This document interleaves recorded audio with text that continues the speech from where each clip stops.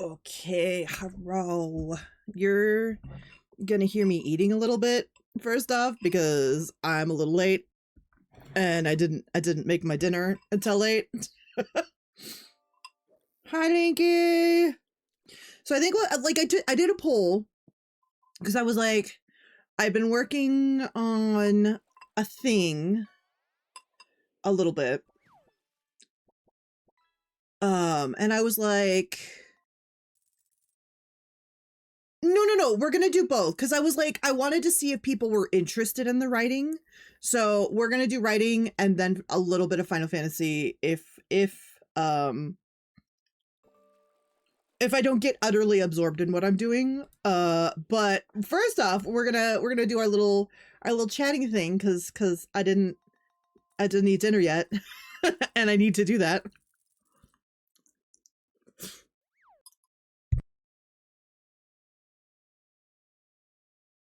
Hi, Aaron. But you guys should be proud of me because it's like spicy kimchi flavored noodles. Not like super, super spicy, but like just a little bit.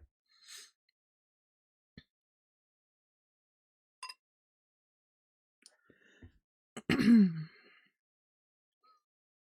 mean, I can technically force myself to write, but I usually have like other things that I. Oh my god, Gibby! I was not ready. Oh, mommy cam. Oh my god. Yeah, yesterday I feel like yesterday was the mommy stream. You are alive! I'm so glad you're alive. How was all of the driving?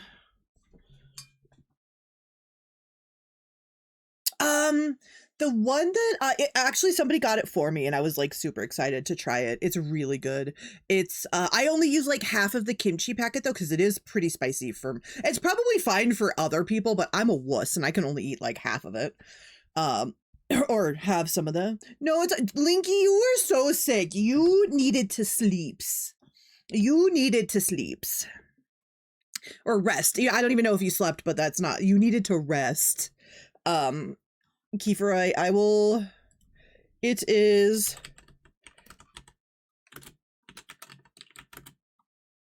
I think ramyun is the brand and kimchi is like the flavor.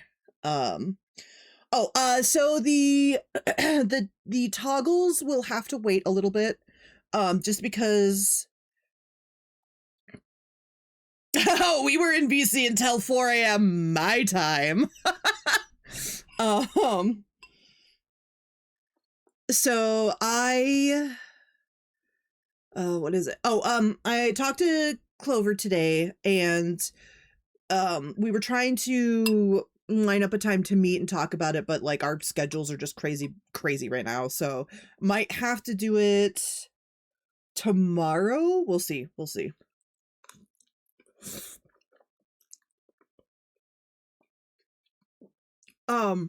I will say it's like in a little red package.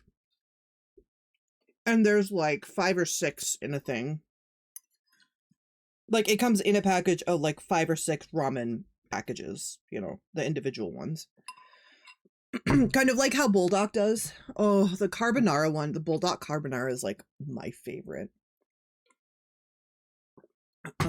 Actually, you know what? I'm going to change screens.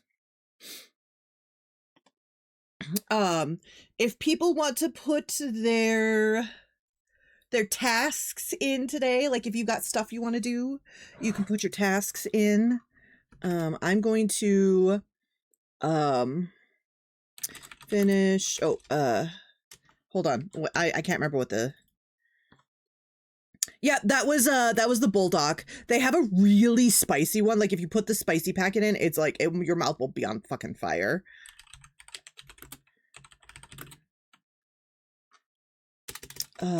Finish half of outline. I think that's my only task at the moment.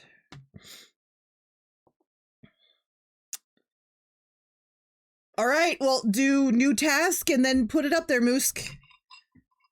And we'll remember. We'll be like, Moosk, it's time for bed. Go do your task.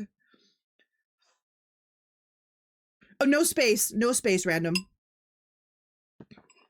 You posted pics. Let me see.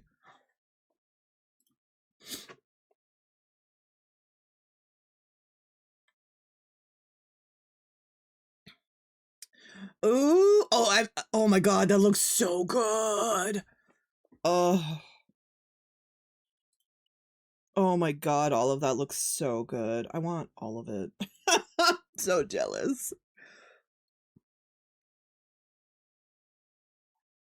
No, I'm not gonna be up that late. I don't have a reason to be up that late. I will not write for 10 fucking hours. Thank you very much.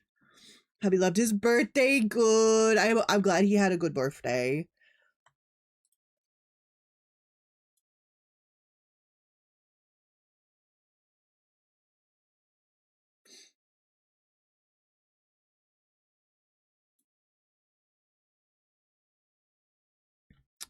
Let me see. Oh my god. Throat. We made eggs Benedict today. Dan is on a kick for new dishes. No, actually, let's see. So we started stream at 5. And I think we ended it at like midnight. So that was an 8-hour stream. However, we were in BC for like another 2 hours after that as Lexi was still streaming Stardew, because Lexi just like logged in for a second to like show us her farm, her personal farm, and then she just kept playing and we just kept watching. And Tinky comes in at like 3 a.m. and then stays for an hour. We didn't get off the call until like 4. My time.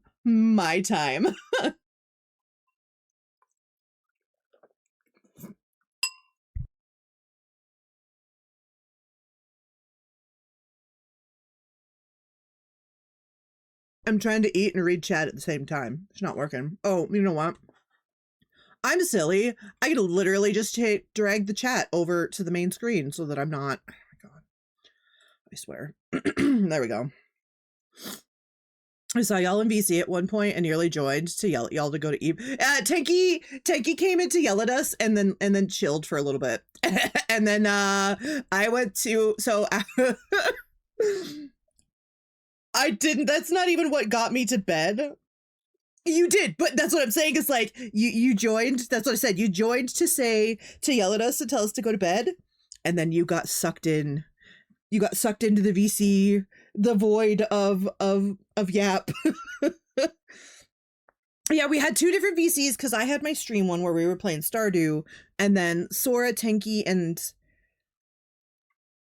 someone else had one, right? Hello, Sketch. And so I think it might have been Destiny, yeah. And so we ended the call. We ended the call because Tenki was Tenki forced me to go to bed. Like basically was just like, no, go to bed. And so I went to go message Clover really quick. Before I ended, before I shut my computer down, just because I was gonna be like, hey, can we talk about the thing? Clover was like, are you still up or did you wake up suspiciously early? I was like, oh. Called out by everybody yelling at me. She's like, go to bed, we'll talk tomorrow. Okay. Clover, no. Clover has me clocked.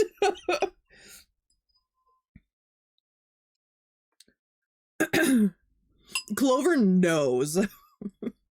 That's why it's so funny. What did she say? She said, can't tell if you've been up all night or suspiciously woke up early. And like, it made a little face. I was like, which one's gonna get me the least amount of side eye? She was like, go to bed.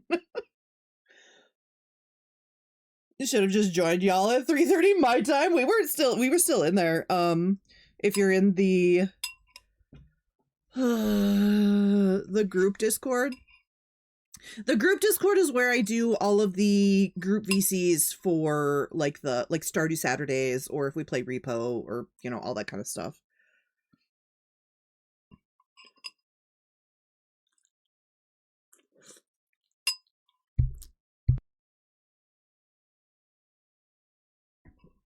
Yeah, the other one is like my personal stuff where I'll like the story.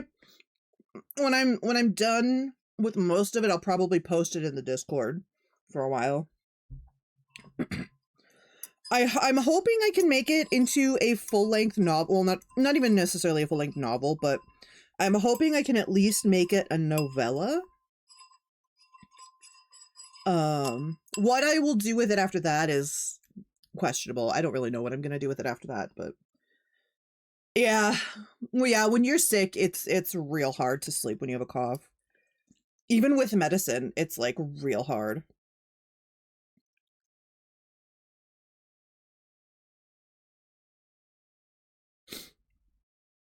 We will be writing, I promise. I'm eating my dinner still.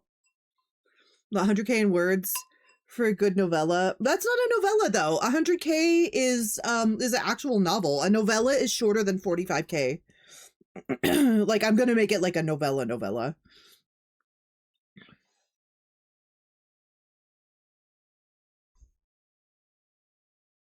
Like, this one, I think might be like, it might reach 20 to 30K, if that.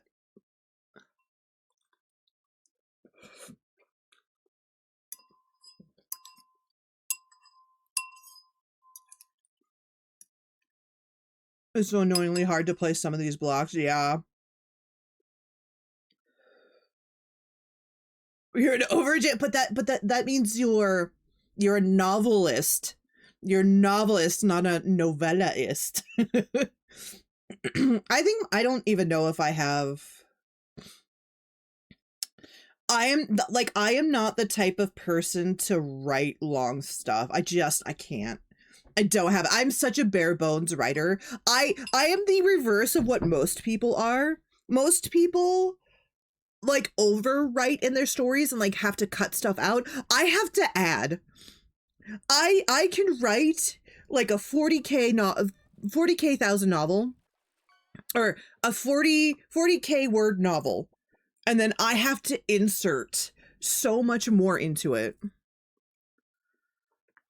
Having this debate the other day, what's the difference between a shitpost and brain rot? Not a lot. I would say the virality. Brain rot is like more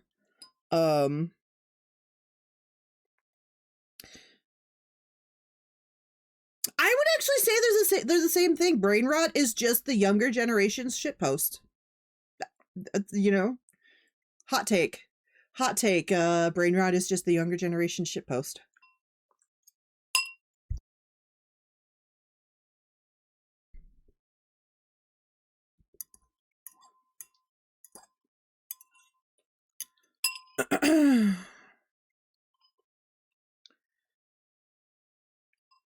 But if that's the case, like a lot of shit posts are literally just memes. That's what I'm saying. They're the same thing.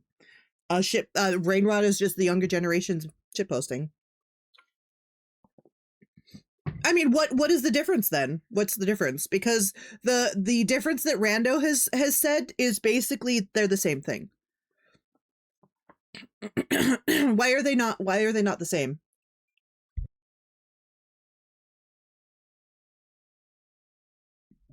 I've got 3 novels with 2 at 90K and 1 at 150. I need to add more to that last one before. My longest novel might have 60K. I might have 60K. Because I'm such bare bones. I'm such a bare bones writer.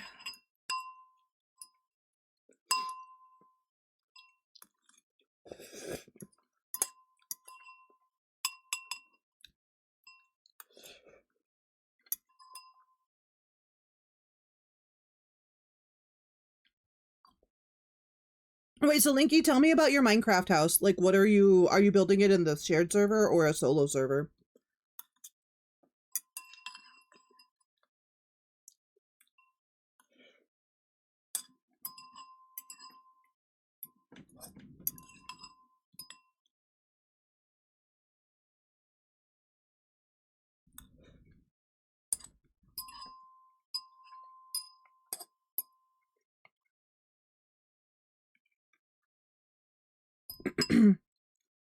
Also, I put corn in my, all right. I know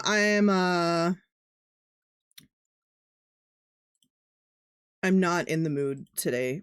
Sorry.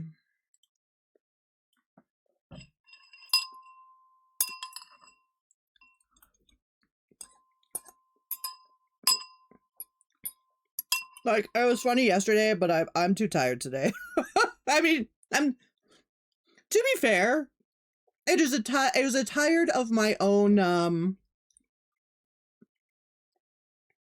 infliction.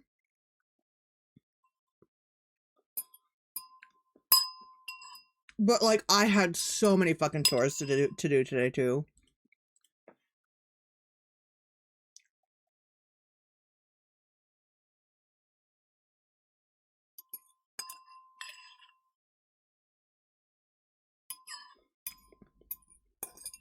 I had to bring in pellets, which is like not bad. They're just like 40-pound bags, but it's like it's cold and it was fucking windy. It was literally blizzarding. It was like all going into my face, and I'm just like, I hate everything. I mean, mostly I just hate the wind, but it's like, goddamn.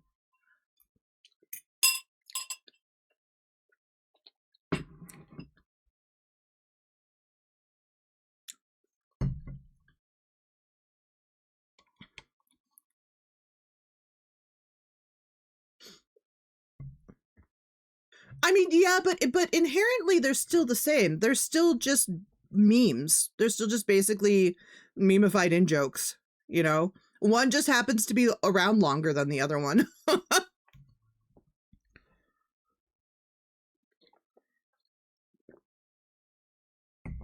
They're still in jokes within their specific community, you know?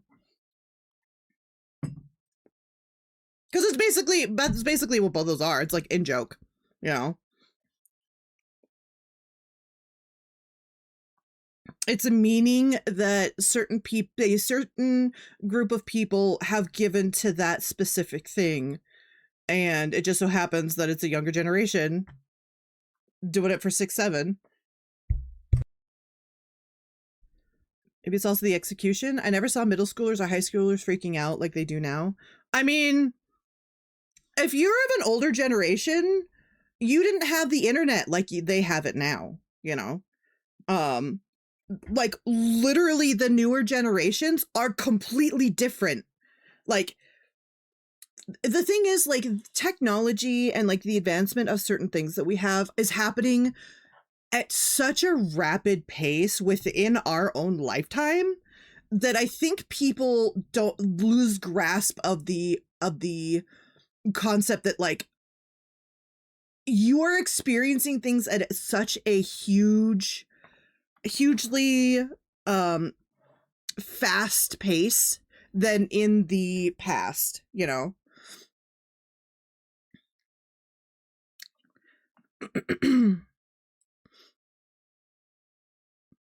I mean, here's the problem.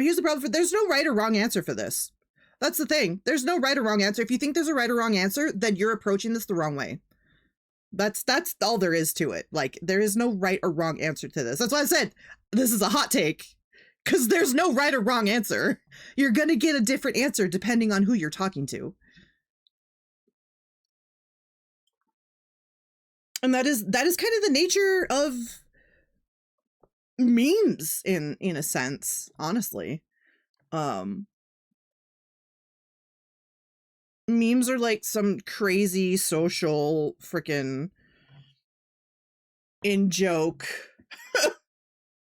Like, they're just, memes are crazy. Like, the whole actual psychological and scientific stuff behind memeing, like memes in general, and the virality of them is actually super interesting if you go and you like look into it.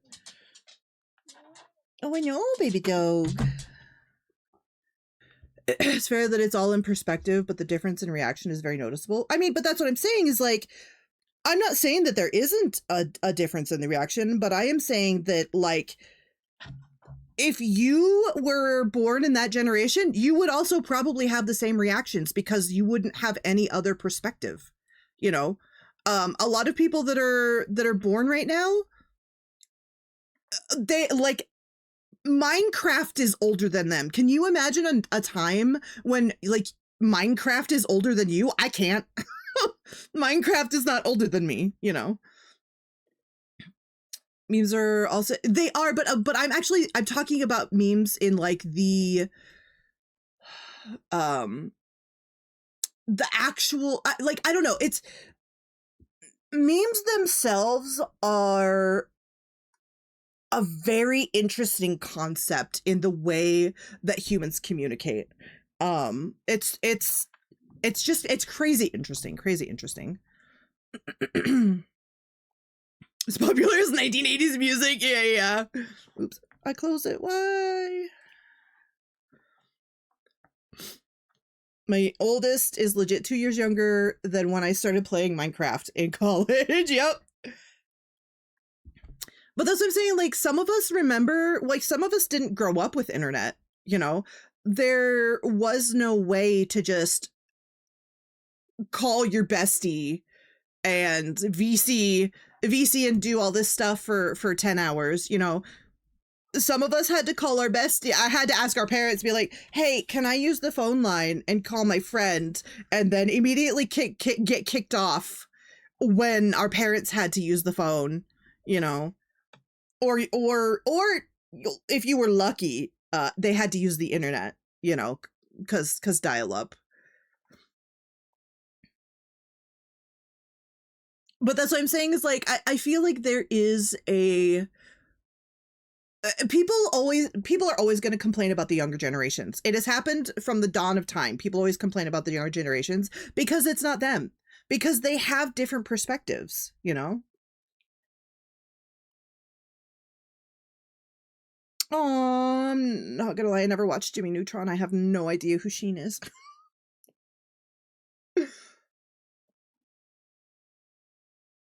Was I old enough for Jimmy Neutron? Hold on.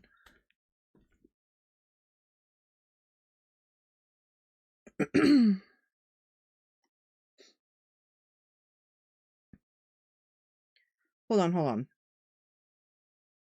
Oh, yeah, I was in college. I'm not college. I was in high school by that time. Yep. But you know what? I relate. Like, it's really sad when somebody that you look up to or has been a part of media that like has heavily influenced you passes. Like, that's always really rough. Yeah, that's what I was gonna say. 2011, I think I was like a junior. I want to say that I was like a junior or a sophomore or something. It's like right smack in the middle. Because I graduated 03? Senior. So I was like a sophomore. I was a sophomore when it came out. But that's what I'm saying is like there's things that like the younger generations like have never grown up in a world where there wasn't like internet all the time. Like even if they didn't have it in their house, it was still a concept that is around, you know. Like a lot of the stuff that they have access to is like still very like they didn't, it's, I'm not trying to say that they're soft or anything like that. I'm just saying like their perspective is different because they're growing up in a different time. Like I didn't have to worry about school shootings when I was in high school, right?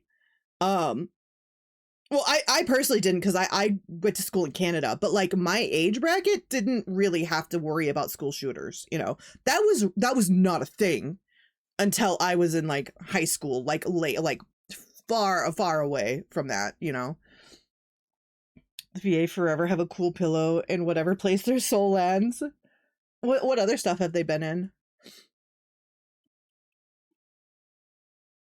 Yeah, and that's what it's gonna do for us. Like when you have a favorite YouTuber or you have a favorite like Twitch streamer or you know whatever, like I feel like a lot of people like especially content creators like on TikTok or YouTube or whatever, those are the younger generation celebrities, right? Like those are the people that the younger generation is looking towards rather than like the movie stars that or the pop stars that we used to or still do, you know. I didn't until I moved to West Virginia. Before that, I was homeschooled auditing college. Well, no, but what I'm saying is like there was a time where like Columbine happened, and then that I feel like that was the pivotal moment where shit started to shift, right? We didn't, you know, that was not a thing that happened before that, really, or at least it didn't in a crazy in like a crazy way all the time or anything like that, you know. So hello, thank you for the follow. But I was gonna say, like, I think it's just a matter of perspective. Like, at its core, though, like brain rot content and me and like shit posting is essentially the same when you break it down. Like, I'm sure there's nuanced differences, but overall, they serve the same function and they are basically the same thing. It's just the perspective of the I guess generation posting, you know. Okay, I've done the foods. I should start writing. So I had an idea for like a novella that I wanted to do. Why is this? Oh, I see. I don't have anything though to go that it's just gonna be a bunch of gray then, I guess.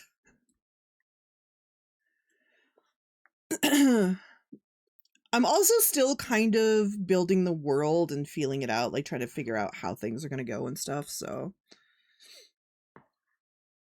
Columbine was my freshman year of high school. I actually had a unique perspective on it because I had to go meet all my friends from my neighborhood to walk with them because only my parents were home. Oh, I write almost exclusively in fantasy. Sometimes I'll do sci-fi or science fantasy, but I'm almost exclusively in fantasy, and then I'll have like a umbrellaed subgenres. But this one's going to be fantasy because I mean, a dragon goddess is basically fantasy, so.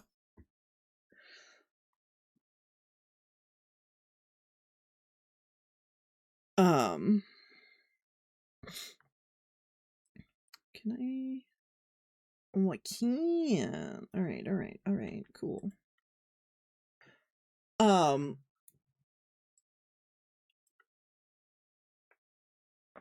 This is like a mess because this is just what I was. What would you say? Like, not info dumping, but like stream of consciousness writing, I guess.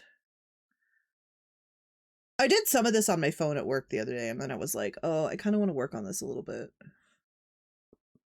Because, like, my idea is that I wanted to show a, I guess, like, a long forgotten people living on, like some super isolated world or something. And they are, like, some of the last ones to, believe in her, basically. I have no idea what point of view I'm gonna be doing it in right now. That's this is all me. I don't plan that stuff out till later. I usually, when I'm trying to do a novel, there's like a couple different ways I can do it, but usually I will start with an idea that I want to do. Actually, I wonder if I have the.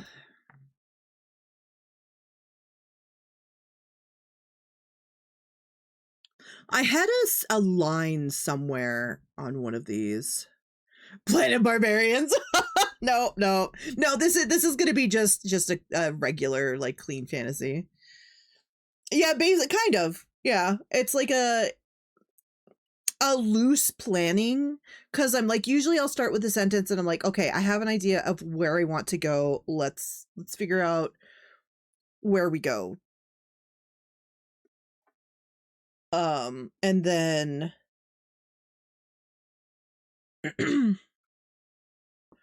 I haven't decided like what kind of people they are, or like I have some things that like they're out like foraging or whatever, but I don't even know if that's actually going to be. It's just like that was just a placeholder for them doing an activity.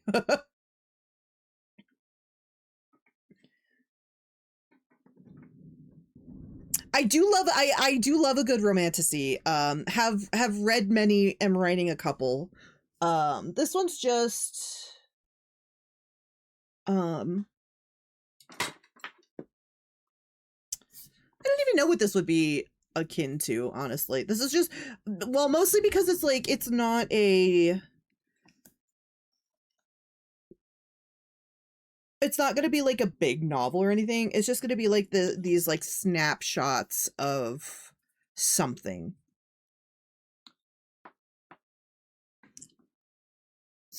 Basically Avatar. Oh.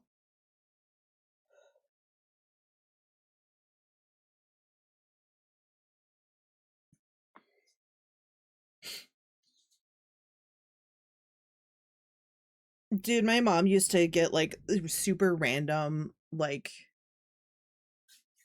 well, she used to get like the Harlequin romance ones, but then there was sometimes like she would get like super random one. Like she would just get books and bring them home and then I would read them, but she wouldn't read them first always. So sometimes I would read like some real interesting stuff at like age 13. And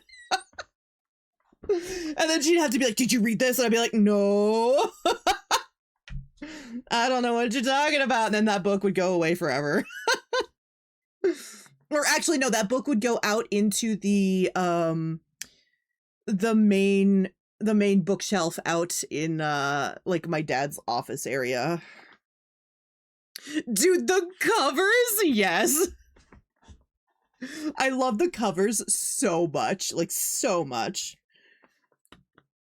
Oh my goodness.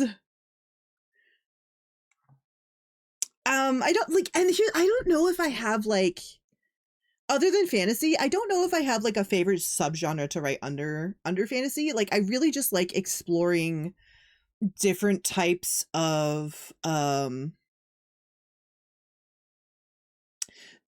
genres.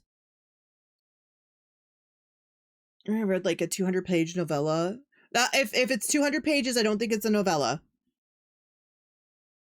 Because novellas are the really skinny ones, right?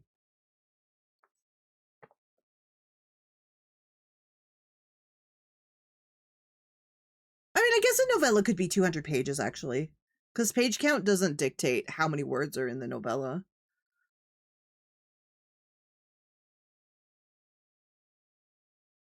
Favorite covers from the Fabio? Yes! Well, the problem with novellas is that you can't really go by the page numbers because depending on the publisher, they have different layouts sometimes.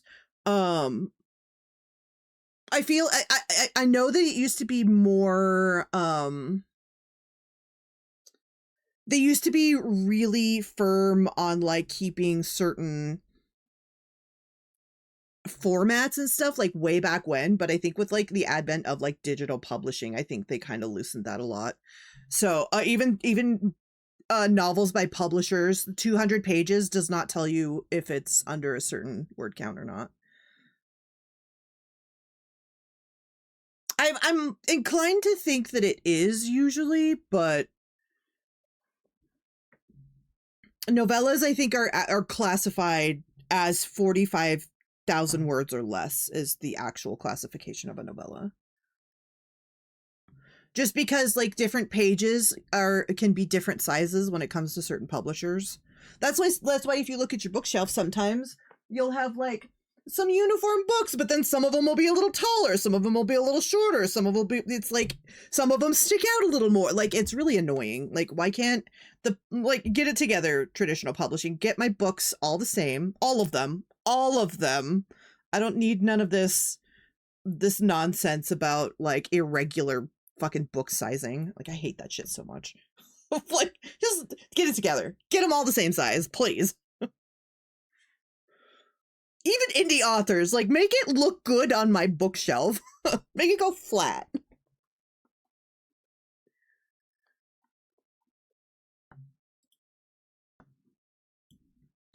Get on that manga size. Yeah. No. Like, sometimes you'll get, like most books, I think, are like a, what is it? No, it's not even, no, it's the height. It's irregular height. It's not even, it's, the girth is like how many pages and words it would be, technically. So that was like, that's like always irregular, because there is no standard. I mean, actually, technically there is, but there is, but there isn't. It's weird. Publishing is hard.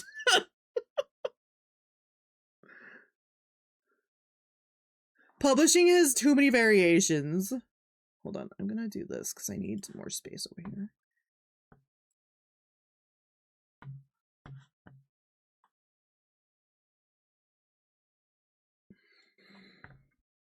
The one that gets me is when a publisher changes the height and yeah, right. Like, oh my God, that makes me so mad. Or they like have like really cohesive covers and fonts and like the design is like really nice, but then there's like one in the middle that they like changed for whatever reason. And then like it goes back on to the rest of being cohesive and nice and like, ugh.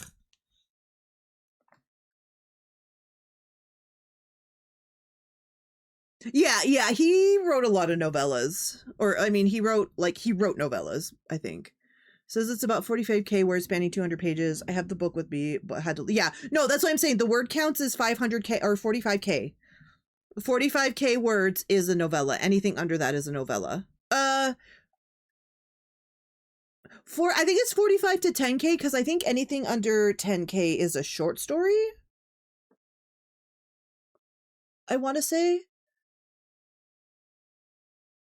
Because there's like flash fiction / microfiction, which are both like under 500 words, which is like a little, there's like some variations in there, but like basically if you can put it in a tweet, it's a microfiction, like it's a micro thing. If you can put it, what was the thing? It's a thing I read, I can't remember. But basically it's like under 500 is micro / flash fiction.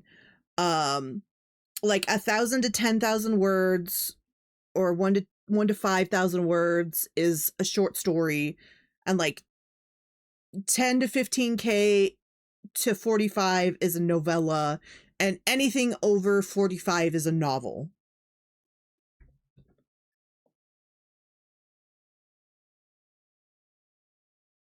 I think those are like the estimated word. I can't remember the exact ones because it's been like a really long time since I've looked up all the other ones. I only know novellas and novels by heart because NaNoWriMo is like 50k is a novel, read 50k a month or in a month, you know. But also I am a bare bones writer, so I always have to pad my writing instead of like taking stuff away. Hello, Satoru. How are you doing? Oh my goodness, Phoenix Wright. We love Phoenix Wright so much. Objection. How is it going, Satoru? Welcome, Raiders. We're doing some writing today. Doing some, I guess this would technically be my VTuber lore, but also probably gonna make a novel out of it because why not? But how was your stream? How was Phoenix Wright? What did you do? How far did you get? Also, if you need to raid and run, please go get some water, go eat your food, go snuggle your animals, you do all the things you need to do. Ragey raid.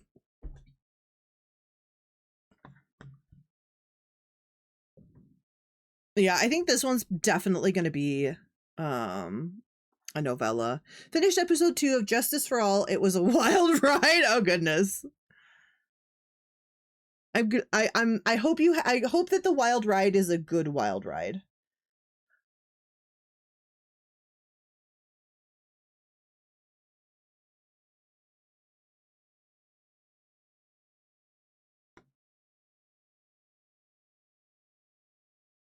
I also have to decide, like, I feel like this is going to be like my main chaos universe rules over, like, the overarching rules, and then all the novels that I make, or all the novels that I write within the world, I think are going to get their own file probably, and then I'll just have like some categorization somehow or something. Lots of twists and turns and screaming. Relatable. The story is we have just been yapping mostly. I've been working on this today before stream, and then I was like, we should do writing, and then I got here and I'm like, I haven't done a lot of writing, which feels like a typical writing stream, you know. It's kind of an impromptu one.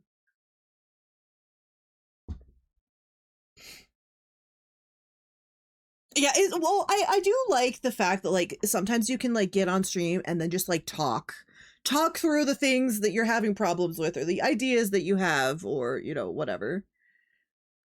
At least I will. Usually we get a couple hundred words done. By the end of the stream.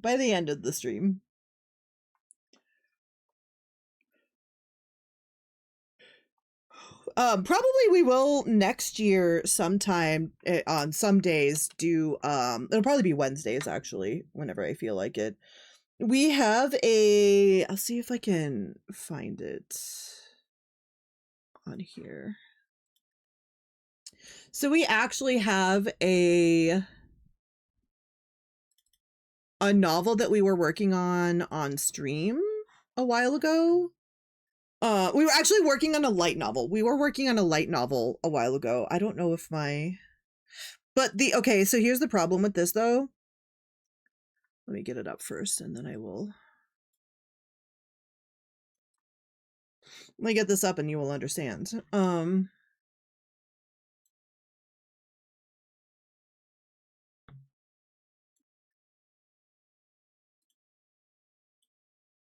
So here's the other one. This is the, oh, that's very small. Why is it like, oh, that's why. Nope. Motherfucker.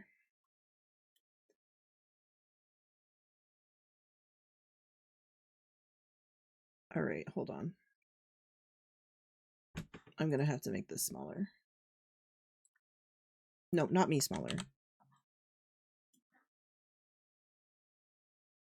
So here's my Scrivener file, right?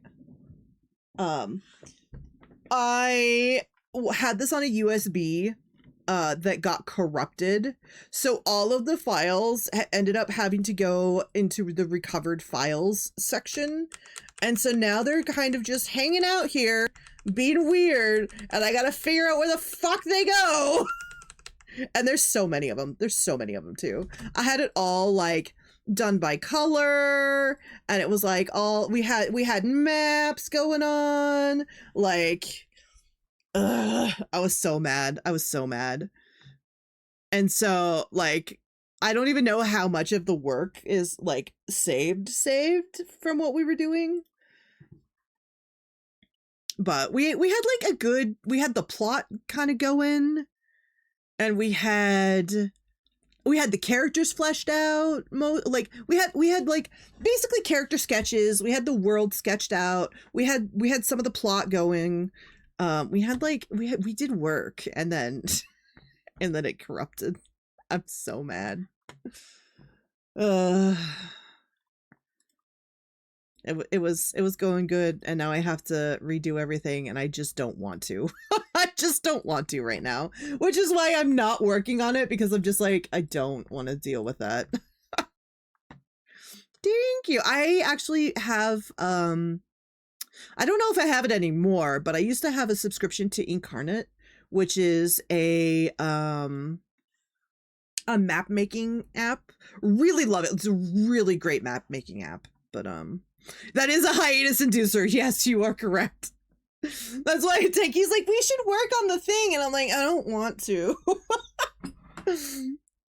My computer broke and I don't want to touch it now. I have to wait till I get on one of those hyperfixation kicks, and I want to go revisit it. Trust me, I know that feeling. I've lost a lot of good stories due to either flash drive. Oh no, yeah, I would have lost. So I have a folder. I don't know if I have it on here, but I have a folder completely full of all of my worlds. I do have a backup on my computer on my 2 places. I have a backup, but when I'm working on the USB, there is an amount of work that gets done in between the time I back up and like when I'm using it, you know. And I basically went and got one of those file not file restores, but the ones that like you can plug in a hard drive and go grab files. And I did that. I was like, so dumb. So I print everything if I write digital or just write in a notebook. I can't do that. I literally cannot do that anymore. I used to because I didn't have a computer. But the problem with me is that I write faster than my brain, or my brain goes faster than my hand, and I scribble like I'm a lefty and I smudge the shit out of everything. You can't read. I have stories that I have written. You can't read them anymore. They're illegible. They're done. It's just not happening. So I just do digital and then I back them up in 10 different places. Let's see. I'm gonna go. I have 1, 2, 3, 4, 5, 6. I have 6 worlds, right? Well, 7 with this new one. 7 with this new one. They've lost most. Oh no. Yeah, I mean, then that's the thing is like even physical medium can get displaced, right? Let's see. Okay, I'm gonna count all of the current stories that I have going. So 1, 2, 3, 4, 5, 6, 7, 8, 9, 10, 11, 12, 13, 14, 15.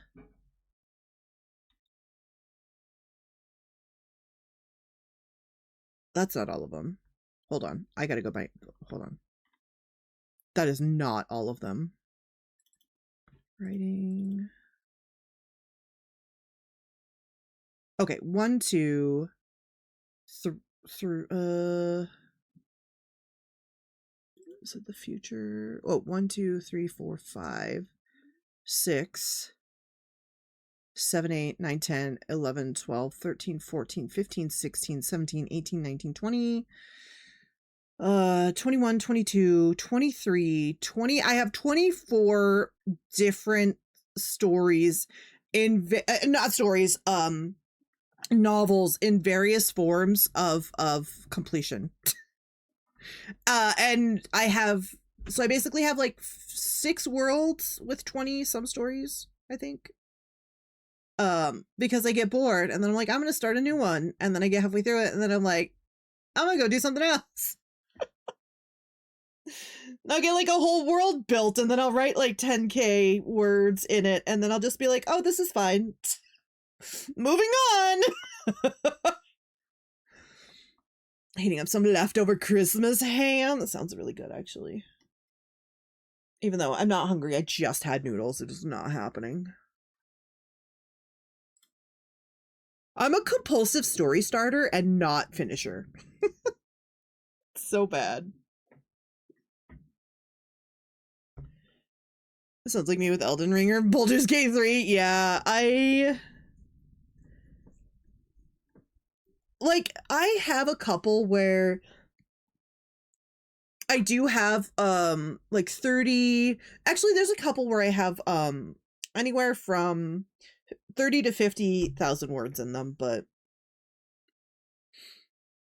yeah. Oh, dude, cold pizza. Cold pizza is like the best. Okay, let's see.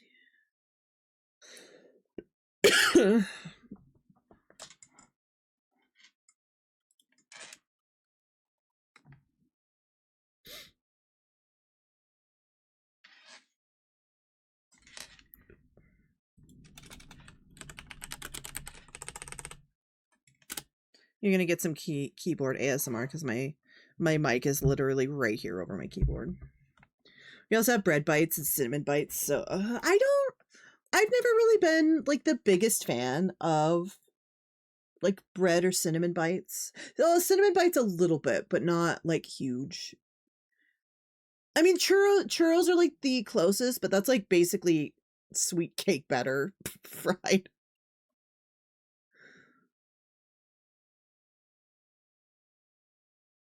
I guess I would just rather have cake than bread. Pupper, I didn't even notice you were on the bed, you monster. You've been here the whole time, haven't you? Oh my god, this dog. Parmesan bites with garlic and cinnamon bites. Ooh. You. Do you need to be that? I didn't even get to put down the blanket. The proper blanket for you to lay on. This dog. No, churros. Funnel cake is different. I feel like churros and funnel cake are like similar in consistent in like the batter consistency, but like they're very different. Funnel cake does sound good.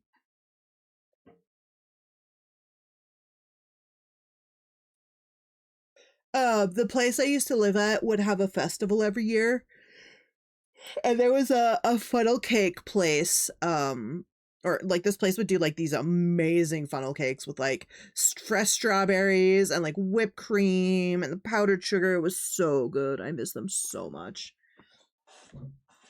And there was also this dude who had he sold pierogies, and he had like a beef, a salmon and cream cheese, a vegetarian, and like a dill pickle one that I can't remember. I can't remember what the one for that one was, but they were all so good. And he was so nice. He would like, if you caught him or late enough in the day or late enough in the like event stuff, like he would just like give you free pierogies. Ugh, so good. Yeah, we had it wasn't like it was a festival, apple blossom festival, and they had stalls with like people that would sell things and like live music, and there's just a whole bunch of contests and other stuff. And I worked for the newspaper there, and I had to compile like all of the winners of the festival and pictures and like a whole bunch of other stuff. I had to compile like a special section in the paper every spring for it. It was so stressful, but it was one of my favorite things because it was like at the end you could just go and look at this whole section and be like, I did this, you know. Is it too vanilla to have apple pie be a favorite? Apple pie is really good. I don't know if I have like a favorite. Like like sometimes I'll be like, I love this, or this is my favorite, but that's like a mood thing. Like I don't know if I have an overall favorite. I love all of them. I love pie. Pie is good. Oh, gotcha. Yeah. No, they had so the place where I lived for a really long time, it's called Wenatchee, and it I think it's where the Cosmic Crisp apple was made. Custard pie, yes. Custard pie sounds so good right now. Um, yeah, I'm pretty sure Cosmic Crisp apples were made in that town. And I lived there for like 12 years. Um, and I like just the festival was amazing, and so they would do like a bunch of stuff. They actually did have like an apple pie contest. They had an apple pie baking contest, and then they also had an apple pie eating contest. And then they had so there's this little park right across where I used to work. So they would have this little festival in this park, and then if you went down towards the river, because it's on the Columbia River, if you went down by the river, they had another like carnival that had like rides, and you could do the prize things and like all of that kind of stuff, and that was like super fun too.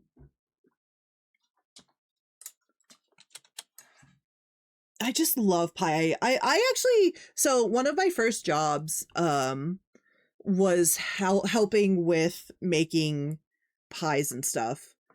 And because there was like a little restaurant that used to be over here. Well, it's still here, but it's under different management, and they suck. Like it's awful now. And so my very first manager was like a family friend, basically. And she taught me how to make like the best pies. Like she was written up in travel magazines for her pies. They were so good. All the food at that cafe used to be so good. And so she taught me how to make her pies. And like anytime I want to be like, hey, I want to have like this food, like, can I make it? Do you have the recipe? And she'll just like send it. The only reason I know this is because of a random YouTube watching. Cosmic Crisp apples were created in 1997 by Washington State University by combining a Honeycrisp and I think an E-named apple. Yeah, so Washington WSU had has a branch in Wenatchee. That's why technically it is WSU, but that's because the branch that actually did it is in Wenatchee. Right. They have a branch. It's like a horticultural center thing. And it is WSU, but it's in Wenatchee. And that's why they're like, it's WSU, but it's actually in that town was where they did all the research and the grafting and like all of the stuff for it. I know that because I worked for the paper. That was like one of the stories that like I had to like put in the thing. Like, I think that they still definitely did a lot of the research in Spokane. Because I think WSU is in Spokane. Or not Spokane. It's down by is it by Cheney? Hold on. Now I have to go look up if it's Cheney or not.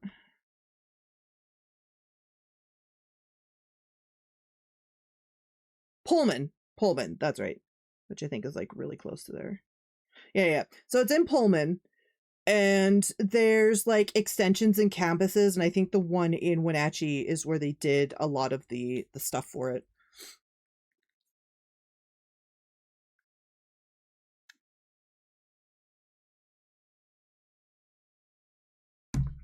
With every single passion humans have, nothing beats our passion for food, like for real. I love Honeycrisp apples so much. I miss where I used to live so much. Like they had some really cool like places where you could go and sign up for classes and like learn about stuff, and like a lot of it was either arts oriented or nature oriented. It was I miss it. I miss it a lot. They had some cool shit there. Oh, hello! Thank you for the follow. Is it Cassie?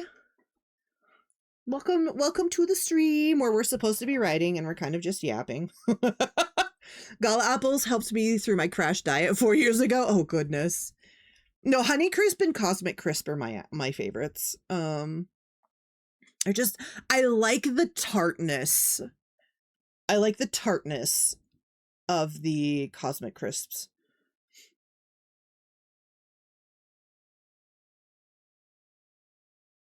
Maraschino above all, I love maraschino cherries. Maraschino cherries. I don't know if anybody has had or not maraschino cherries, Rainier cherries. Sorry. I mean, I fucking love me some maraschino cherries too, but Rainier cherries are my favorite cherries ever. Cosmic taste so delicious. Yes, with the oh my god, yes, with caramel on it. Yes, and hello. Welcome to the stream. I apologize if nothing gets done on stream. Are cosmics dry? I'm gonna guess that it's probably gonna depend on when you're eating them in the season, because I've had some really juicy ones, but I have had some dry ones. So it's gonna just vary, honestly. I don't think that they naturally lean one way or the other. I think they're probably pretty neutral. Yeah, that's what I was gonna say. Like, I don't think like they normally run that way, but like I feel like if you get them a certain time in the season, like any apple is gonna be dry, you know. It's kind of like like oranges. When you get oranges at a certain time of the season, like they just don't taste good, right?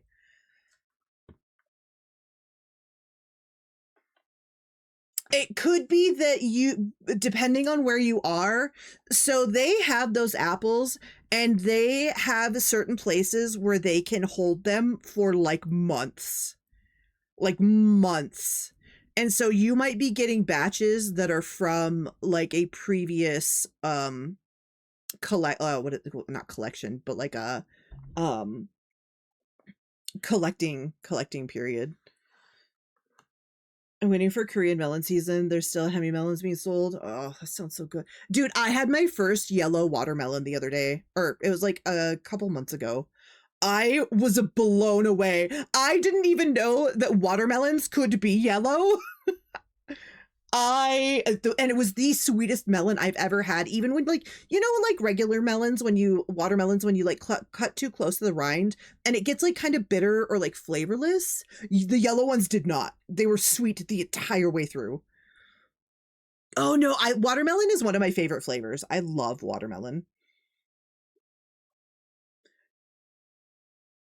Came for writing gaming, stayed for the apple science. Dude, apple science is crazy. Like, I love well, technically I said the other day, and then I was like, no, it was more than the other day ago.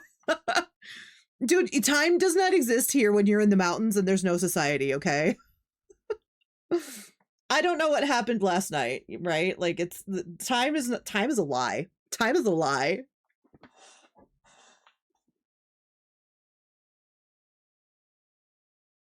Yesterday, today, it's all happening at the same time and far away. It's fine.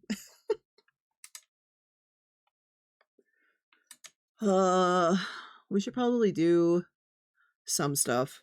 I worked produce at Sam's Club for 3 years. Strawberries, watermelons, and bananas are my most hated. No, I can understand that.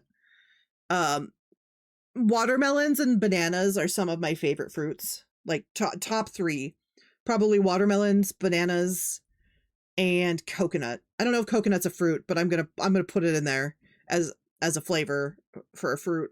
Actually, I have to look this up. Is coconut fruit? To the Google machine.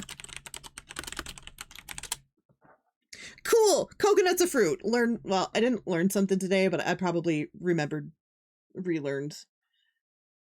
Ooh, and also blackberries. Blackberries are like top 5. I think blackberries are top 5. Apples, oranges, and that is pretty basic. I don't fault you for it. I don't fault you for it though, but nope. Coconut is a fruit. Coconut is a fruit.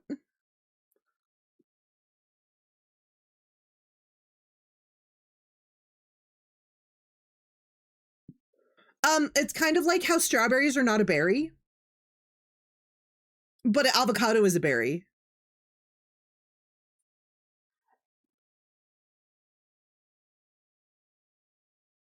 Also, I think a tomato is a berry? Question mark? Strawberries and bananas get sweeter as they decay, but watermelons stink. Yeah, they do. No, watermelons stink bad when they're going. Pumpkins smell like cat pee when rotten. I've never... Like 80% sure. Yeah, so like I know tomato is a fruit, but I don't remember like what classification.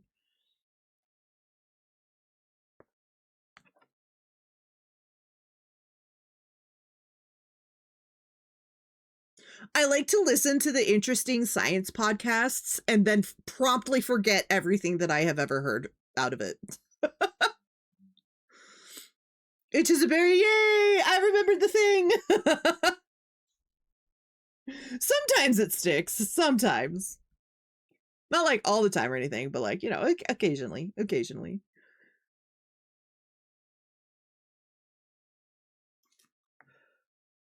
Oh, if you have a latex allergy, you're allergic to tomatoes and banana skin. Oh, interesting. Like I bananas I can see, but why tomatoes? Or is it just because they have like the same proteins and compounds and whatever? Oh no. Yeah. Okay, okay. That makes a lot of sense. That makes sense. Yeah, there are some things like if you're allergic to it, you are also going to be adjacent allergic to like some super random things just because of like the way some of them are like comprised of their like proteins and genetics and weird things. Cuz it's like that with I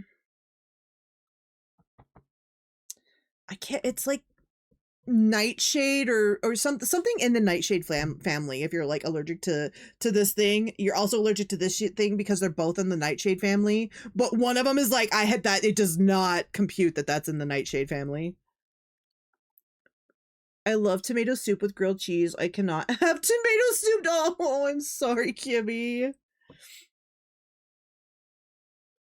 I mean, I know that one, but I'm thinking of like flower like because I'm thinking in the context of like tea, because there is a tea that you can drink, or if you're allergic to this one tea, you're also allergic to this other thing.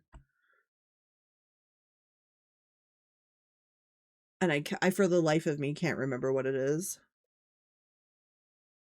I'll probably remember like halfway through the stream. It's fine.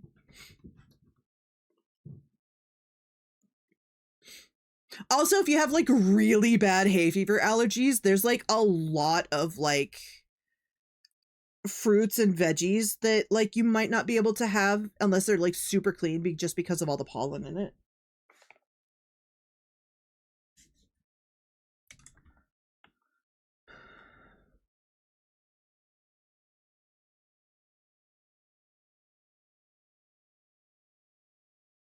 Okay, I should put a timer on because I have gotten nothing done.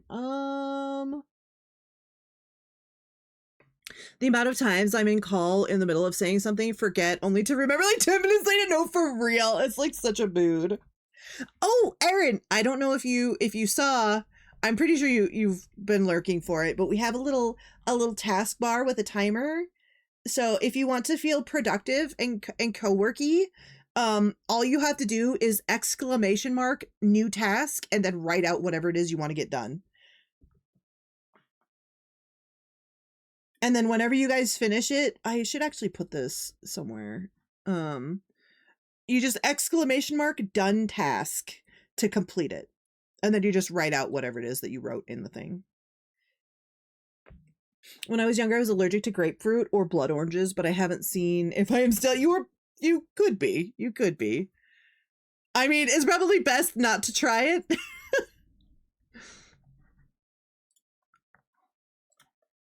Okay. Oh, I can do a. Oh, wait, Erin, are you working on anything currently, or you just vibing? You just hanging out, you vibing?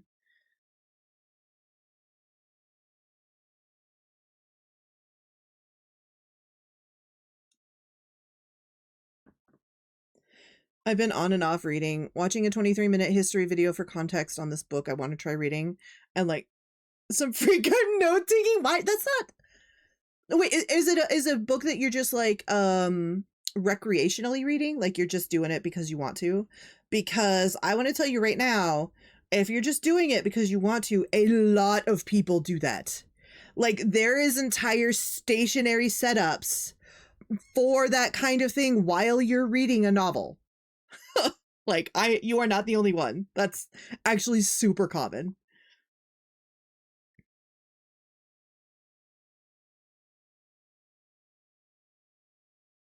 I feel like people do it before and during and after the books that they. I don't, because I'm like, I am reading for the complete escapism. No, I think it's like, I think it's just a really good way for people to process and organize their thoughts on whatever it is they're reading, you know. I don't think that's like specifically like an ADHD or autism thing. I think it's just like a good way to organize your thoughts, you know. I mean, I'm sure there's probably some overlap, but it's super super common. I feel like all the time, I always feel like I'm the odd one out because like I will read a book and I will love the shit out of that book. And like 2 weeks later, I couldn't tell you what the fuck that book was about.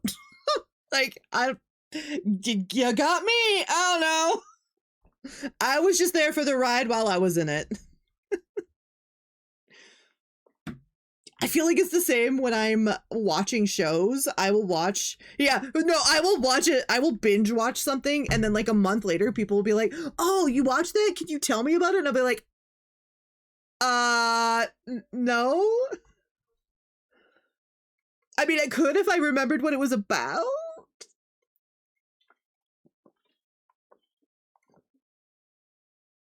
One of the reasons I'm note taking to begin with is so I can actually remember what I've read. Yeah, no, that's actually one of the things I've heard too, is that's why people write notes when they're reading the book, is because they want to remember. They want to like take notes and remember certain pieces. That's why I love in the Kindle, you can highlight passages, like your favorite passages from books and stuff. I do that. If something really hits me, I'll be like, ooh, that's a good line. Ooh, I'm saving that one. Like, you know. I have to put down my phone and pick up the book to read it, or I can't have anything else as entertainment. I love books, but sometimes it can be hard to pick it up to read it. Yeah, I can get that. I get that. I have Kindle on my phone, so I just read on my phone basically. I'm just like on my phone 24 fucking 7. I watched that. Oh yeah, what's it about? I don't know, but I remember liking it. No, for real. That's such a vibe. That's a mood. That's a whole ass mood there. That is a whole ass mood.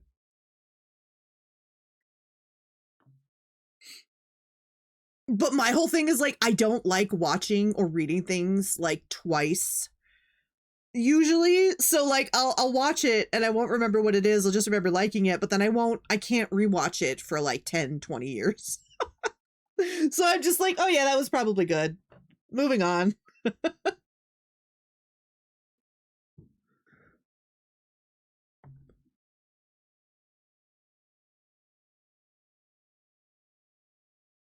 I really should. You know, I need to make it a habit to read it. So my problem is that when I go to bed at night, like I need something to kind of wind down with. So usually I'm on TikTok.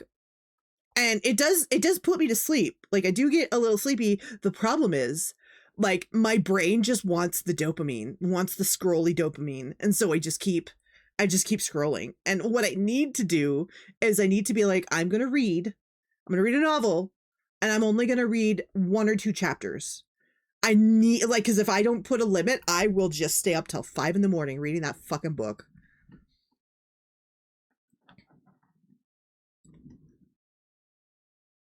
I wish I had that because, well, I fucked up. I wish I had that because I want to reread it. My brain would spoil me on things because I thought I forgot when I really, no, but that's the thing is like, I can't reread it because it's like, I still remember things. Like I still remember like general things, like impressions and stuff. So like, I know it's spoiled just enough that I can't rewatch it or reread it, but it's not enough for me to ever like remember specific things. My brain is a giant asshole. I can read a story or book for hours on my PC or phone, but when I open an actual book, I get sleepy and unmotivated. Oh no. Wait, isn't that perfect though? Like that means you should pick up a book at the end of the day when you're getting ready to go to sleep, and then you'll just be like, oh no, I'm tired. It's time for bed.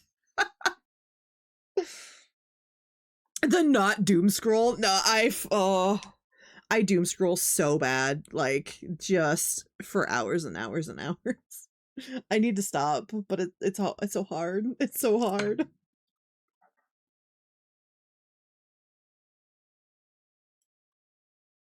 I wish I had the ability to just wipe my brain's memory of like things that I've like, because sometimes I'm like, I wish that I could read this book for the first time again, or I wish I could play this game or watch the show for the first time again.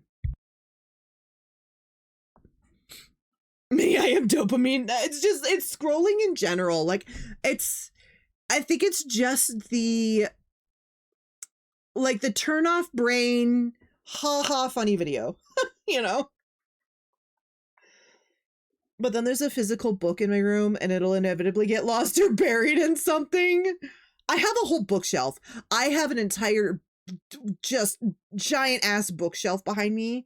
And I have probably only read like 25% of the books in it. And I still have another whole bunch of books I need to go grab from my dad's place. Plus, I still have all of my Kindle books.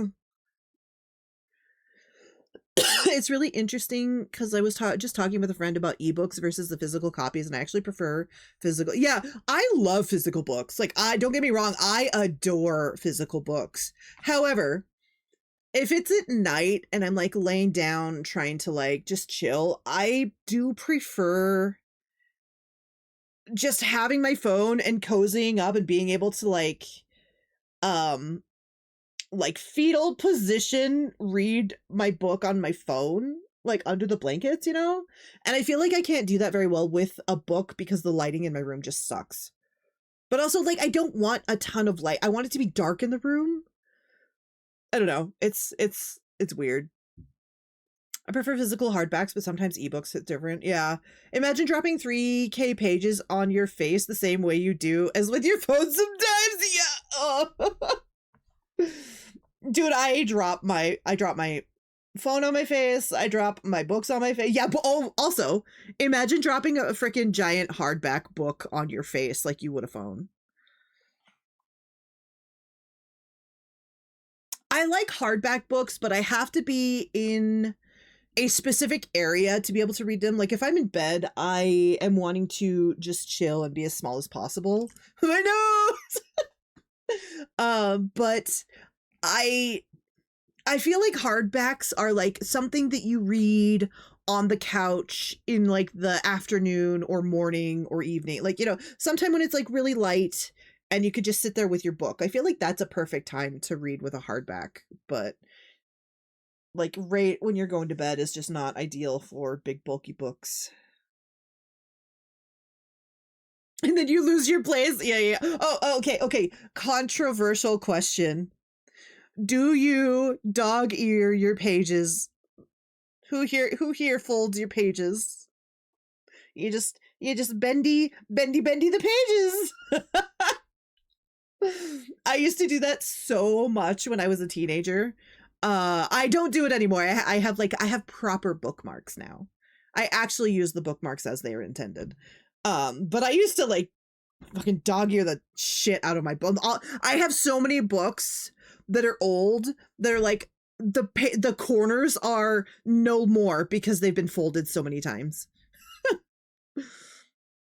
I use the dust cover, the bookmarker, or just remember I cannot remember the pages. You could not. Me and numbers.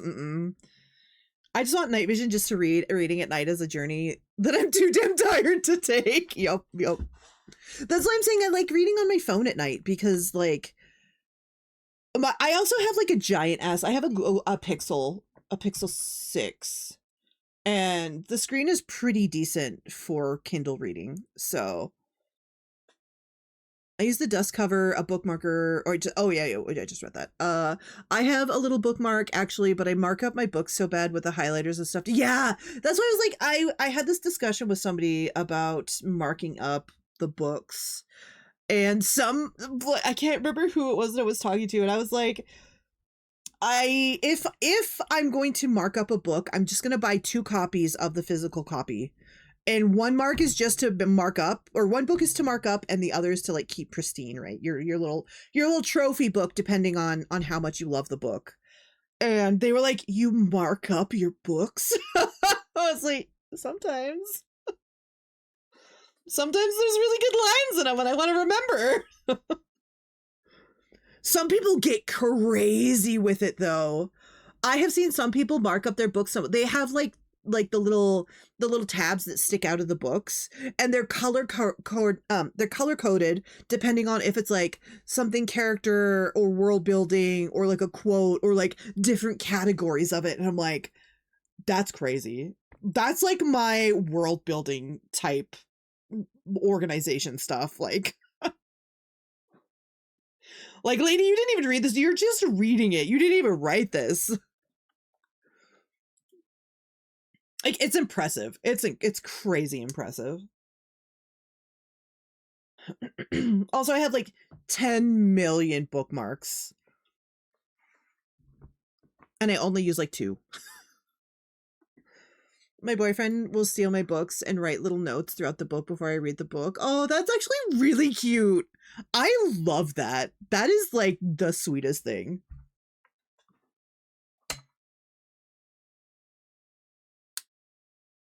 I feel like that would take a certain amount of consent though, because like if you just go scribbling in somebody's like favorite book, that could very well end a relationship. That's like one of those things you probably have to talk about beforehand.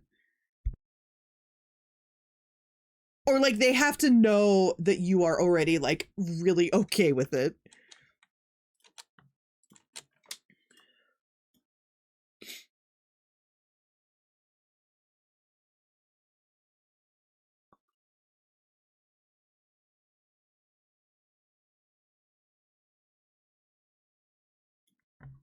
Okay, I need to make some notes.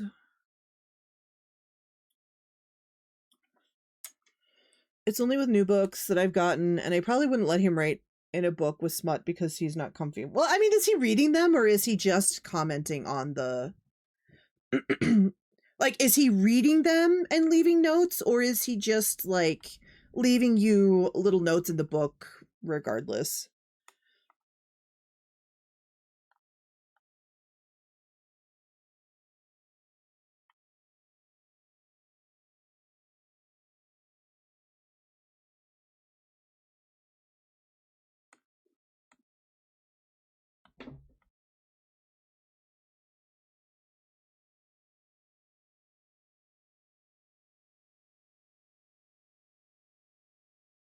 Oh, actually, it did just occur to me. Um, there is a little stationery thing that I saw not long ago, and it's basically a clear piece of something. I don't know what it's made out of, but it's like clear and it's meant to go over the page of your book so that you can basically like go in and scribble all over the page of the book but not actually damage the book because it's like a clear piece of something over the book page. And I thought that was really cool. I was tempted to get some, but I didn't have the money, and then I'd already moved on by then. More like skimming and then just leaving notes or underlining letters to spell. Oh, okay, okay, okay.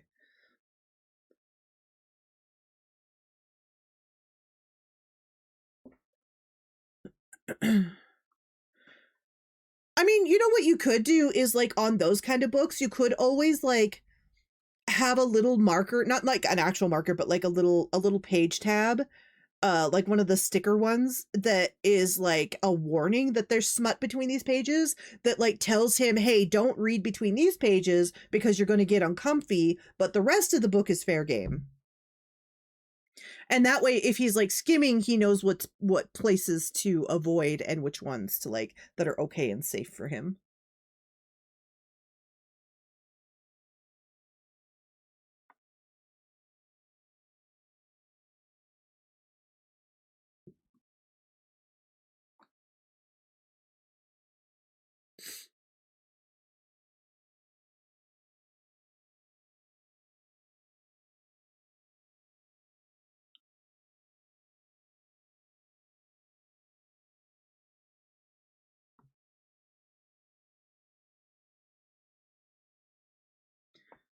I also had that idea. He hasn't written in those type of books yet, but I would probably warn him or tell him probably wants to avoid. Yeah, yeah. Well, I mean, the thing is, like, some of those books can be like super sweet, you know. Some of them can be really good. It's just that there's some pieces, if he's not okay with the smut, that like he definitely might not appreciate. Just depending on which book it is.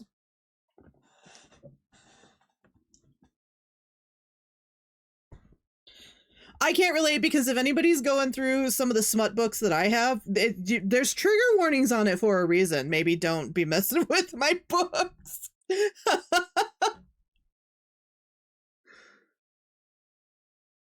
If the book doesn't have at least 2 pages of trigger warnings, I ain't touching it. I'm kidding. I'm kind of kidding.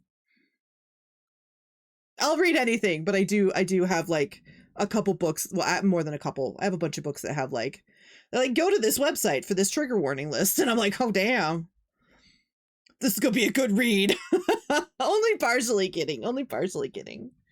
If you're not writing smut, then why? If you're not writing smut, why are you writing? Because I like writing. What do you? I'm like, I mean reading, like reading. Did I say writing? I didn't mean to. I mean, like, if I'm reading a book and it's got smut in it, there's like 2 pages of trigger warnings. Like, people better be if you don't know what you're getting into. So he takes the book before I read it, so it's not like, oh, don't do this because I don't know what's in it.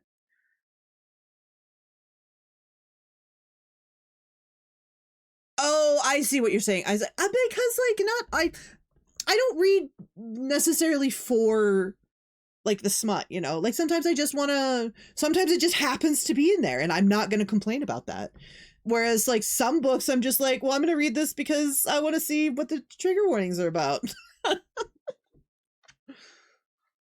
But I also like reading steampunk fantasy, and I also like reading about women who turn into dragons and go freaking terrorize the world. Like, not all my novels have to have smut. Just the ones that do are quite spicy.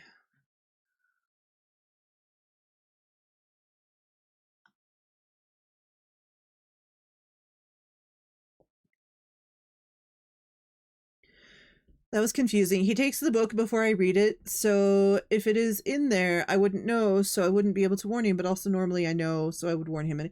Well, why would he only do it with just the ones that you haven't read? Like, could he just go back and do it with like some of the ones you haven't?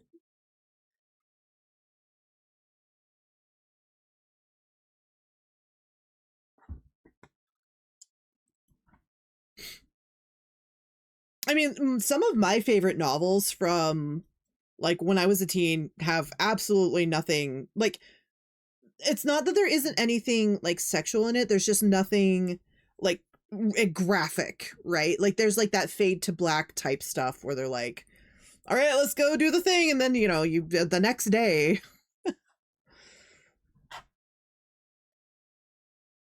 You're lying to me. Actually they're dragon women. They're dragon women. I actually really need to reread, it's called Dragon's Bane, or yeah, it's called Dragon's Bane by Barbara Hambly, and it's about a witch who has to go on adventures to save the world or something. I don't know. I haven't read it since I was like 15, and I'm like, I think I'm ready for a reread. I think it's time. You know, with the time skip. Because I don't reread my books. For real, I get so sad. I reread my books after like 15 years. I am asterisking your words. I am correcting your words because I don't read about dragon girls. I read about dragon women.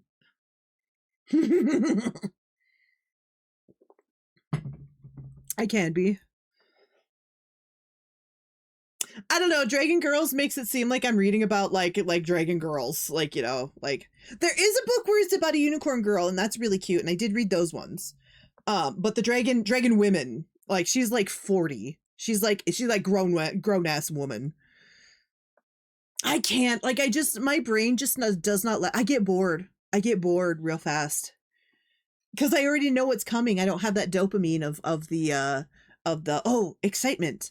Oh, this is cool. I don't know like oh that was amazing. You know what's gonna happen next.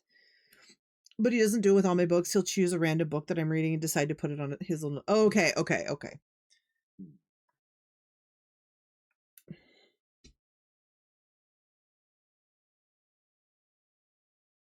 Yeah, most of the actually I would say all of the books that I currently own are not up for remarking just because a lot of them are sentimental. I have like signed copies from like the actual authors. They're really old or, you know, stuff like that. So, like most of the books that I have would not be able to be marked up. I actually feel like if somebody was going to mark up my books like that, I would prefer it if they were just like little notes on other pieces of paper or if they were done on like the clear stuff that I was talking about earlier, like the clear note ones, you know.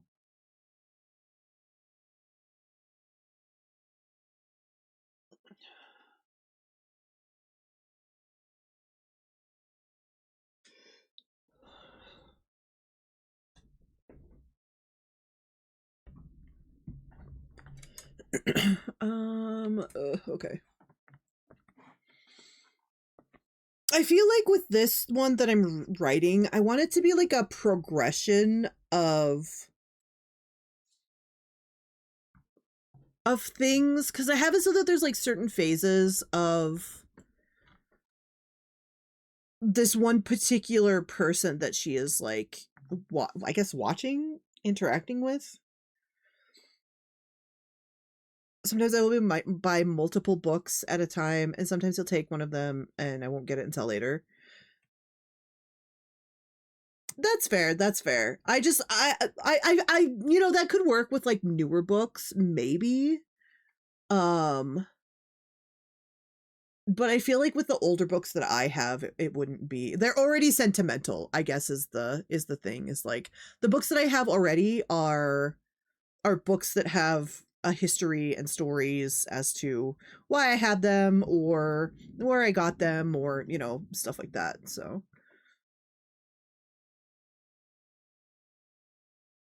would have to slice off some fingers. Don't touch my book. I'm gonna move this a bit. Okay.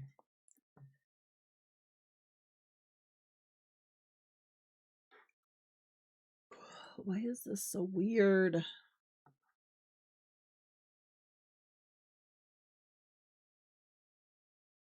Hold up. What the fuck is going on here?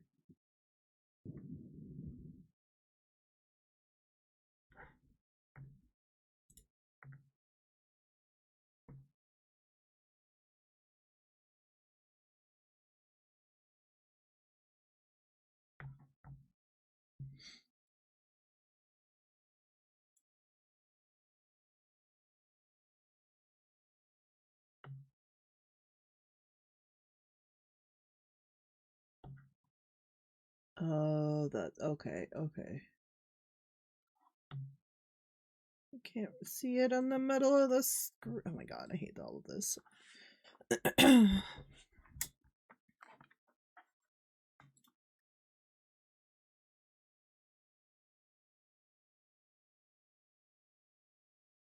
I hated the fact that like I had this idea for it and I was like going off like just dumping everything into it and I'm just like I don't know what I want to do from here. Like I don't even know where it's going. Like I don't have an ending. Like okay, here's the thing. Usually when I am writing a novel, I have an ending in mind already. It just the way that I write, I already know where the ending is happening. There are two books that I feel sentimental for. They taught me. Yeah, that's valid. I feel like that's a really good reason for it to be sentimental, you know. Yeah, like they're gonna be little kind of vignette thing. That's why I was like, it's definitely gonna be a novella. It's not gonna be enough for a novel. But you know, I think maybe I did have a really interesting thought that like For some of the novels that I write, there could be like a version that is like from Chaos's observations, and then there could be another one that is like from the side of the person she's observing. Yeah, I remember you telling me the names of those ones. Yeah, the Monster Manual one is wild.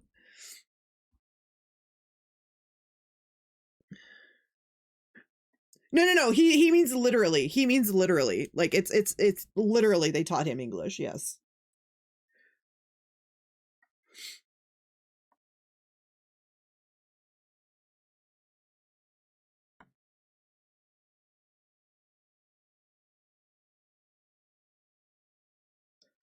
I have a bunch just because like I have like some that are based on like recommendations from friends and then we talked about it, and or like some that like were my mom's and now that I have them, or some that were given to me by friends, or some stuff like that. I knew what a Tarrasque was before I knew what cheese was. Oh no. Oh. Oh no. That's funny though. Oh, doggy's a bone. Hello, Chris. Oh, you can stay there, pupper. Oh, you look cute and sleepy. There you go.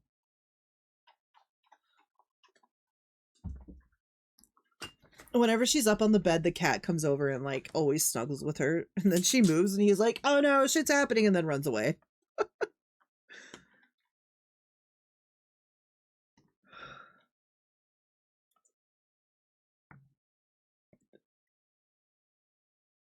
I had like, this was like an idea I had from like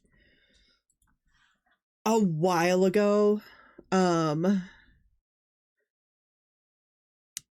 Like I'm kind of putting two different ideas for a thing together on this one.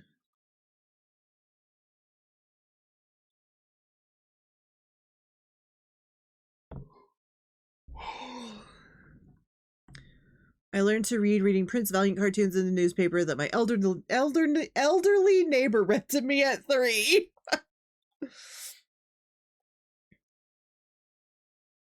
I don't remember anything specifically. I do. So when I was a kid, we had a special program here for like a gifted or accelerated learners, and so I was in a program that I remember there was a woman that would come out every month, maybe it was, I think it was every week or every month, and she would come out and bring me a shit ton of books. And I was like young, like I was like really young. I don't even think I was like I must have been in like kindergarten or first grade or something. And she would bring out books every week or month, and we would just go and read. And I do remember there was one specifically, there was or two there was two. We read The Hungry Caterpillar, and then there was Mr. Buzz the Beeman. Like we're like, I don't even remember what they were about. Well, The Hungry Caterpillar I do, because like it's a popular kids book, but I don't even remember what Mr. Buzz the Beeman was about anymore because it's been so long. But they did away with the program. I was only in it for like a short time before they were like, oh, funding is cut. I was like, oh, okay. Fine. And then I just started reading like giant freaking James and the Giant Peach. Yeah. I didn't read James and the Giant Peach, I don't think. I don't recall if I read that one. All I remember about that one is the movie that was like really old. Hey, Pupper. With the Betty. Pupper with the Betty.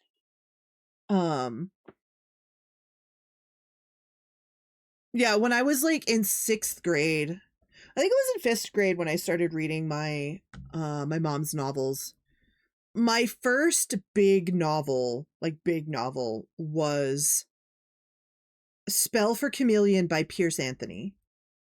And I read that and I devoured that entire set. I think there was like 11 books out at the time of me reading it, or she had 11 books. I think there was more books out, but she only had 11 at the time. And so I remember reading those voraciously well before the time that I should have been. Like, but like our house was so small, there was no place for my mom to keep her books other than in my bedroom. So they built like a giant shelf that went all the way around, like up on the top of my wall. And it was just like filled with books.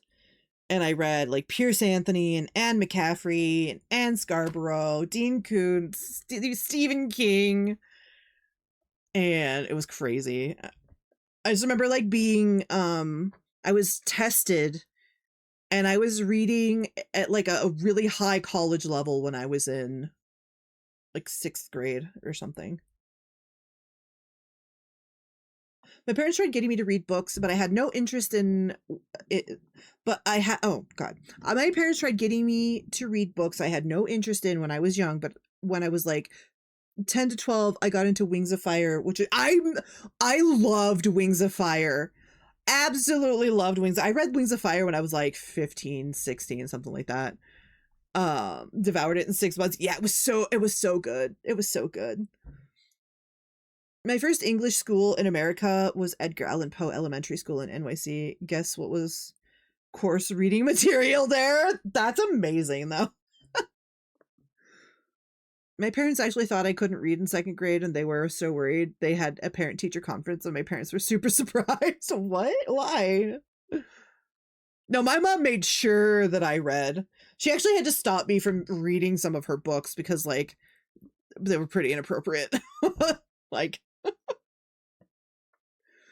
definitely not something like a 5th and 6th grader should have been reading.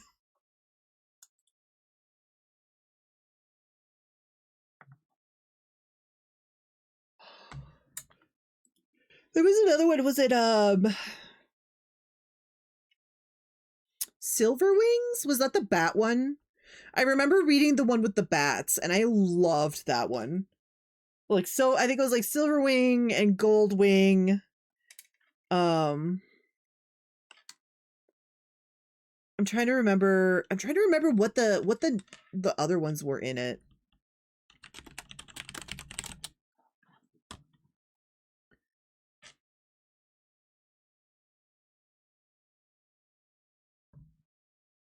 There was another one that was about a boy who...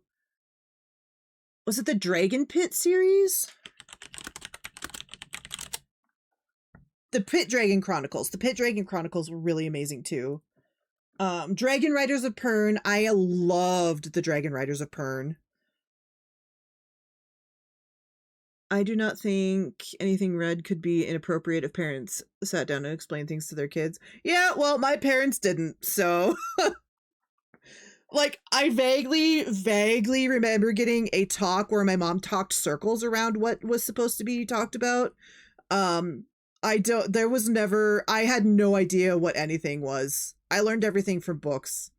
Like, I don't even remember what the talk was about. I remember, like, vaguely having one. But absolutely nothing was explained. Let's see. I read a lot of dragon stuff when I was like a teenager, because I also loved the Dragonlance books. I still love Dragonlance. Read all the Dragonlance stuff. I'm trying to remember like other stuff. Both my parents are voracious readers. Like, my mom and I devour books. But growing up in Florida, I spent all my time outside after homework because I'm ADHD and I wasn't reading at home. I read all the time at school. I'm still confused by them for that, as I was learning Spanish in pre-K. Having a labor and delivery nurse as a mom made my talk graphic. I was 9. You know what though? I feel like as long as it's done in like a very clear and safe way and isn't like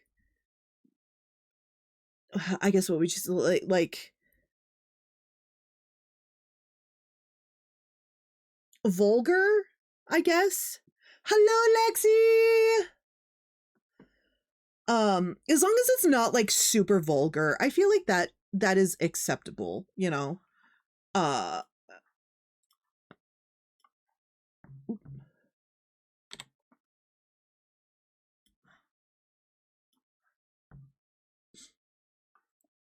how's it going, Lexi? Which is crazy because like living here, I know how to do like blood and gore don't bother me. Definitely was like getting stitched up or helping get stitch people up or like all of that shit like really young, because like you live like how far away from the nearest hospital, you know. Learning how to do like certain things can literally mean someone's life.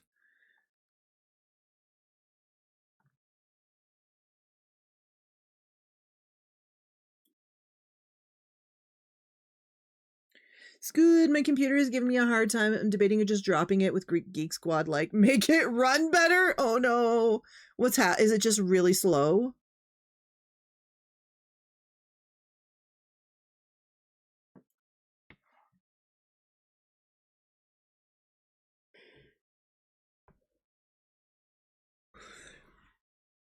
Gore, things like that in movies or books never bother me. Yeah, me either. Yeah, I don't think I ever remember like being bothered by blood or gore or whatever in like books. Well, unless okay, I will never watch Saw because I don't like horror movies that do really graphic violence just for the sake of shock value. Just can't do it. Just not my type of thing, you know. It would have to be on the far end of being graphic to make it. Yeah, exactly. That's how I am. I'm like, if it's graphic for just the sake of being graphic, I'm not really interested. It's lagging a bit, and for some reason, Chrome like instantly runs out of memory and just needs me to fully close and reopen. That's weird.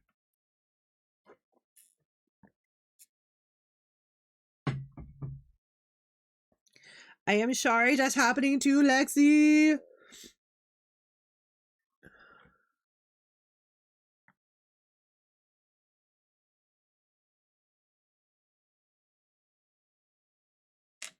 Actually, I think I know the end of this.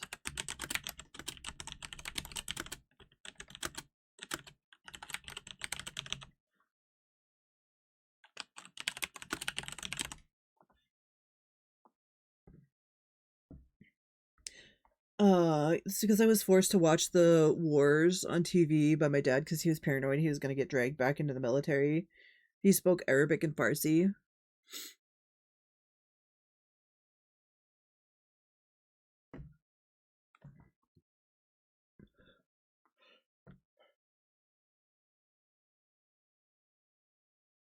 Oh, excuse me. Oh, you know what? I just realized I should be doing the bingo things. I forgot. Not that there's like a whole lot going on today, but oh, Kibi dicking me right from the get go.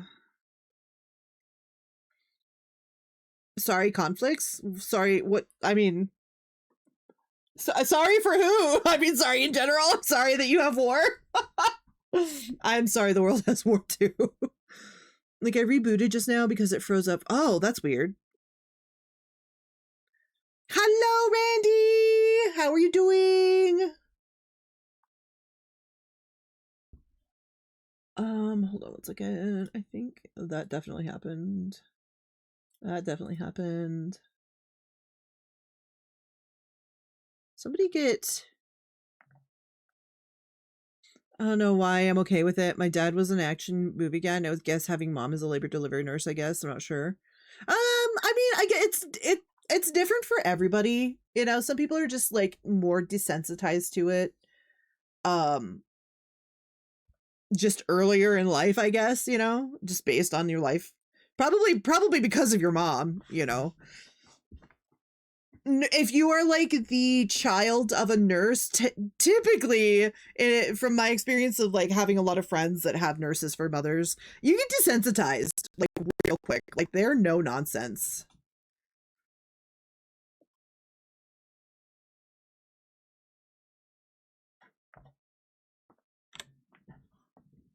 Hold on, I'm still doing the calls. I totally got. Oh, do that.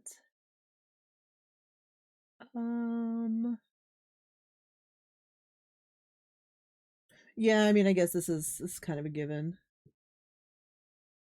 Did I feel like I did this today. I definitely did that.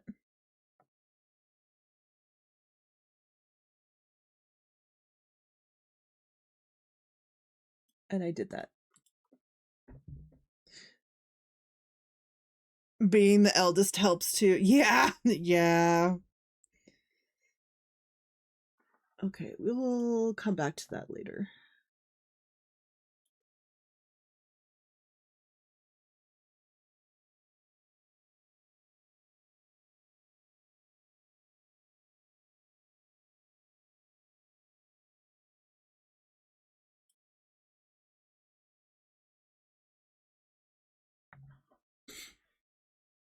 Why you making me bald?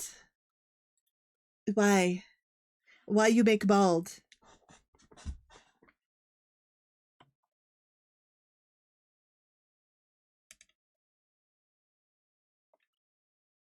Okay.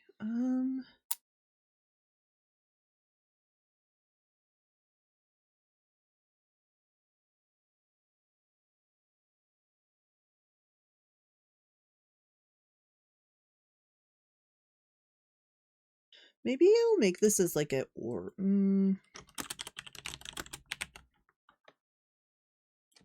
don't know how I'll do this, but nurse, military, and farm kids. Yeah, yeah. Farm kids, definitely farm kids. Just because of where I am, definitely grew up with like 80% farm kids. I'm also kind of a farm kid by proxy of my grandmother.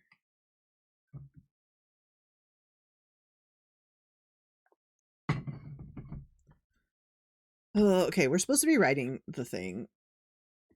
I think I have an idea where I want it to go, possibly, maybe. It's so much easier when I can start a novel with a very concrete idea of what I want, as opposed to like some of this wibbly wobbly concept bullshit.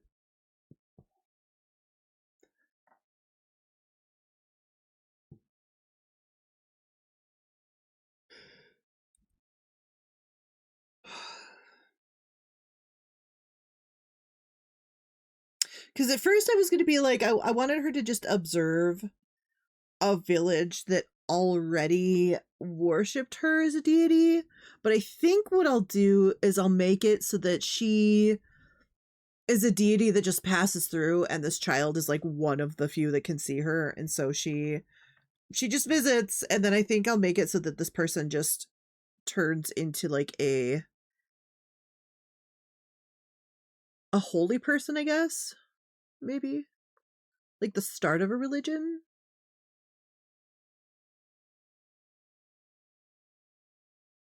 It's the chat's fault. No, we do that. It's not. It's my fault. Like this is pretty normal. This is pretty on par for a writing stream. Pretty on par for a writing stream. Like I don't know if I have ever had a history in the writing of this stream where we have started the stream and we didn't yap for 10 hours before we started writing. That's just how it goes, you know? But it's also like I feel like that's writing in general. So writing is like you're sitting down and you're like trying to do the thing, but it's also like, oh, distraction. Oh, distraction. Oh, I have thoughts, but I don't. But also, it's like you have thoughts and you don't quite know how to articulate them. So you just kind of have to like sit there and be like, what am I trying to say? And how do I want to say it? Right. I think that's like part of my problem when I'm writing. Like I have the feelings that I want to say.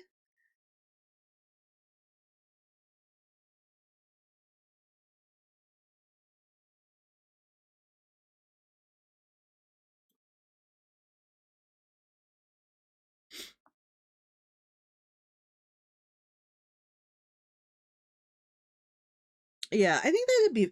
I also don't like. I can't really like conceptualize how it'll go because I haven't like the world that I'm writing in this one is like kind of a blank page. I haven't decided if I want to. I'll probably just make it a new one because I really want it to be specific, I suppose. Time for Oreos and milk. I blame Fox still. Wait, why do you blame Fox for what are you blaming Fox for? Why is Fox culprit?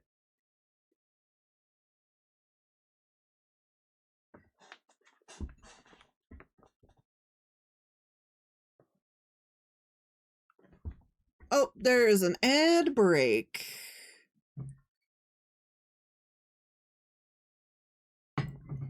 Because he is well, I mean, yes, but also like are we just blaming Fox? Are we just blaming Fox? I mean, I don't see anything wrong with this. I'm just saying, are we just blaming Fox for everything?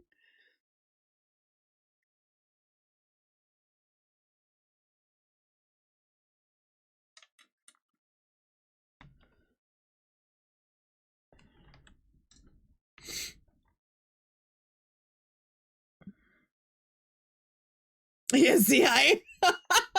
Yes, see. Hi. Fox mentioned Oreos a week ago. Then when I got the Oreos, he mentioned milk.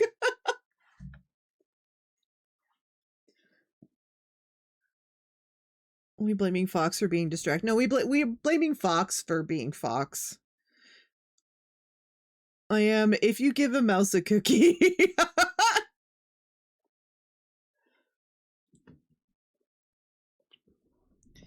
Random question. What is it called when someone tells you to get more involved in things and then when you try, you're told to stop because you're doing it wrong? Bullshit. Just stop doing things for that person.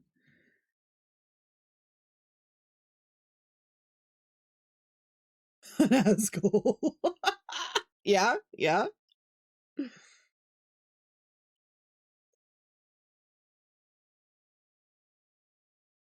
My dad loves to do that. He's like, "Hey, why don't you do this thing?" And then you do the thing, and he's like, "You did it wrong." I'm like, "Okay, then I'm not doing the thing anymore." There's an easy way to there's an easy way to fix this.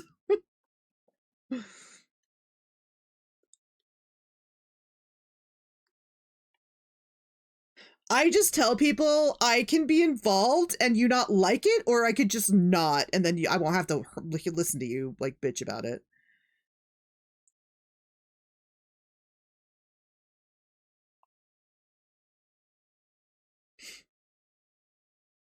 Or I'll tell them I'm doing it my way, and if you bitch, I'm gonna just revoke all the work that I've done. I will undo it.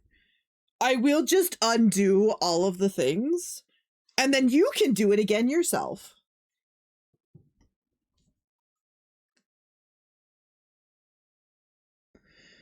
People who ask for help and or opinions but then get mad about it, those are out. Yeah, yep. People that ask for opinions and then get mad about it weren't asking for opinions, they were asking for validation. But they didn't want to ask about the validation. They just wanted to like get mad at somebody that is not telling them what they want to hear.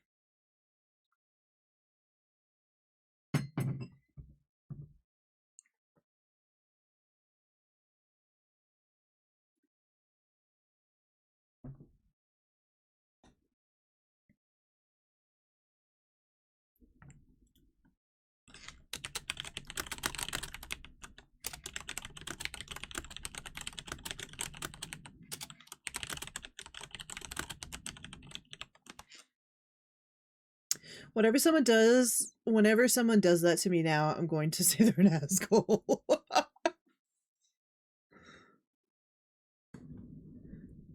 You could just ask them why they also call them up, be like, well, why'd you want my opinion if you're just gonna get mad at me for it?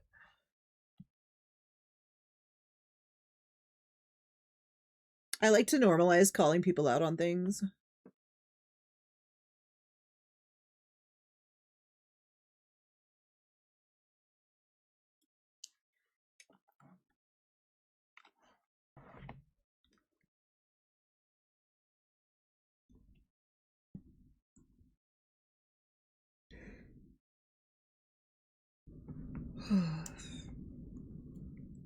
Hey, look at these sentences I have been writing. What am I writing? I am trying to write a short story, like a novella type thing. But I lost my momentum because I forgot where I was kind of going with this.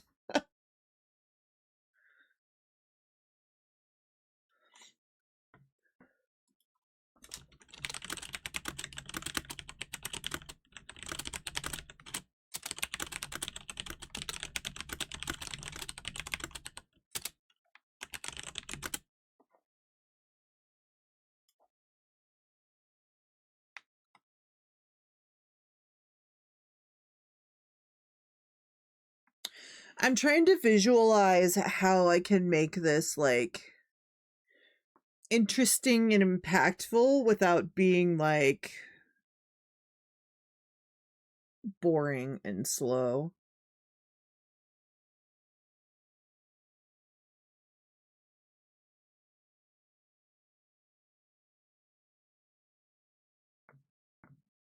My problem is that like I have so many different worlds and so many different stories that I never like I want to work on them all at the same time and then I end up working on none of them.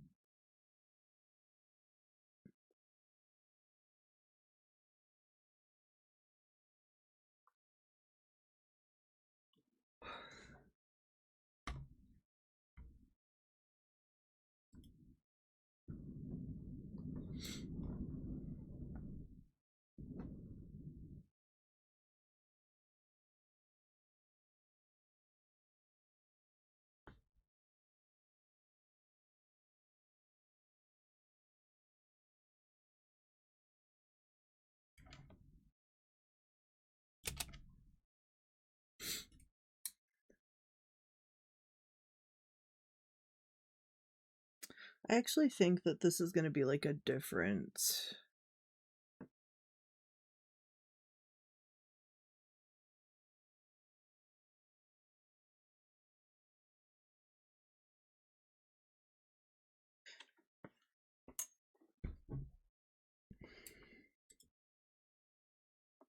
had an idea.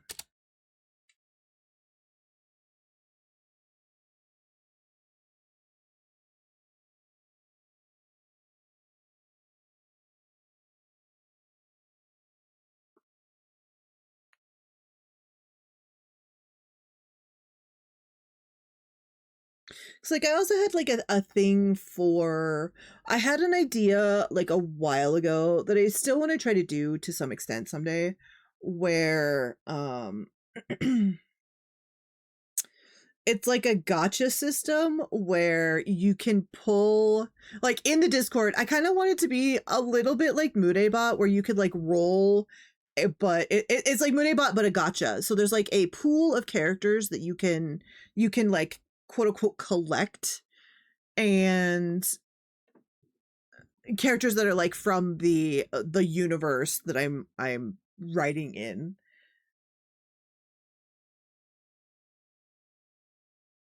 Like I think that would be really fun to do one day. But also like I have the whole thing behind my characters that she has like this giant library called the Athenaeum, and that is where she collects all of the notable characters or not characters, the notable heroes or noteworthy just people from around her universe, and that's where she stores everybody, is in her library. She basically is just a thief going around the universe stealing people and kidnapping them and taking them back to her library. Oh,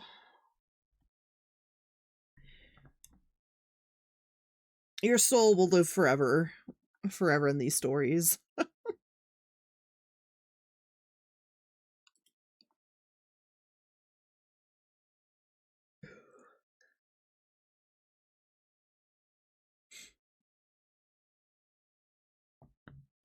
I wonder,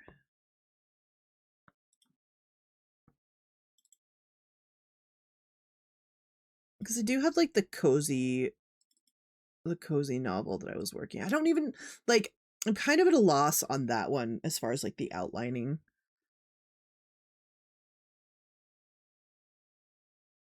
Oh, to be stolen and taken into a library by a large dragon woman. Oh, to be hoarded.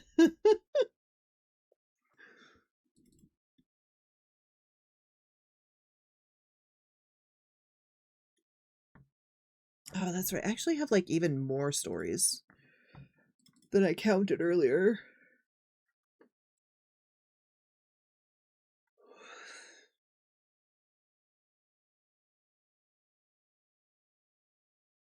My problem is that I make these giant sprawling worlds and then I just want to play with them forever, but then I get a bunch of like novels planned and then I'm just and partially written and then I'm just like I'm going to play this other world for a while now.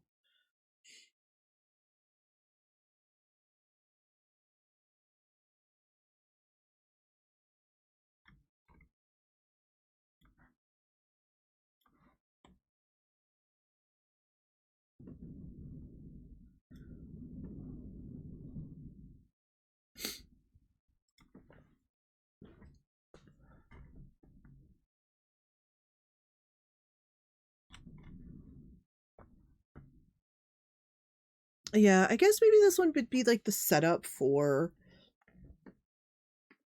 excuse me, this one down here where it's like the dragon priestess. So like maybe she is the original dragon priestess.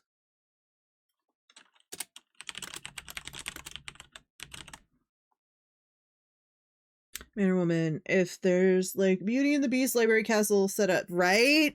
Dude, that's goals. Like that is like the dream library. I loved when I was I loved the Beauty and the Beast library when I was a kid. The library that I always imagine Chaos having is like just very tall, enormous um like walls lined with just books. But I also feel like there would be like maybe different wings where like one was like overrun with like vines and just growth and just every sort of greenery, and then maybe another was like very dusty, very kind of like creepy vibes, like lots of broken stuff, trinkets, whatever. I don't think they would all just be books. There would be like trinkets and bottles. There'd be books. There'd be like maybe not garbage, but I feel like I really like the aesthetic of library clutter, where it's just like trinkets and books and just stuff on the shelves, like things of interest, you know, items of interest, I guess. That's also one of my favorite things to do is to come up with like magical items and stuff. And then I want to start drawing some of them, but I really like coming up with just the weirdest shit sometimes.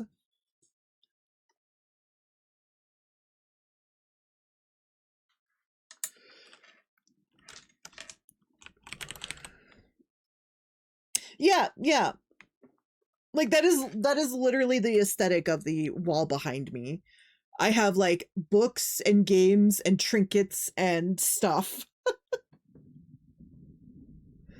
I did have to put a lot of it away cuz like I was running out of room. I want a bedroom where my bed is surrounded by shelves of books, a fireplace across from the books, and a French doors leading to a tropical garden. No, I swear I haven't dreamed that. No, that sounds like super cozy. I don't know if I would want my bedroom and my library to be the same place though. Like I feel like I would have to have them separate. Like I can take a book to bed and be fine, but I feel like having a library in my room would distract me.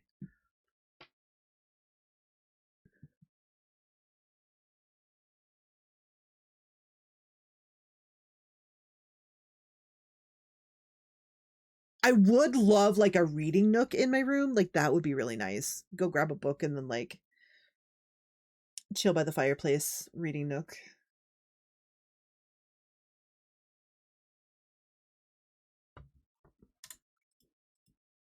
Where my bed is right now, there's like a really giant window.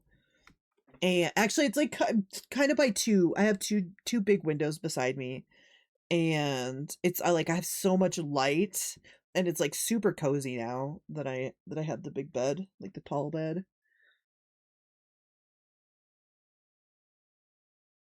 The only problem is that it gets so cold in this room and my pupper freezes.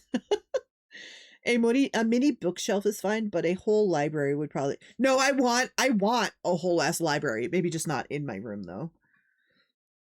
I grew up with 12 books. No, no, no. That's what I'm like. I would love a library house, but I feel like my bedroom. I feel like my bedroom would have to be like cozy bedroom only.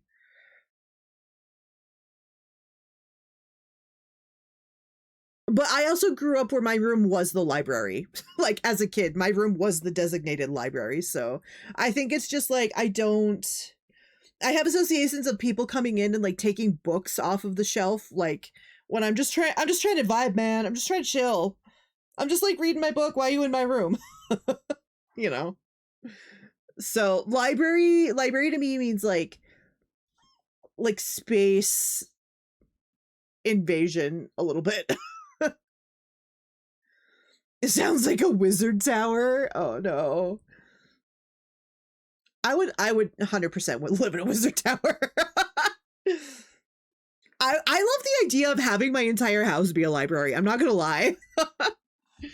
I would love to live in a house where it's nothing but like books and plants and trinkets and like stuff, you know.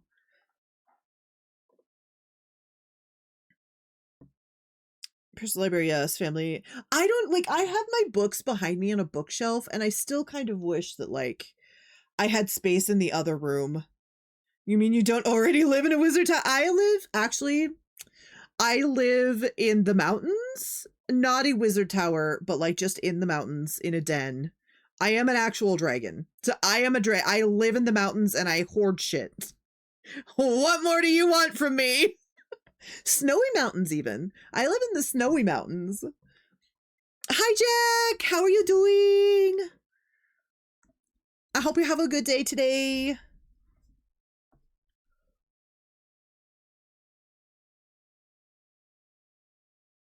I do think it's like very funny that I very stereotypically could be a dragon living in the mountains, hoarding all the things. Old Yu-Gi-Oh! Mountain Field card gave benefits to dragons, I think. That's kind of funny, actually. I am unhappy about the ice storm we're currently being coated. Oh no, I'm so sorry. Yeah, we had a blizzard today. I totally feel the cold, unhappy feels. Oh yeah, we had this conversation. Don't you live in the Appalachians? Appalachia, right?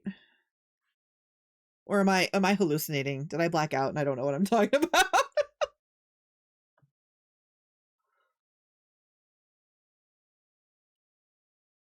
I post pictures in my Discord sometimes of like the crazy weather we get over here. It was so bad the other night. Um it was so bad the other night I couldn't see very far because it was a complete whiteout. And it is currently a blizzard right now, so and it's like when I woke up this morning it was like -11, I think. But base of the oh okay. Close enough. But like correct side of the country of the continent. As a dragon, my hubby is weird. He temporarily hoards things. I am a rat. I hoard all the things. No, I hoard all the yeah, I hoard all the things. I hoard all the like if I will hoard all the things, but I do know when to purge. I do know when to purge. Yeah, we like I am in the Rockies. Like our winters are rough. I had to bring oh my god, I had to bring in because we have a pellet stove for heat, and I had to bring in like all the bags of pellet stove so that like I bring in a bunch so that I don't have to do it through the rest of the week, and like I was so tired by the end because like it was nothing but like snow in my fucking face. Purging is what I have to do because I have moved so many times in my life that like I physically could not take half of the stuff that I have usually. So yeah, it's it was either a pellet stove or like a regular wood stove, and like the regular wood stove was going to be worse because then we have to go out, we have to buy the cords of wood, and then we have to cut it, and then we have to stack it, and then we still have to go out and get the wood and bring it in. Then we'd have to have a place for the it's just a whole it's a whole thing. And we have to have lots of it because our winters are long. Our winters are usually from like October to depending on when the snow melts, like May or June. Well, actually, it's more like April-ish. April-ish gestures, like, you know, vaguely. So no one's, it really isn't. It really isn't.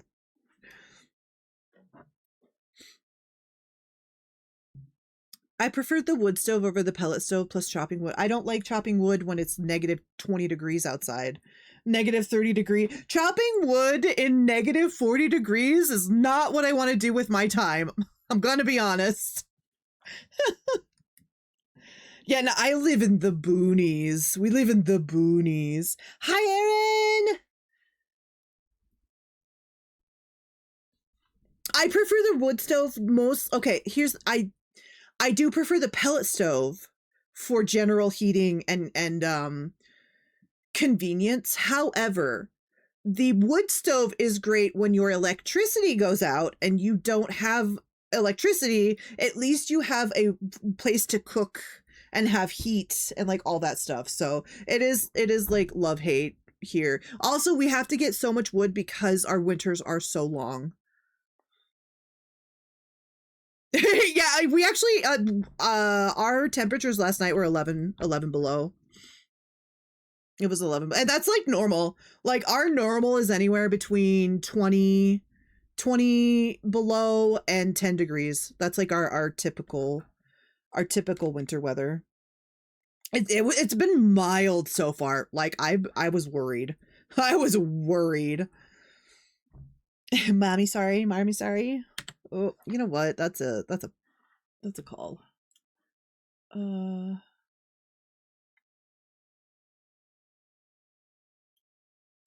Quite literally. Quite literally. Mommy? Sorry, mommy? We did the bald. I can call that. I live in Montana. I live in the northern Rocky Mountains. Hey, Kieveroy! Good job!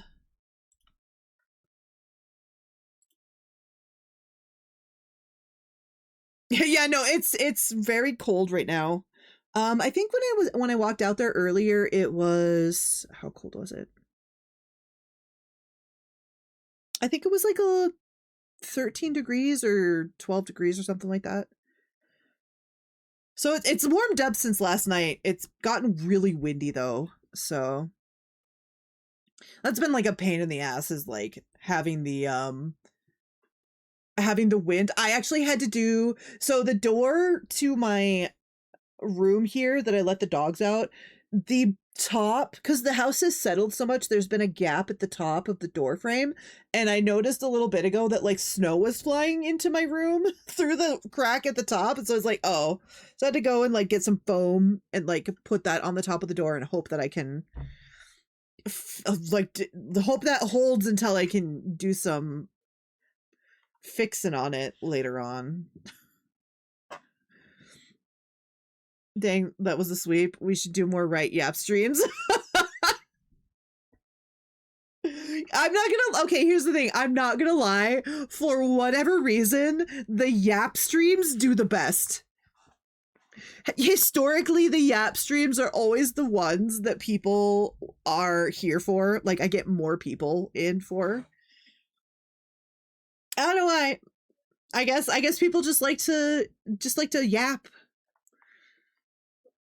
So, but that also means that my writing streams tend to be a little more like the numbers do better because we do more yapping than we do writing.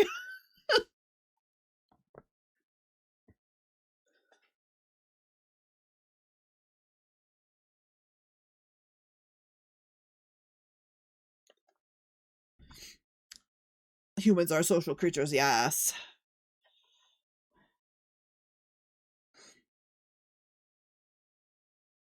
No, I will say bringing in the pellet stove or bringing in the pellets, like the bags, is like really good, like a good workout. Like they're not like crazy because like they're only like 40 pounds, but like I feel like I get a good enough cardio workout bringing pellets in that it's like I try to do it on days where it's like calm outside because like the wind like pisses me off, and it's like it's not like it's like a I feel good afterwards, like get some good cardio in, but humans are indeed social creatures. I just think it's really funny. I don't know. It was just something I noted when thank you for this street. It's just something that I noted when I was looking at my numbers the other day. Ugh. Mm. Actually, let me take a look and see what like what the most I want to see what my most viewed topic is.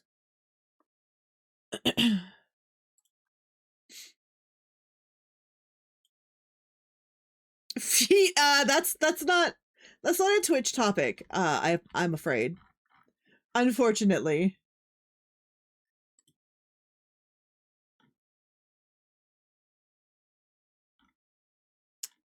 Oh, come on. Where are my numbers? Where are my numbers? The games, maybe? That's not. Oh my god, you guys. No, I want the most viewed. Also, feed is still not the most talked about topic. I want to see the most viewed thing.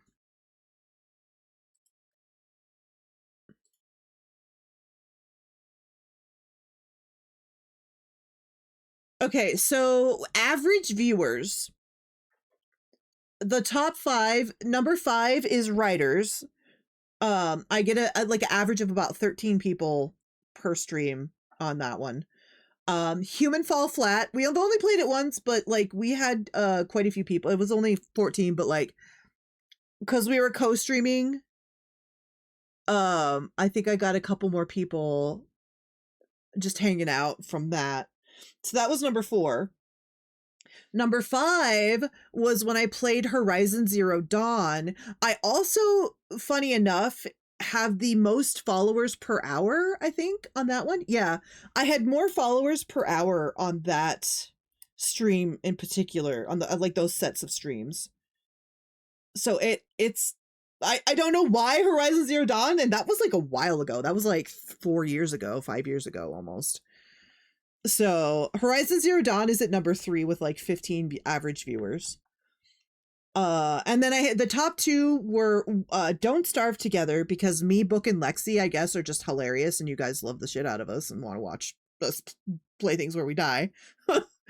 And then Special Events is also 18, but the only reason that that's up there is because that's when I did my debut. So that's a little skewed, a little biased, because I did a lot of advertising for that for like a month before the debut, and I had a lot of people coming in because it was like the things that we were doing, and it was a really good time. So I had a lot of people in for that one. That's why that one's up there so high.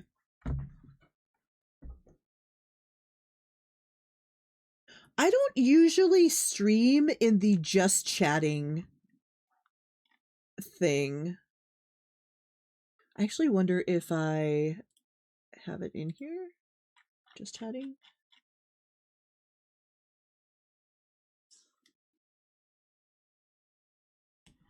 Oh, I guess I did, but that's because I used to do when I very first started drawing on here, I used to stream under writing under just chatting. And I think that's why my viewership was like 8 on that one. So y'all some yappy bitches. I'm a yappy bitch too, it's fine. It would be interesting to see like what the most talked about topic would be though. I feel like it would be, oh my god, I feel like it would probably be politics. We talk about politics so much on here. We don't even talk, we rant about politics on this on this channel a lot.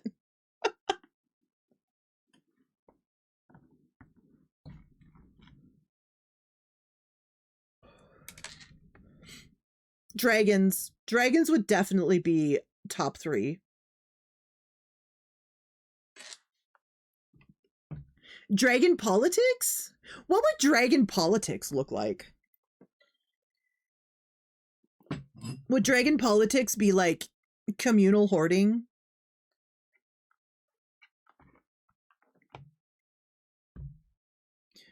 Mommies, I feel like mommies get a mention, like an honorable mention, but mommies aren't like a big topic here. Like, I mean, it's mostly people just being like, mommy sorry, like when it's mentioned, but like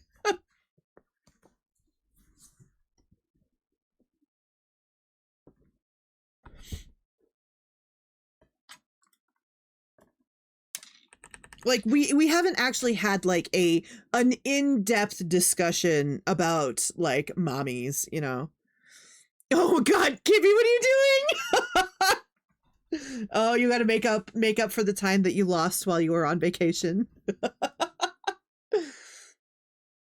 Hello, Shadow Legion! Welcome to the stream!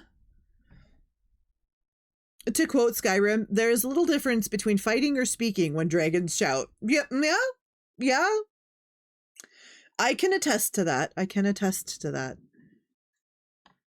Spider bug attack. I am writing some lore. I'm trying to.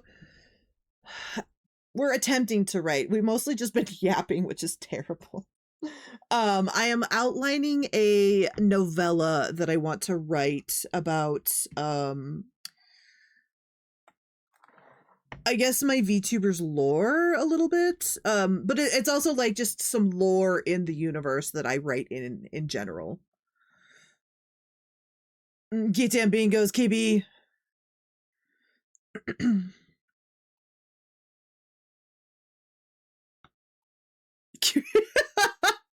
Kibby, how many cards do you have? But we've been talking about writing and like craft and like just a bunch of different things. So it's been chill. We've been just chilling. I'm not gonna lie, I do love talking about writing as a craft. In addition to like reading stuff. You know what? I think it would be super awesome to have a book club, but I just don't have the brain capacity to like start another project. I want to be in a book club, but I want to have a book club, but I don't actually want to run it. I just want to read the books that somebody picks out for me based on themes that I give them.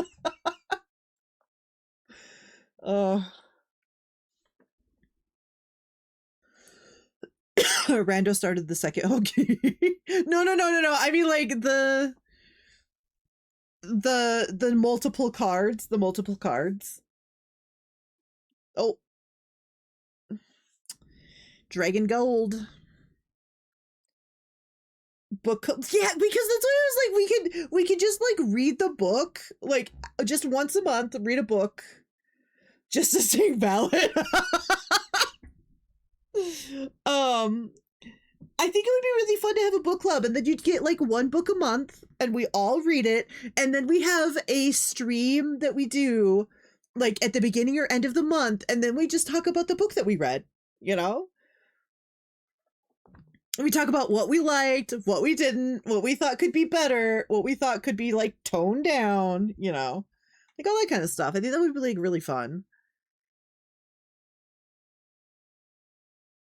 I have like so many books on my Kindle though that I still, my TBR is enormous and I need to do something about it. I'm reading Throne of, ooh, I haven't read The Throne of Glass, but I read, wait, did I read The Throne of Glass? I actually really like, okay, here's the thing. I've heard people that are like kind of talking shit on her, but I loved her I think I have, hold on, I'm trying to remember which ones I have.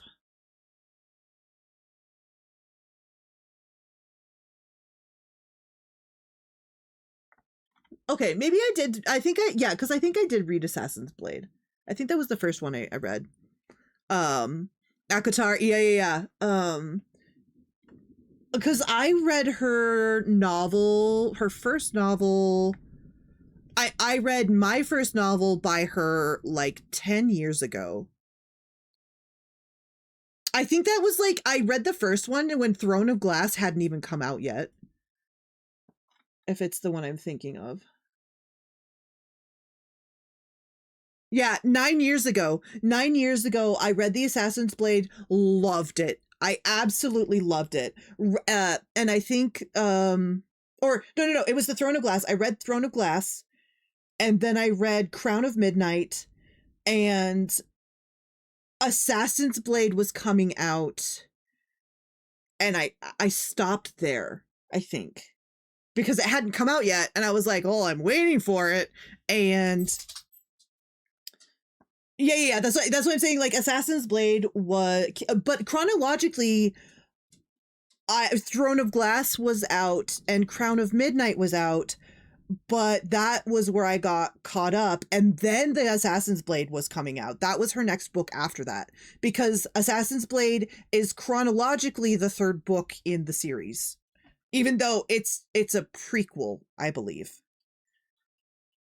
But I feel bad because like I stopped reading and I have been meaning to get back into it because I did love those books and I really need to read them again because TikTok is like rabid over them.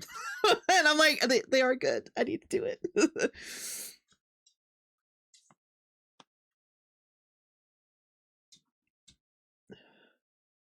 Yeah. But when they were being released, well, I could only read them in the order that they were being released. So I didn't get to read them in. That's why I'm kind of glad I waited, because now I can wait, or now I can actually read them in the way that I feel that they are meant to be read in. Because Assassin's Blade is the prequel. It goes Assassin's Blade, Throne of Glass, Crown of Midnight, Airfire, and whatever comes after that. But Assassin's Blade came after Crown of Midnight chronologically when she was releasing them, and I hadn't caught up to that at that point. Her books are so fun, though. Her books are super fun. I was obsessed with Throne of Glass when I first read it. I was like, oh my god. I think I read it in like 2 days.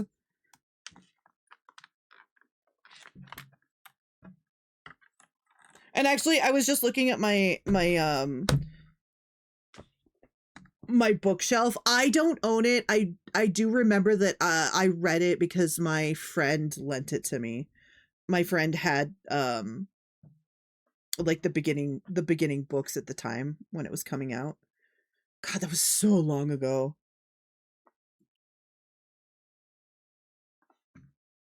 Bourbon Run declared war on the U.S. It's not real. Oh.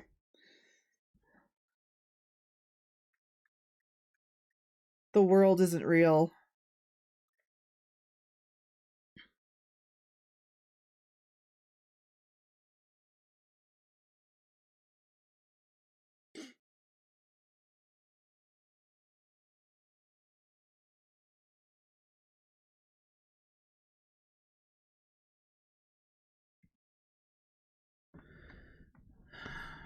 I am unsure where I'm gonna go with this though. Oop, I don't know why I dragged that down. I didn't mean to. Oh, I was trying to make it like easier for you to see. Well, I guess I won't. Is this an extension of the news earlier comments, or did they actually make a declaration? Yeah, is it like is it actual declaration, or are they just like saying some words in a way that kind of sound like a thing but aren't an official thing, you know? Because like I hate that like wibbly wobbly nonsense.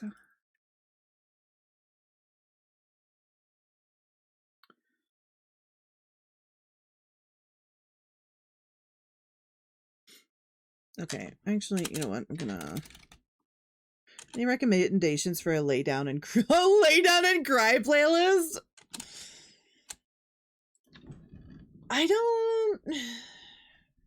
I don't, because I don't like lay down and cry. I rage. Like if I'm sad, I need Aaron. Oh, Aaron's got you.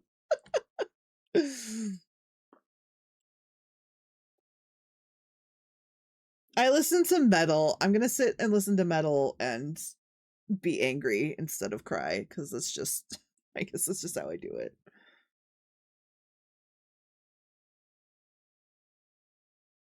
Also, I don't want to look at the playlists on my Spotify because I have way too many and I haven't cleaned them up in a long time.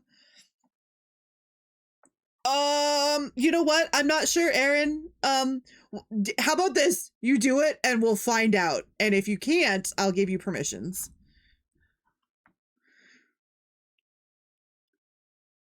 Same. I'd say listen to Grandson's Inner Shot. All I ask is like people ask permission before they send links. Actually, I think I can.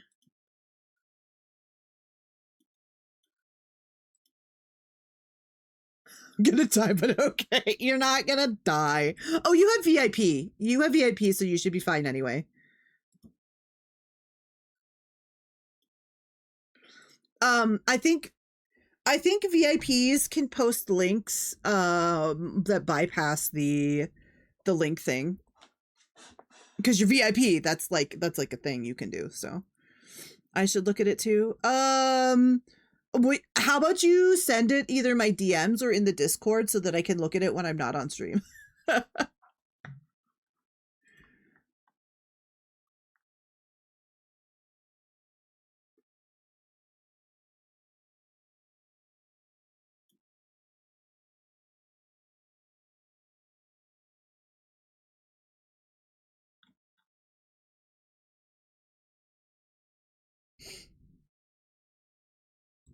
I think that'd probably be the better thing, actually.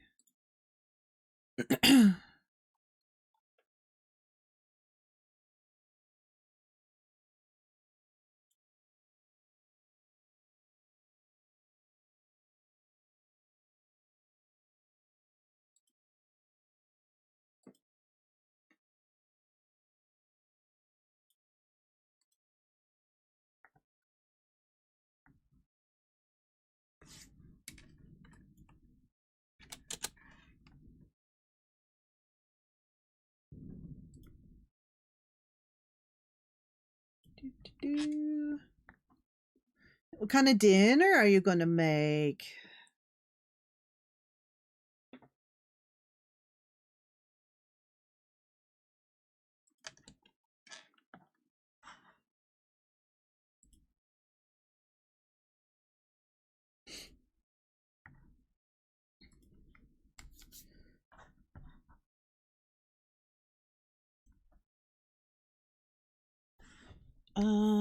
Okay, hold on.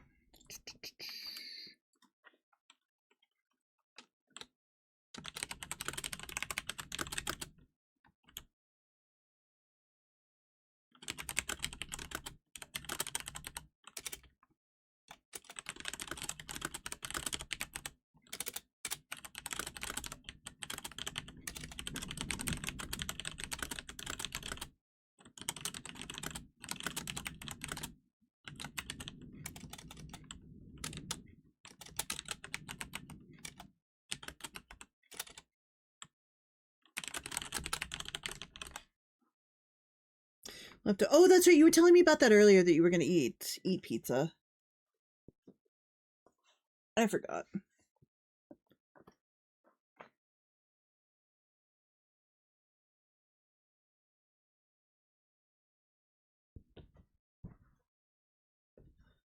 What is everybody's like favorite genre to read in?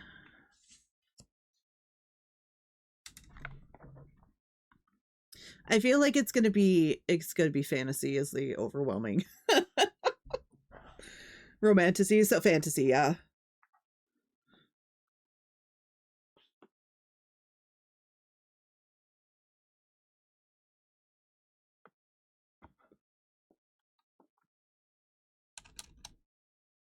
A big Stephen King fan personally. Okay, okay. I can't remember the my dad has like a ton of old Stephen King books. I wonder if he'd give them to me. He's got like, I think he's got like the Tommy Knockers in a hardback and The Shining and like some other stuff. Calling myself out bad pigs? Hey, that's a perfectly legitimate, actually, but that's still not a genre. That's just I mean, it is a genre, but it's also like, do you like fantasy ones? Do you like romance, contemporary? Like which ones are your favorites? I also love mystery and sci-fi, etc. Okay, okay. All the books I own right now seem to be tragic, so I have those, I guess.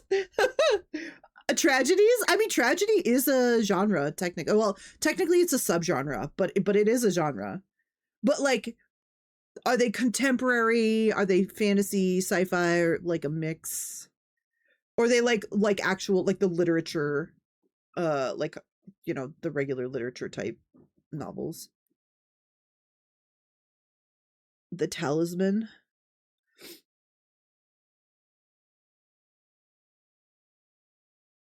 Sci-fi, high fantasy, whatever has been, all of them is.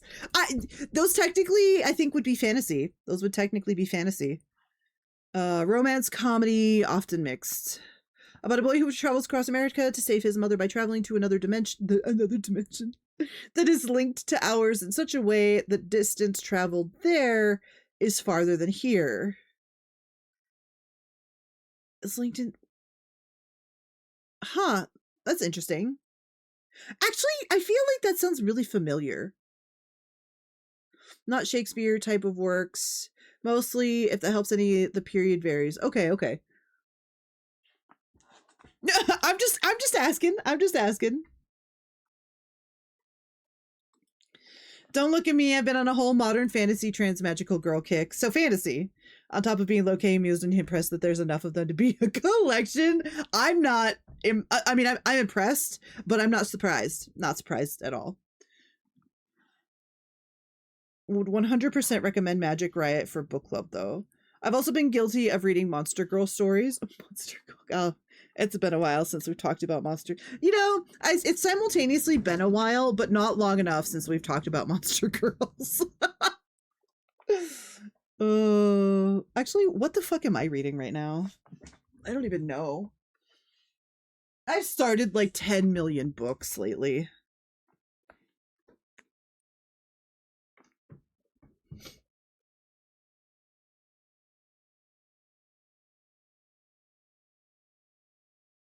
So World War II here was a big war over there too. Yeah. Okay, okay. I feel like I've heard of. Hold on, let me look at the cover. That sounds really familiar.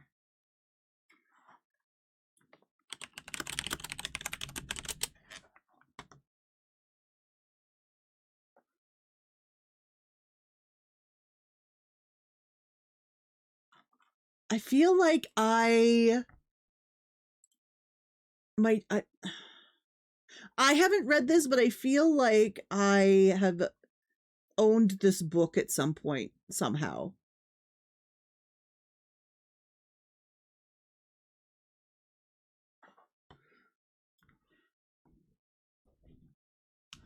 I don't know what I would recommend for book club.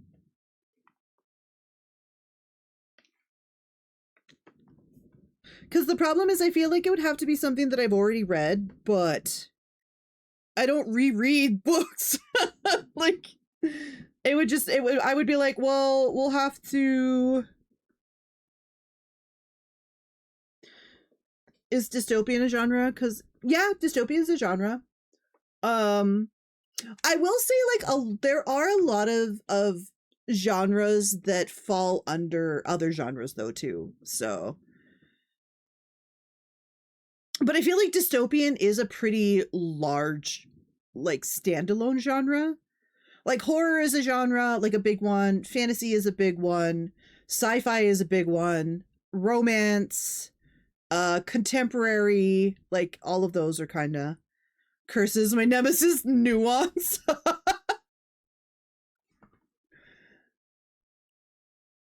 Like, I love science fantasy. I love me some fantasy that also has a lot of science fiction in it. So I understand. I understand.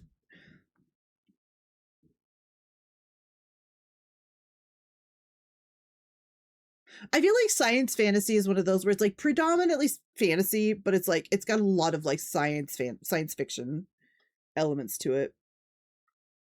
Yeah, 40K is technically science fantasy. 40K, I'm trying to think of some really good, let's see. And now I'm blanking. Anne McCaffrey. I feel like Anne McCaffrey books, The Dragon Riders of Pern, is a pretty good science fantasy one. There's one called Tinker that does really good. Magitech done decently is always that's basically science fantasy. Yeah, that's science fantasy. I just started getting into some of the 40K lore thanks to Darktide and YouTube videos, and I'm really digging it. 40K is fucking enormous. I'm trying to think of like some really good science fantasy stuff. Actually, hold on. I could probably find some.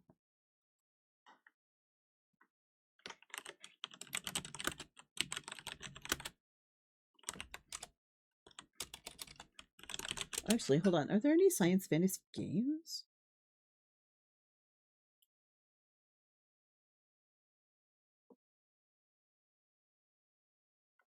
Yeah, I do love science fantasy. I like just the what if of like both.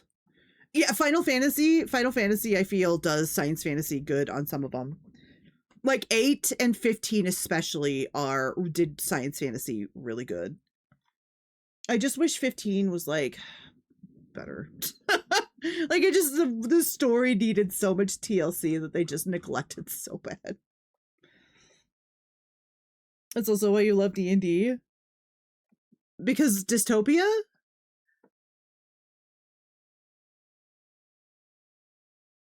"40K is hilarious because no one is the good guys. Everyone is evil and horny, and belief is just as powerful as anything else." Yeah. Like the absurdity.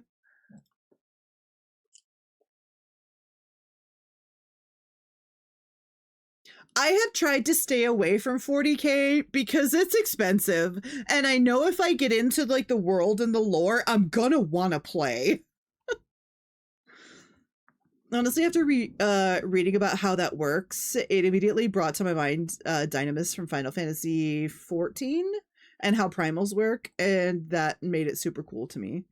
The what if fact, the what if factor, the fantasy, the possible romance, a lot. Yeah, well, I just like, yeah, like, I also love, oh god, what is it? It's the speculative fiction. I love speculative fiction where specifically they're taking an over like a large question of what if this thing in particular, and then writing a novel about it, which is essentially basically what every novel is. But there's like some that are like very like a lot of the old like older sci-fi novels did it really good.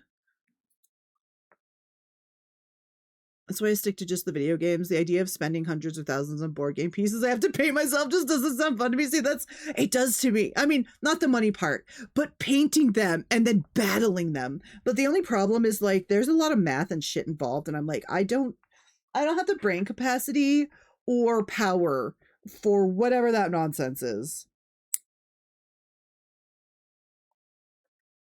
Like, it's not, I would just lose. I would lose every match, and then I would be mad, and then I'd never play again.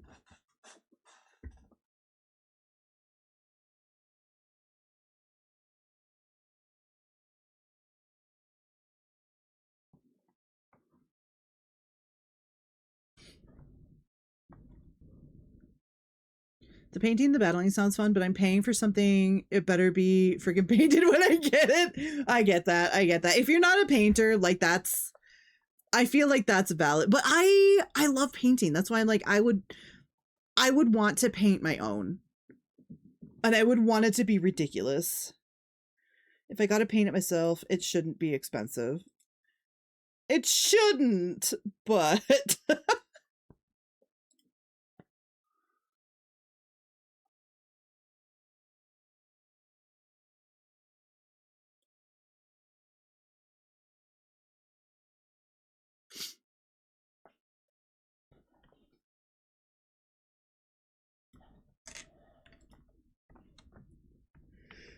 my uncle for Christmas last year 3D printed a dice tower, and I love it so much. That's awesome. I love that. Like, the feature of your product shouldn't be that it is unfinished. I mean, you can buy painted armies from people.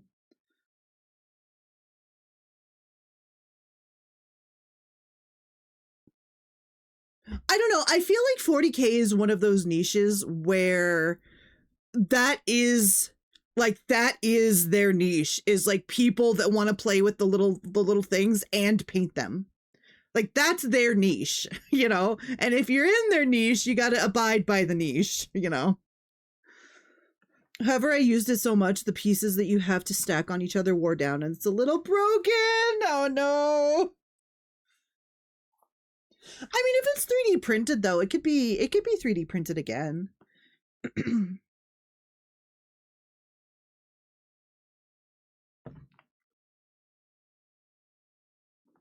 Hold on. I have a question. Let me do a thing.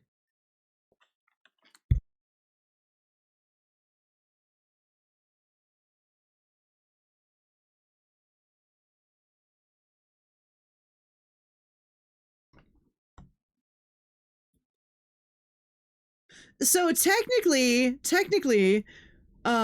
you do you, but it's why I gotta stay. Here's the thing, Jack. Technically, you can 3D print your own Warhammer models, and then all it is the cost of whatever the filament is, and then you can paint them, like, just, you know, or have someone else paint them, and then it's like way less on the cost.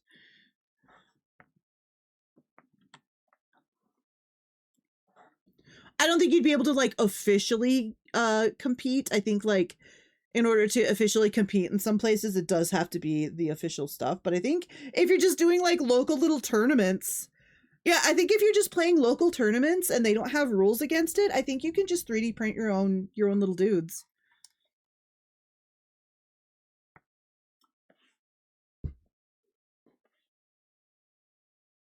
It's kind of like Magic, where, or like any cardboard game, where if you cardboard game, god, I need to stop hanging out with Kit. It's like if you play any card game, like TCG game, like some places will let you do your own printed art on the cards, right? They'll be like, you know, it's fine, whatever. We're not that strict on how you play with your cards, as long as, you know, they're actual official cards at like that.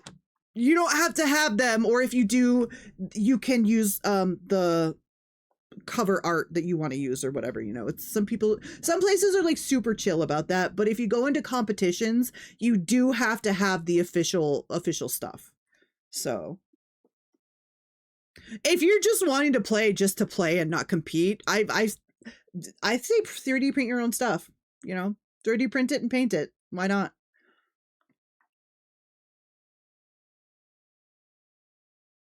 I know I have some friends that like use like some people do cards and just have them on the internet to be printed and used as like the um just for the art and not the actual card.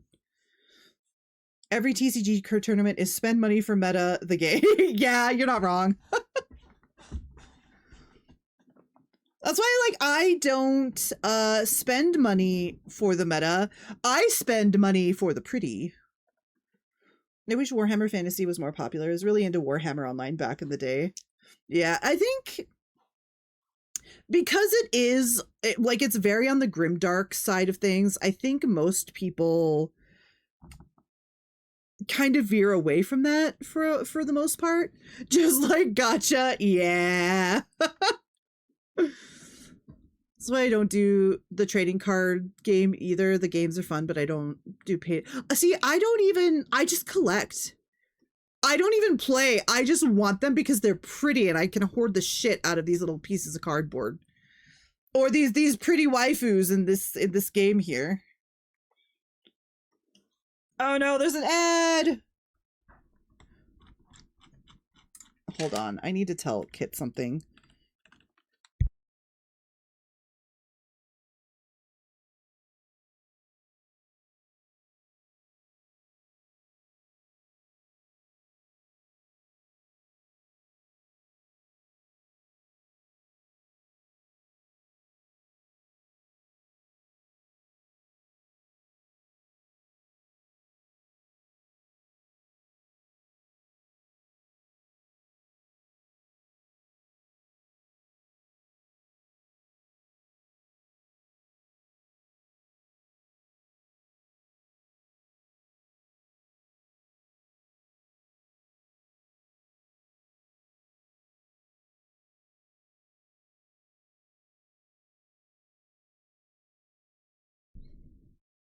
I did for a second.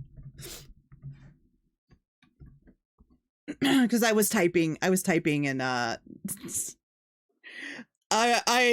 kind of went I went very tippy tappy on Kit.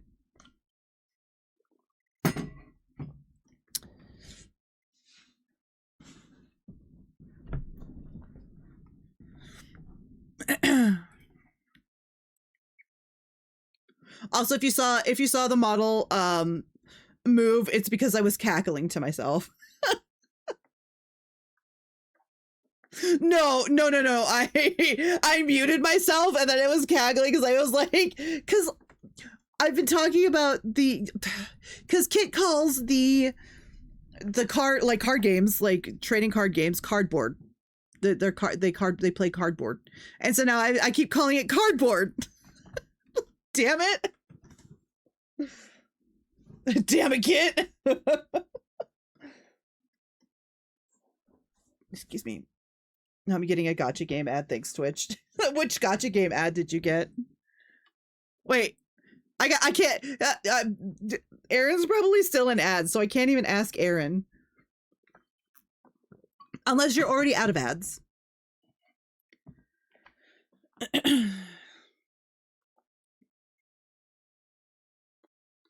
Not me being extra nosy about what gotchas. Oh, I did sign up for the Silver Palace beta. I don't think I got in, but oh my god, I need to lose my life to this game. I have been waiting so long for the Victorian waifus.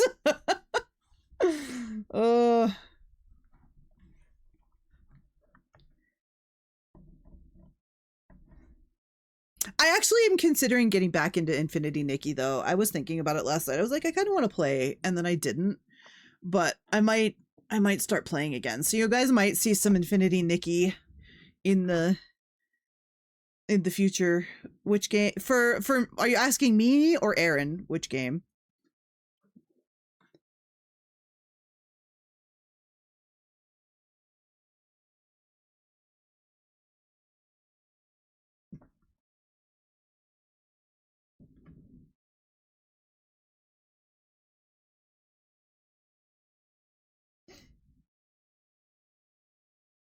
Oh, It's called Silver Palace. It's a gotcha game that is a Victorian style type game. It's very pretty. That's all I know. I don't It's very pretty and there's Victorian stuff and there you can have mounts. And that's all I know about it. That was enough for me. Sold. Time to sign up for the beta.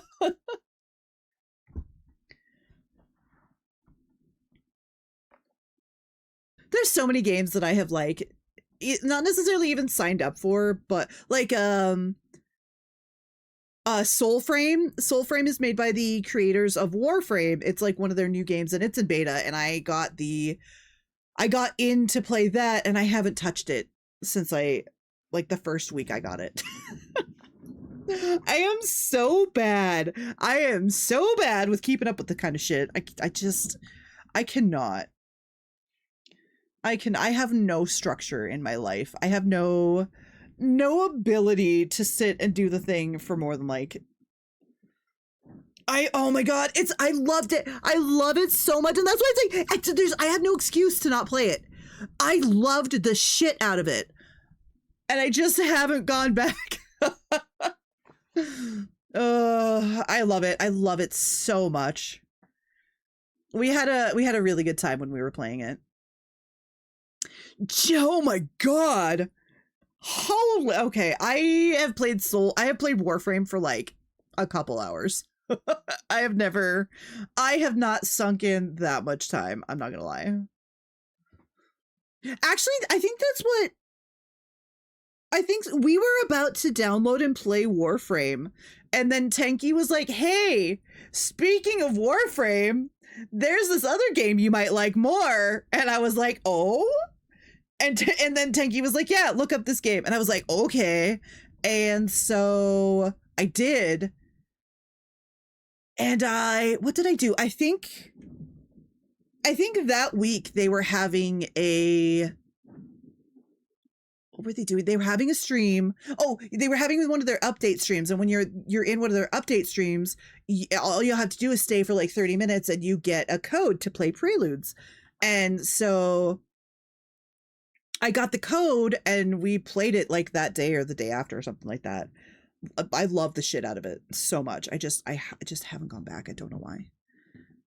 Probably my favorite game. Love the narrative and build variation and cool gameplay. I was like, I'm gonna go do some fashion frame stuff. We'll begin and then nope. Just nope. Maybe someday. But I feel like now that I have Soulframe, I should probably do that instead of Warframe, just because I don't have the ability to juggle things to save my life, if that makes sense. There is no juggling of things in my life.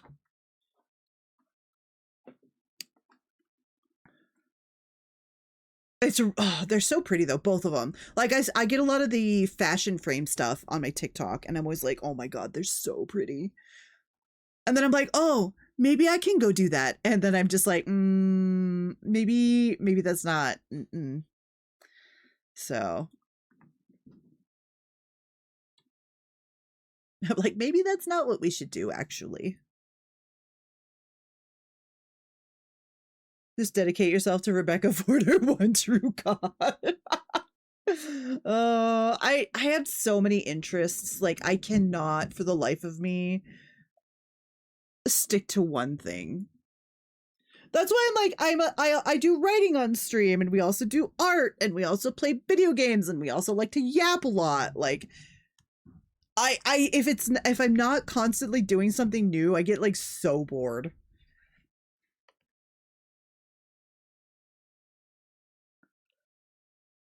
Yeah, she's in like the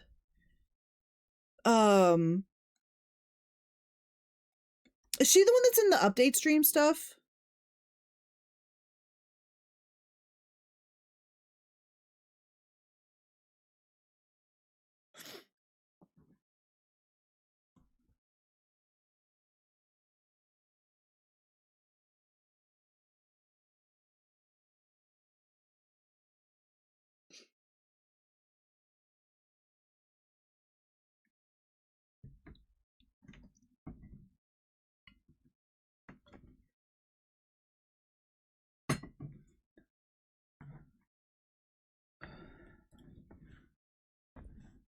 That's actually why Wireframe holds my attention the way it does. It's like 15 different games in one, and yeah, she shows up in a lot of the update streams, dev updates sometimes. Yeah, I was gonna say, I think I've seen her a lot in like because like even if I'm not getting codes and stuff, I still like just to watch their streams because I think they're interesting. I actually appreciate that they do these update streams like so much. I think that's really amazing. I do, yeah. Light No Fire is on my list of things to immediately get. Just because I'm like, okay, you know, even if it sucks in the beginning, I feel like I trust this dev. I feel like I trust this dev enough to redeem themselves if they don't release a completely amazing right out the box thing. I would hope that it would be as promised upon delivery.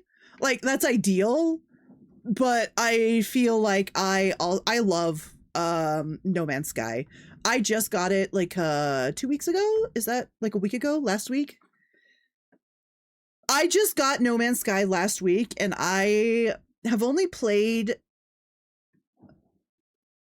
I think I played for the day, but I haven't played like more than one session, and I loved it. I am in love. I can't. Hello, son.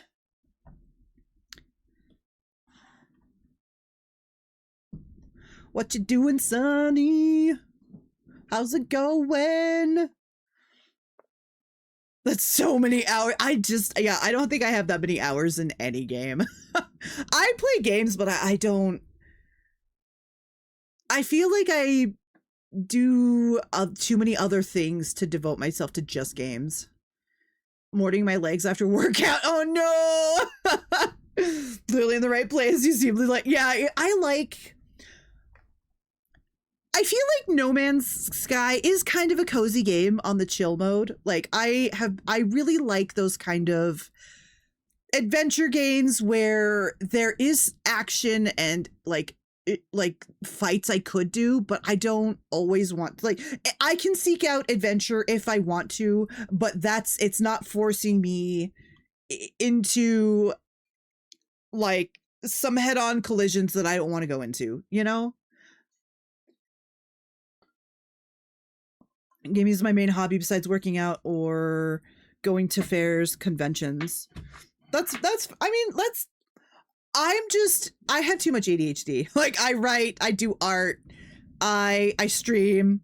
I also like I have chores and shit that take up a lot of time too. But also I like to just like, I am not a quick riser. If I wake up in the morning, it takes me at least an hour, if not two, to get out of bed. Unfortunately, a good majority of my time is just waking up in the morning. Other people going out to bars or shit or doing creative things. I'm expressing my creativity and love of storytelling by playing. Yeah, I mean, there's absolutely nothing wrong with that. I mean, you playing games is no different than somebody reading novels. I do both, so.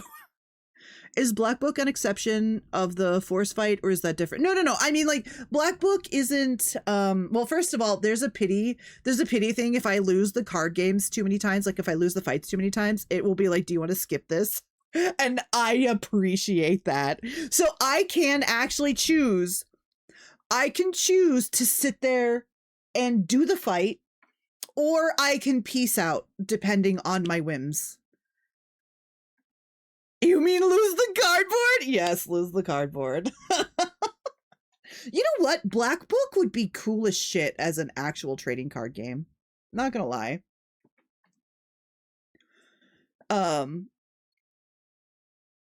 Yeah. I feel like it's a little in the gray area. I don't mind combat. I don't mind combat. It depends on the game and why I'm playing. If I'm playing like a linear RPG, I'm going to expect that there are going to be battles I'm forced into. That's fine. That's just part of the game. But if I'm playing like a sandbox game where I can fight, or I have the option not to, if I absolutely like want to, I like that. I like that a lot. You know? I got a couple of books sitting on my shelf I need to finish. I'm 2/3 through 11/22/63 by Stephen King and haven't started the dark half of him by him. Is the 63 one, is that the... Which one was that one? That one sounds really familiar. Inscription. I feel like I have played Inscription. Have I played Inscription?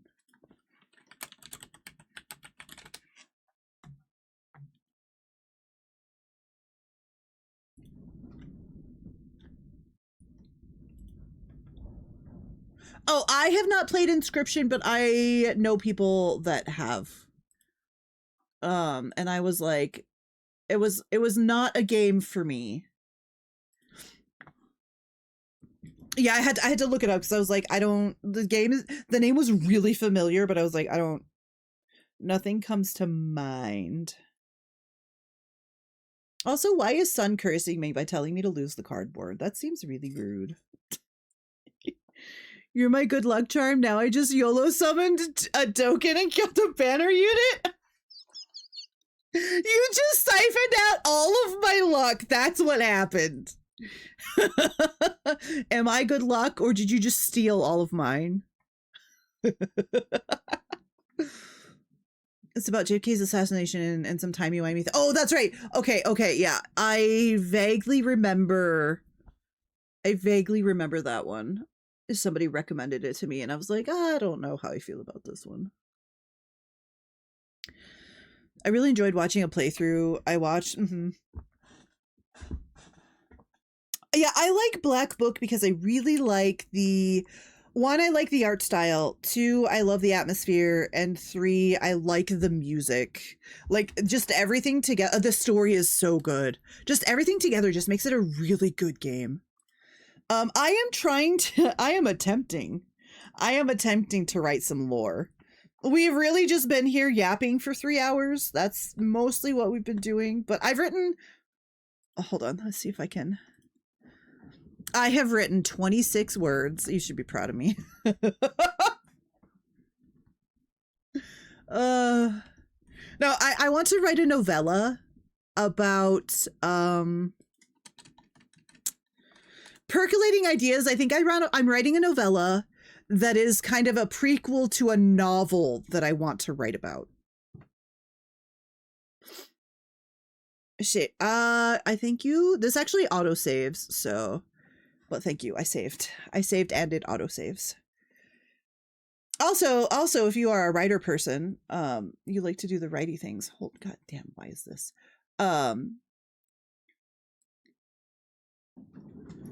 This program, this program will not cooperate with me, actually. It's called Scrivener. This is a program called Scrivener. Really good program for writing and organizing. I know quite a few people who actually use it, for D&D.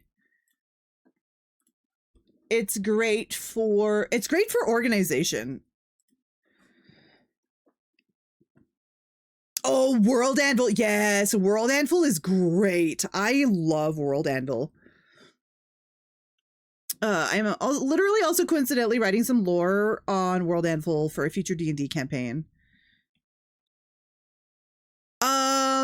If it's, I'm not sure. I don't know what they use. I did, and I just like the fact that I don't need to be like, because I think with Obsidian you need to be connected to the internet, right? Scrivener is just like, and also I can use Scrivener on like multiple devices. I don't know. I will also defend Scrivener with my life. It's such a good, robust program, and it was really cheap. If you won NaNoWriMo, it was only $25. So ND20 uses something that looks like that for his I don't know. Hold on. Let me go.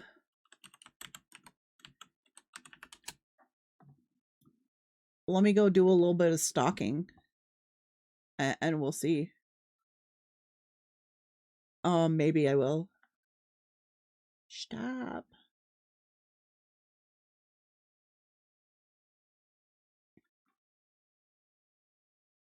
You only need to be connected if you want to sync devices for Obsidian, which is a paid feature, but there's a workaround to make it free if you use GitHub. I forget what it is to see if it's the same. It's, yeah, you can just go to scrivener.com if you, I'm trying to see if they,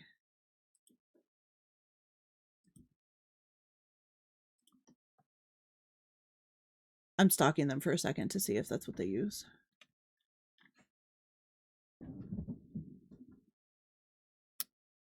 Warframe playthroughs.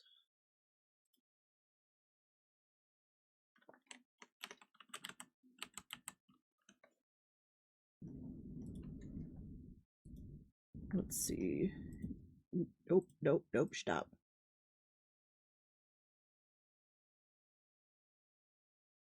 Oh, no, it does not look the same. I don't think this is what they use.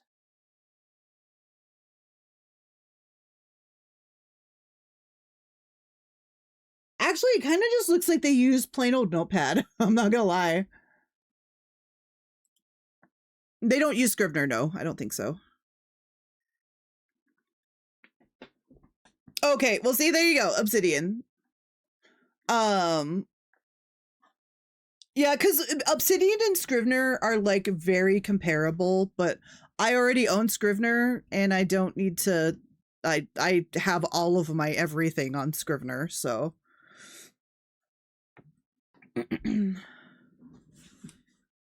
Oh, yeah, you can do that. You can do that in Scrivener, too. You can do, yeah, Scrivener has notes, synopsises. You can do bookmarks. You can do tags. You can put pictures in it. You can take snapshots of something and revert back to it if you like fuck up or want to change something. You can do footnotes. You can change all of the formatting in the document. You can also format it for EPUBs, which makes it great for novelists. There's lots of little windows that you could pop out. There's even like side ones you can kind of do here. I love Scrivener. It's so the only problem with Scrivener is that the initial learning curve is very high.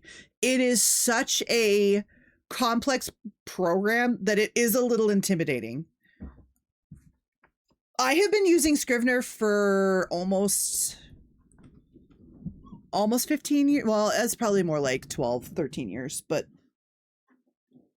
I've been using Scrivener for like a decade, more than a decade. So I'm just so used to all of the things that it can do.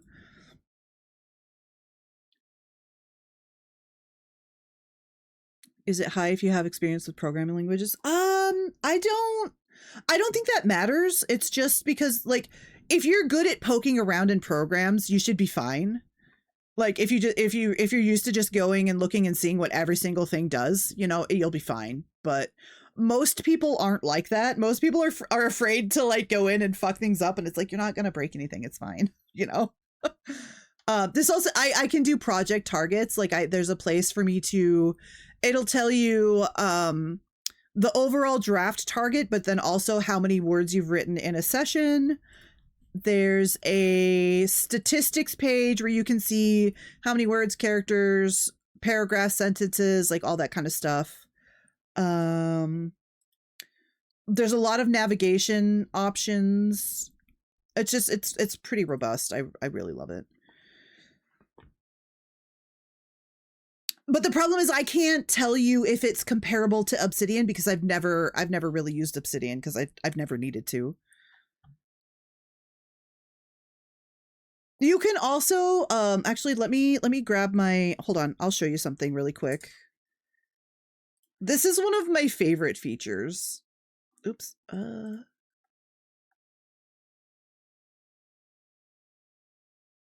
Where did I put it? Oh, there we go.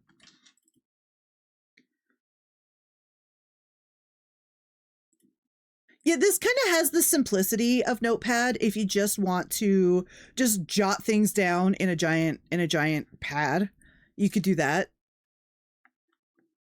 But I want to show you so this was a novel that we were working on stream a while ago.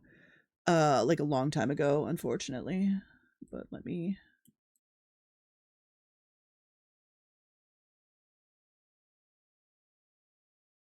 I don't know if this will let me do the thing.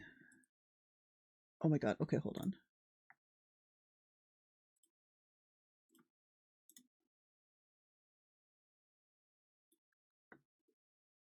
That did not help. All right, full screen it is. So you can see here, I do have to like alter some things because I had a corrupted USB and I had to take all the data. I was able to recover stuff, but that's why everything is like down here. I have everything down in this folder that I have to go and like resort above just because I had a USB that like crapped out on me. But anyway, one of my favorite things about Scrivener is that you can go and put color on your sections. I know that there's a way you can make it so that it's like the whole thing, but like let's see if I can.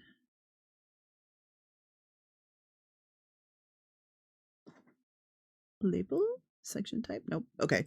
But you can like basically label things as certain colors to color coordinate. Like I have like 10 million different things. Use overleaf if you're in. What is overleaf? Yeah, that's one of the things I love. This was a 3.0 update, I believe. I don't think you could have done this in like the original Scrivener. But so you have like your main little pieces where you would put stuff, and you can have folders, and then you can color coordinate the folders. So I have folders within folders within folders of stuff, and they're all color coordinated, or they were when I had the thing. Oh no. Mm-mm.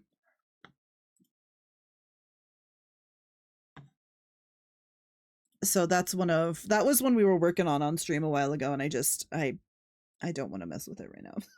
It's too much.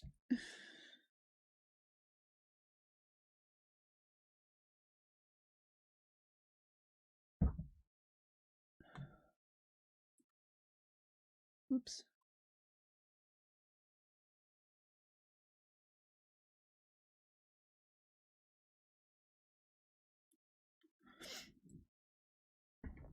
Yeah, I love this program to pieces. One of my favorite things about this is that you can install it into a USB and then just take it with you everywhere. It's such a lightweight program. I have done that. I have it installed on 2 computers right now, but I did put it on a USB to like use if I was ever like away from my PC.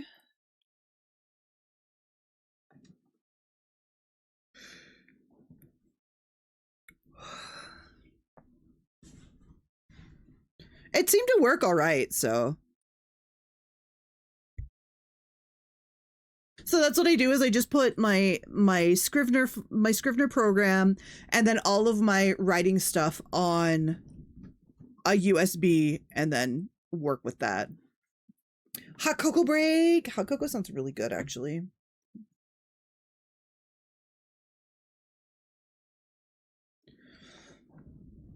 I was like, you know, it would be really amazing if I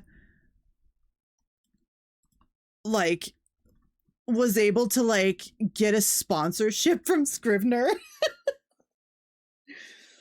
I've had hot cocoa for the past 2 days. I'm good. Yeah. One of the things I have to do when I do any traveling is upload my notes to like Google Docs so I can access them wherever. Being able to just run it off a USB would be nice, especially if it, you know, this does not require internet other than to verify your verify the initial installation. You need your serial code that they send you, but that's it.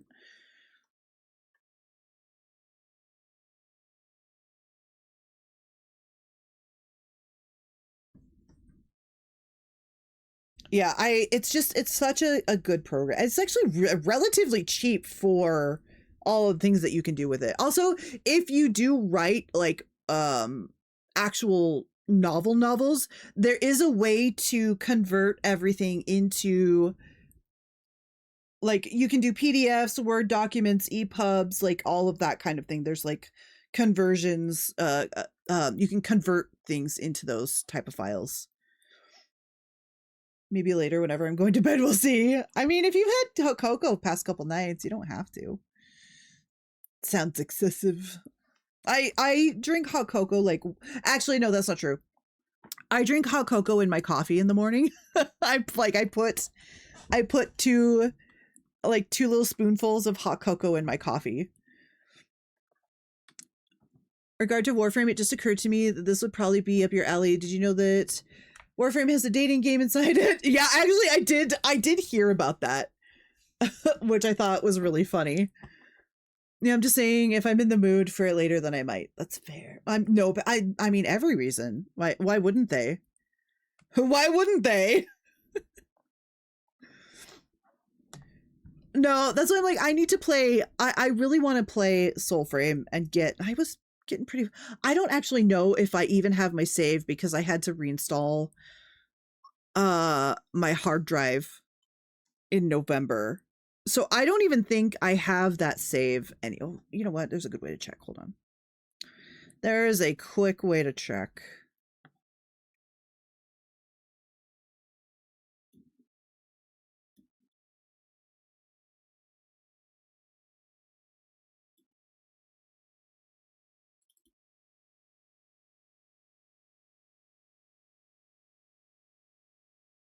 Why is my stuff loading so slowly? Totally play too. I don't have any friends who play. I haven't played for so long.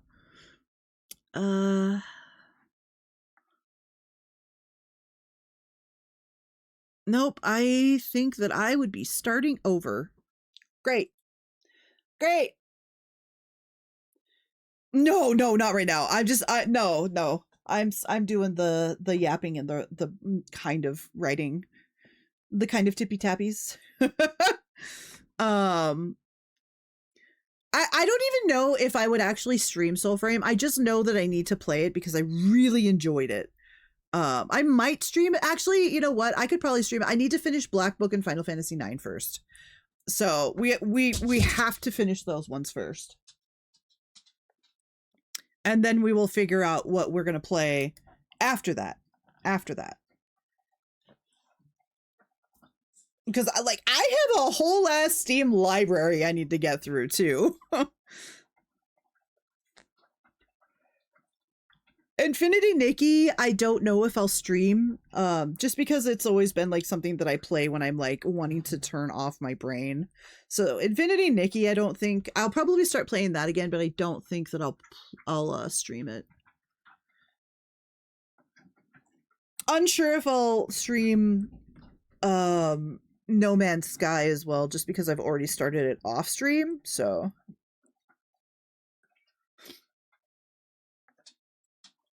Actually, hold on, what do I have? We did just get a bunch of games. Oh, the Brother Unit has decided that Gunfire Reborn is in the Steam thing. Oh, I have apparently now I have Myco Punk. He went and grabbed that one. Dave the Diver. Oh yeah, I got new games. I got like new games. I forgot. Oh. We got some games to go through, actually. So we have Dave the Diver. We have Stray. I don't know if anybody knows. I want to play Stray on streams for you guys so bad. So yeah, we have Stray, Dave the Diver, Dragon Age Inquisition, which is just a fucking fantastic game. Dragon Age is amazing. Do love me some Dragon Age. And also Expedition 33.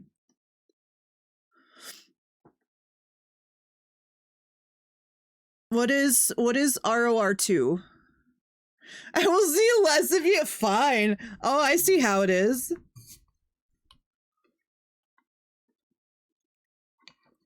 Just took a big bite of my semi-warm pizza with the cheese being slightly crispy and gooey on the inside. Ooh, that sounds really good. Oh no! You know what though? You guys just need to play it for a bit, and then, you'll come back. It's fine. Get it out of your systems. Oh yeah, I have the Wandering Village too. My brother snagged that not long ago. I really, okay, here's the thing. I really want to play it, but I don't know if people want to watch like a village sim, like a city simulator type game. I feel like that would be really boring for some people because it's really slow. I love the shit out of it. It's also like very Ghibli coded.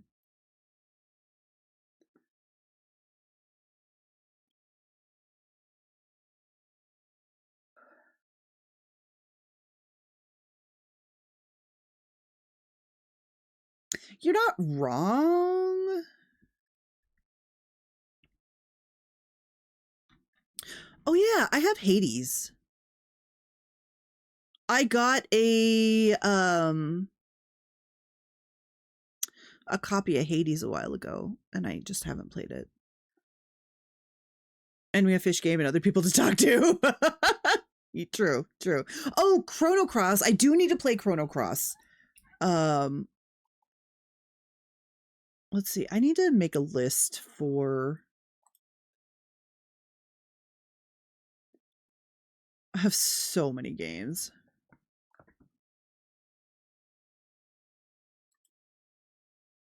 Let's see. What do we got?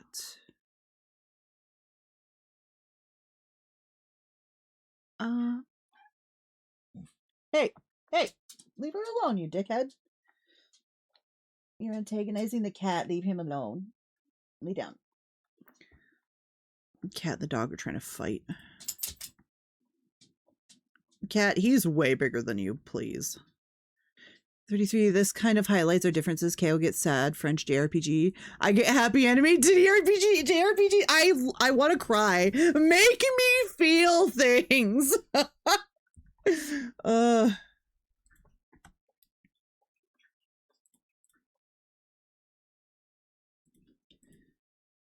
Okay, hold on.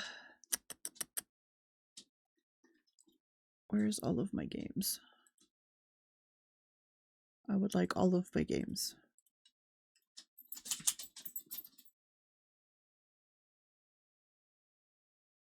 Oh yeah, I got Kerbal Space Program too, from a Humble Bundle a while ago.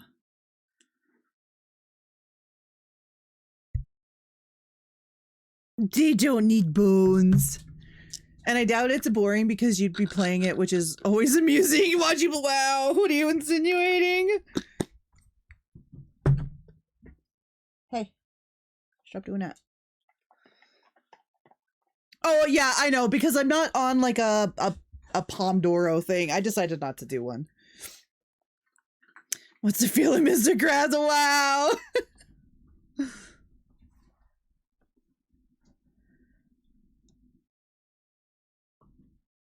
There are some in here. Like, I should start making a stream. You know what? I'm gonna make a stream collection. So.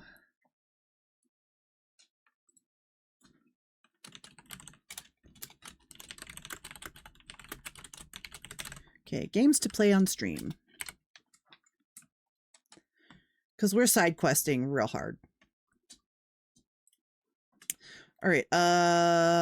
Yep. Dave the Diver. Okay. So I'm going to play Dave the Diver on stream. Oh, I don't know what that is. I do like the Atelier games. Like, they're so pretty, but I've never actually played one. If FromSoft's online wasn't so scuffed, an Elden Ring community co-op would be pretty funny to watch. I don't know. You know what? Here's the thing. Y'all never watched the streams where I played Elden Ring. We did that. We did some Elden Ring. It went about as good as you could expect. I watched Mata play Dave the Diver, and it's for sure a game I can't. Oh, wait, why?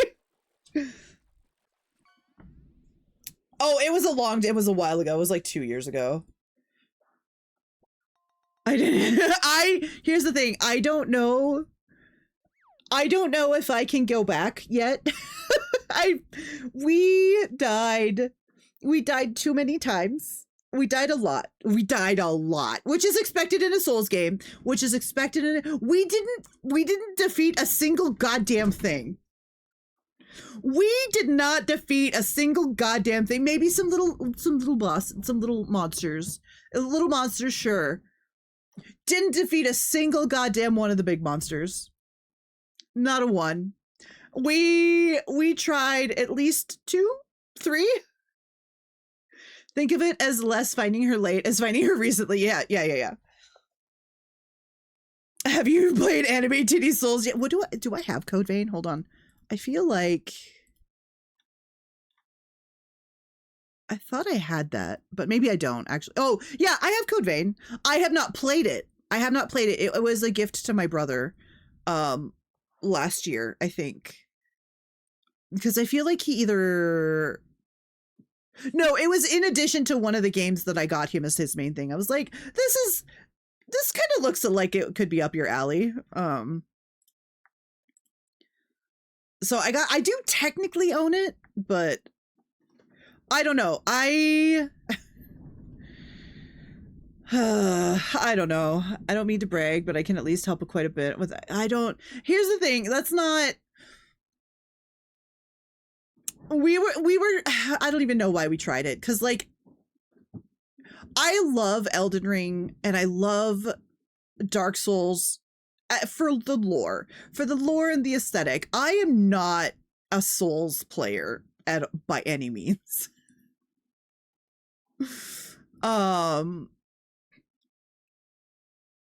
Have you played? Not much has changed aside from the models. Oh. Yeah, I've stayed about as bad as I have been the whole time. It has one of the most amazing character creators of any game I've ever played. I spent 3 hours in the character create. Okay, I'm not gonna lie. So I started out as a Monster Hunter gamer on streaming.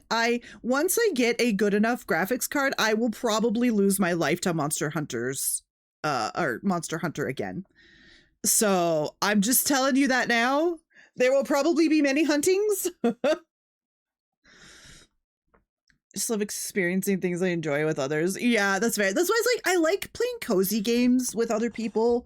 But when it comes to like stressful games like Elden Ring, I feel like I stress too much with it, and I feel like I would not be good with another player in the area, in the vicinity. Watch you play games one, because sometimes it's funny watching you suffer. We can all relate to that. And there's times when you actually carry, which okay, which is amusing, and we can just talk to you and just have fun with streams. So yeah, I'd watch you play a sim. That's good. Okay, that's good to know. I want to play it so bad. I've been dying that I cannot play Wild so much.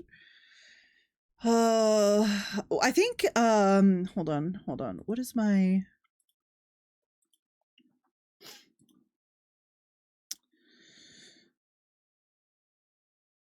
So I only have 150 hours in Monster Hunter World on this PC, but I have more hours, I think,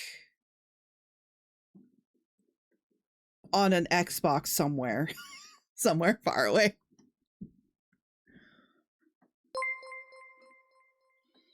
Hello, Skulls! How's it going?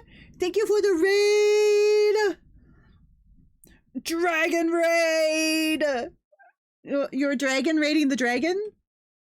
You're playing Dead by Daylight. How was Dead by Daylight? How was things? Tell me about the things. Also, if you need to raid and run, please go get your food, go get some water, take a chill break. Snuggle your pets if you have some. How are you, Sweet Bean? I am good. How are you? It's a bubble time for sure. Also, welcome raiders. If you have never been here before, I'm Chaotica. I am a variety streamer. As you can see, we do writing. We also do a lot of gaming. We do art. We do a bunch of random. Mostly we do a lot of yapping. We do a lot of yapping. We are now Cat Dragon. Thank you, Moose. How was Dead by Daylight? I mean, tell me of the adventures that you had in Dead by Daylight. Oh, really? That seemed unnecessary. Basically God tier content. Yes. We are here for God tier content. We pretend KO does other things. KO just yaps. Listen, I yap and then I also do a side of like other things. Listen, I wrote 26 words, okay? There are 26 words that got written this scenario. Well, they kept running for my chainsaw for some reason. Oh, that's rude of them. That seems awful rude.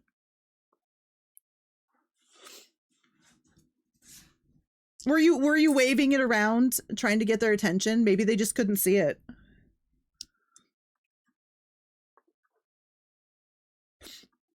Oh, I forgot what we were doing. Oh, yeah, I'm not gonna tell you what the game that I had the most quote-unquote hours is Cookie Clicker, because I would just leave that on for 24/7 a lot of the times. I was just trying to see if the blades were dull or not. Oh, and they weren't nice enough to help you with that? That's awful. That's super rude. I think you should cut them. It's more than I've written if you don't count chatting on the streams. Monhunt is the best. Oh, so I have 300 hours in Skyrim. I used to mod the fuck out of Skyrim. Then we got Stardew, Civilization 5, Terraria, City Skylines. You can tell I like a lot of sim games. Real as fuck. If they don't accept your pretty chainsaw, just cut them. People just don't like to have fun no more, right? I would have tested your blades. Oh no. Okay, we're trying to find games. You know what? You know what? I can't do that either. I was like, I could just show you my Steam. No, I can't. I might get banned. So we don't show. No. Sorry, friends.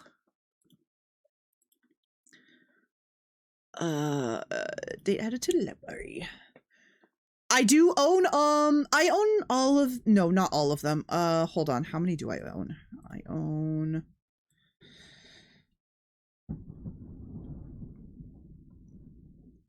I have quite a few. STR, where are you? I have Tropico Reloaded, Tropico 2 Pirate Cove, Tropical 3 Special Edition, and Absolute Power, and then I have Tropical 4. I do love me some RimWorld. I have RimWorld and like 2 or 3 of the DLCs. I got my brother addicted to RimWorld for a while there. It was really funny. I was like, hey, I have this game. You should try it out. That was a mistake for him. It's so good though. I love RimWorld. I had an idea that I was like, I think it would be really funny to do like a RimWorld RP type situation where we just go around and tell stories about why shit is happening in the RimWorld thing that we're playing. Also, thank you for the follow, Lori. I don't know. I want to. I don't know if or when I would do it, but I had that idea. I thought it would be really fun. We playing hide and seek? Come and find me? Oh no. I have 117 hours on DayZ. Ooh, I don't think I've ever played that one. 5K. Oh my god, that's so many. 5K on Arc. Crazy. Know what I think KO would love to try out? No, you know, KO does not want anybody's blades. Keep them away from me. I am an observer only. Although I'm a little behind on chat. I'm sorry. I think my favorite sim type game, tongue-in-cheek SimCity with elements of Civ. Yeah, I can see that actually. It's really funny. It is was it El Presidente? Comfy city builder for KO Timber. I do not have that, but it is in my wish list. I don't have it, but it is in my wish list. Because I have questionable games on this wish list, and some of them are the covers are not good for Twitch. I'm just, we are horny on main, okay? We don't censor ourselves because that's a lot of work, okay? This is so much work. Don't get me, oh my god. The human leather hat colonies get a hold of you and then it's just all over. No. Yeah, Rando does love a little bit of a dark romance. We should play some scary games. Get your heart... Dude, I was gonna hook up... I have a Fitbit that does the heart rate monitor that hooks up to one of the apps. I was gonna do that in October, and I totally forgot about it. And we ended up doing, like, mostly cozy horror games. Like Black Book and Dredge and, like, some... Or not Dredge, Black Book and, like, some other stuff. So it wasn't even really, like, heart-pounding stuff. How many eldritch monsters are in this one, KO? Are in what one? In my novel? None currently, but that's not a promise. It's the dragon riz to be fair. I mean, the dragons do have the riz, no lie. You could cover up the safe for work part with a thumb, the not safe for work, but the yeah. Right click and hide them. If you want to see them again, start typing. No, I don't. No, that's not how we work here. We too, that's too much. That's too much. I love dragons, like How to Drain Your Dragon. What is WOF? Oh, Wings of Fire, Dragon Mommies and Daddies, like you name it. I see why you're here. I see why you're here. Rando just likes me for my horns. I see how it is. Can put them in there. I mean, it's fine. It's fine. You think she'll remember all the... Here, hold on. Let me go through and I'll see if there's any, like, super questionable titles. And then I will just hide them. And I will blame Kieferoy if I can't remember to bring them back.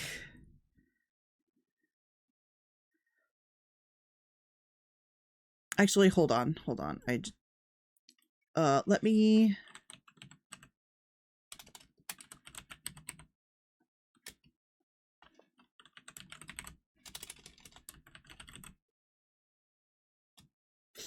Okay, maybe it should be fine, right?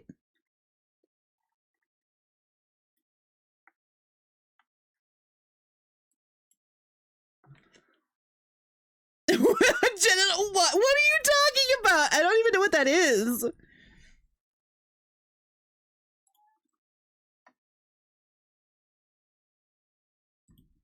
Okay, I'm trying to see.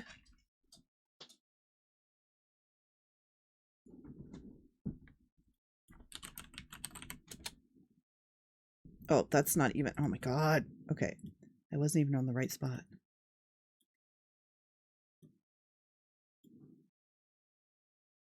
Okay,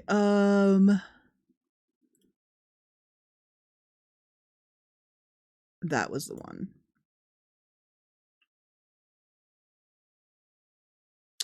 I was like, there was a couple, because I got like a Humble Bundle a while ago, and there was some games in there. But I just like went and I just installed them the other day, and I was like, it's fine. And now I'm kind of regretting it. You go hang with your sister? Okay, have a good night, Kieferoy. She doesn't know what DP is. I don't know what you're talking about. I don't know what you're talking about. No, there's one. There's one called Lust for Darkness that I have to hide because I think that one is yeah. The other ones are fine because like Queen Beast doesn't actually have anything on the cover. Greedfall is fine. It has some nudity, but it's not crazy. It's like just in the game, not the cover. Same with Amnesia. So I think it's okay now. It should be fine. Okay, hold on one second. Let me do a thing.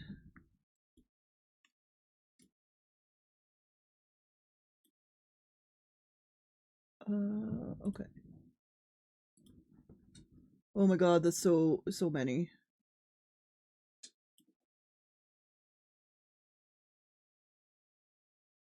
That's hello?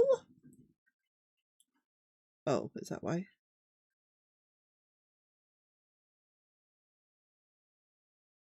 I don't know why it's being like this. Okay, there we go.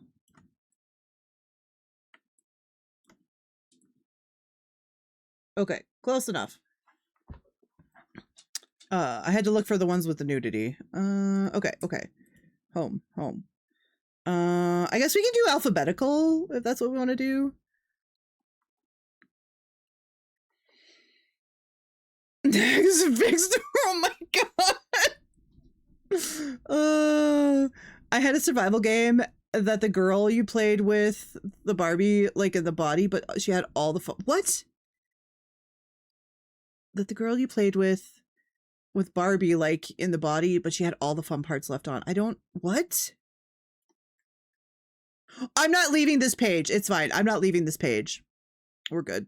I don't need to. We're just gonna look at games. I'm not buying games. We're looking at the games I already own. We will not be going. There's that, and then we're gonna go over here, and we're gonna go add to one of these. That's what we're doing. We're not doing anything crazy here. So this is like a hidden. Actually, no. I'm gonna go by latest. See, add it to library. We're gonna do it this way. Oh, but they kept the fun. That's so weird. That's so weird. I don't know how I feel. That's so weird. We played Amnesia. Y'all, you missed that. We're not doing it ever again. Yeah, no, that's why I'm like, I have to be very careful. I have to be very careful. I'm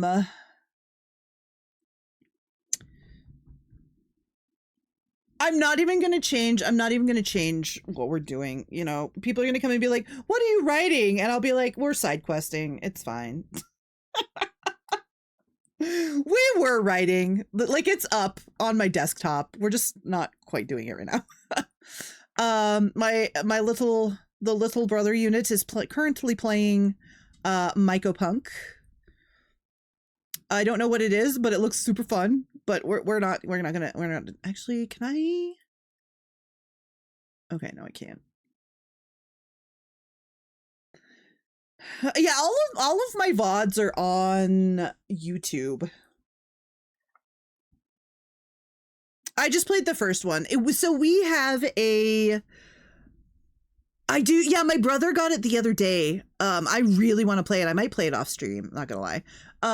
So he got this the other day, and he's been like, "You should play it. You should play it. You should play it." And I'm like, "I want to. I know." Yeah. If you go into, hold on. Yeah, that thing. That's a timer that comes up every once in a while. This is proof you ignore me. I'm kidding. That was awful. So I got these 3 for Christmas. So I think I do want to play all 3 of these on, oh, that one's already on there. I want to play these on stream. I have already played most of Stray, but I didn't finish it, and I really want to. And it's on my PlayStation, and I don't have a place to hook up my PlayStation right now, so I think I want to play Stray on stream. I gotta find my base. I think I have it set so that I'm not, so that I can, it's like invite only, right? On No Man's Sky. Like it's friends only, I think. Or it's like the lowest amount that people can find me. Whatever that setting was. So I got those. We got No Man's Sky. Which I played for like 9 hours in one day. It was incredible. The 10 out of 10 we'll keep playing actually. Hold on, let me do this a little bit. There you go. Now I'm out of the way.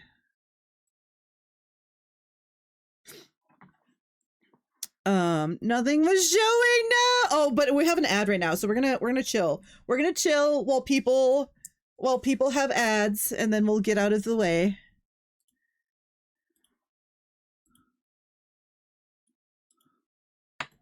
Son, what the fuck?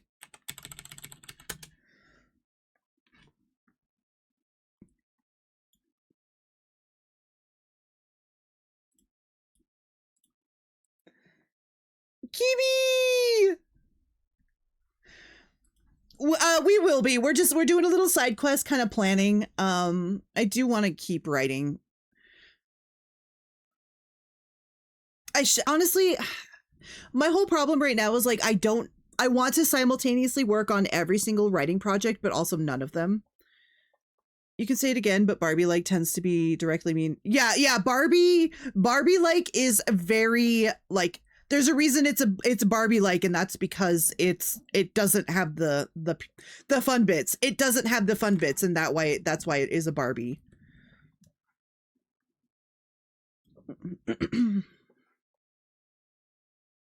Hi, Book Nook!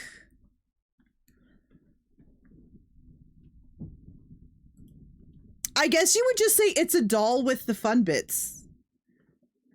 It would just be a normal doll at that point. Quote unquote fun bits.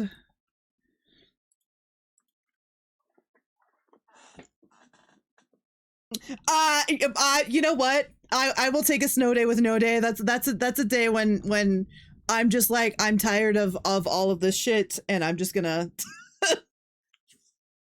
but you are correct, yes. I'm not here, good night.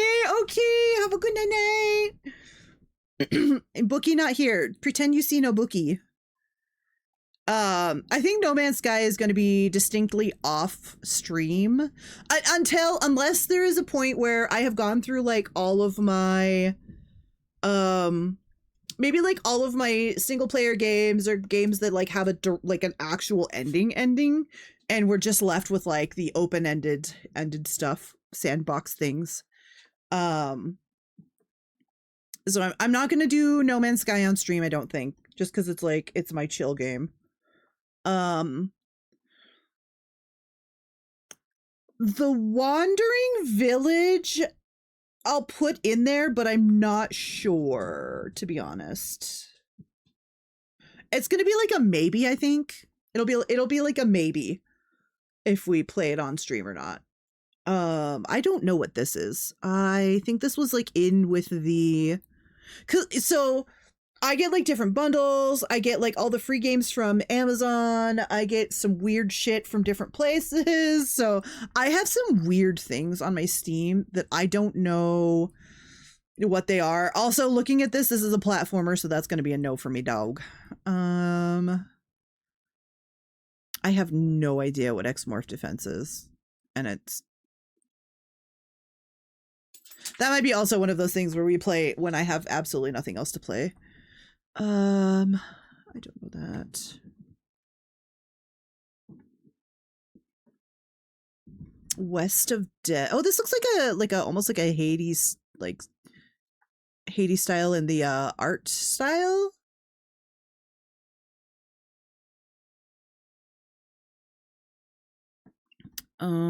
Actually, I'm probably gonna skip a bunch of these because I don't. Best character creator was in Black. I know I didn't play the game. I just played the character creator. Oh god, that was so long ago. I don't know what this is, but this looks kind of funny. This kind of looks like that hole game, game that digging a hole.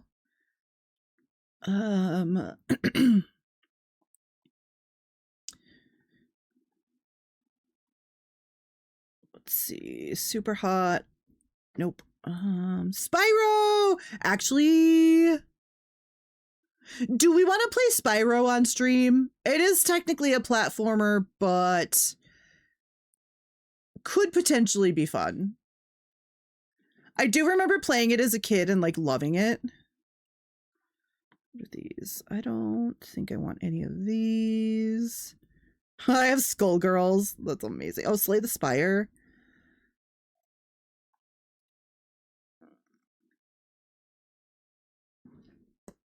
I don't know how I feel about Slay the Spire, honestly. I think I'll add Spyro and then we'll decide later. Let's see.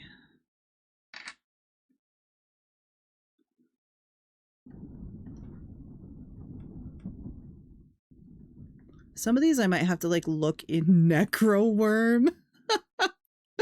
Some of these I keep forgetting that the titles are just like crazy. That's a platform. I like, there's so many platformers though.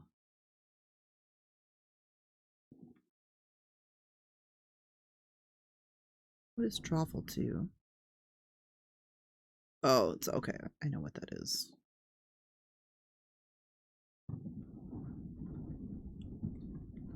Oh, yeah. So about the amnesia thing, we have a,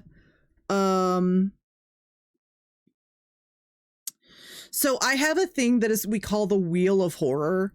And it's basically, I take every single horror game that I have on my Steam library, we put it on a wheel, and then we spin the wheel, and whatever it lands on, that's what we're going to play, right? I think I have to like update it a bit, but that's basically what we have. Oh god, Chrono Trigger was so long ago. I feel like I loved it, but I don't actually remember. Cabin Fact, I have no idea. I couldn't tell you unless I put this on I'm gonna hold off on Code Vein just because it wasn't for me, so I don't know how I feel about it. We spin the wheel and then we complain about the game chosen. Yeah, that's basically what it is. In Bento, I don't know what this is, but this looks really cute. So I'm gonna do that one. Aloft. We played Aloft on stream. We could play. I'm gonna put it on, but that might be something to play a little later when there's like more of the game, because I feel like we're gonna finish that one real quick. I have Borderlands 4, but I haven't even played the other one, so I'm not gonna put that on there. Oh, I did absolutely love Chrono Cross. Chrono Cross is like one of my favorite games. I do want to play Hades on stream. Speaking of Chrono Cross.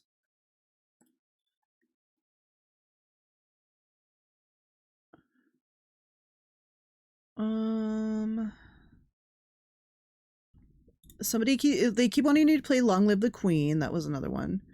Hotel Galactic seems really super cute. I kind of want to play that one on. Let's see. We played Craft. Lexi, what did you do? Okay, I can't accept it on here. I'll accept it off screen.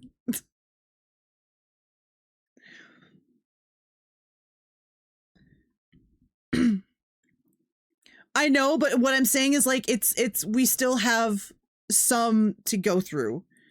And I feel like once we get to the end, it's gonna be the same thing I did with Core Keeper, where I'm just gonna not play after it's done.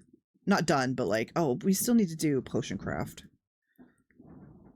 Tower, I would play Towers of Hagasba, but I already I already got to the end. And I'm doing the same thing. Got to the end. Absolutely fucking love it though.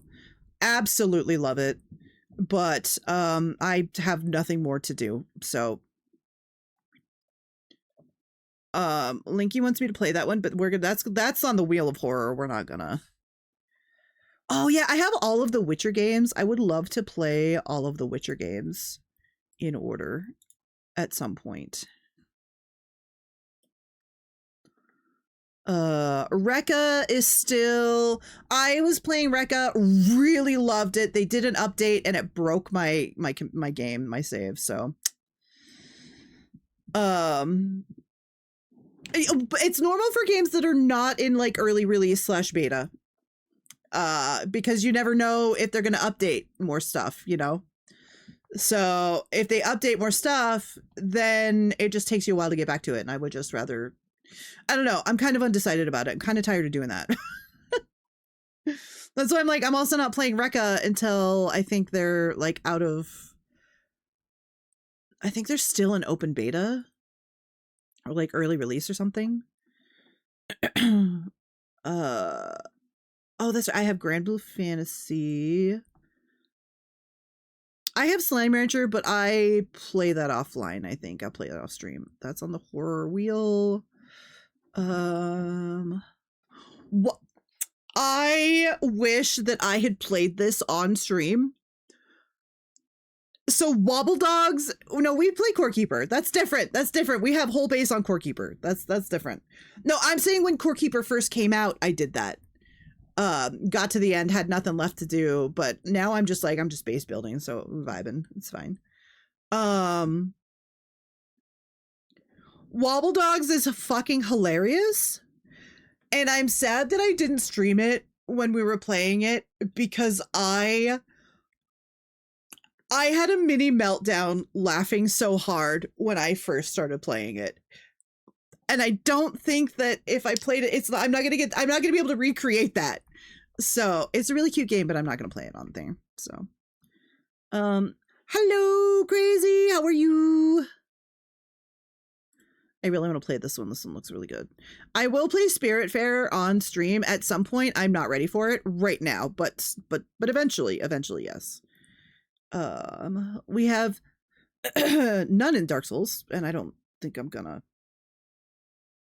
I think I'm just gonna leave Dark Souls, to be honest. Pal World. I'm gonna leave this off just because it's like repo. We kind of do. It's like open world a little bit. We've already played Outer Wilds. Already played Baldur's Gate. I can play it again, but I think I'll leave it off just for now. Prioritize some other stuff. Tales of Arise we need to play. Do we want to do all of the Fallouts? I need one more in 3 different spots to get big. Oh no! I hate that. Do we want to play the Fallout games? They're pretty... It's like Skyrim. I know, that's why I'm like, I feel like it would be... Yeah, no, not Fallout. That's actually, like, all of these are my brothers. These aren't even mine, because we have a shared library. But I'm just like, we could technically play them, you know.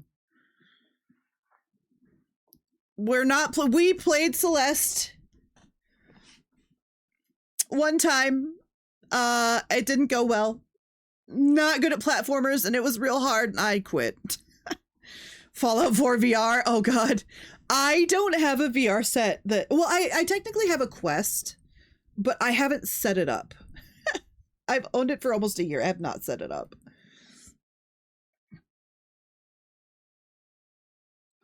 Well, I won't add them, but just they're there. So they're there. Strange Horticulture we did on stream. Yeah, I love Baldur's Gate. I think I will put it on because I could do another playthrough, like a brand new one.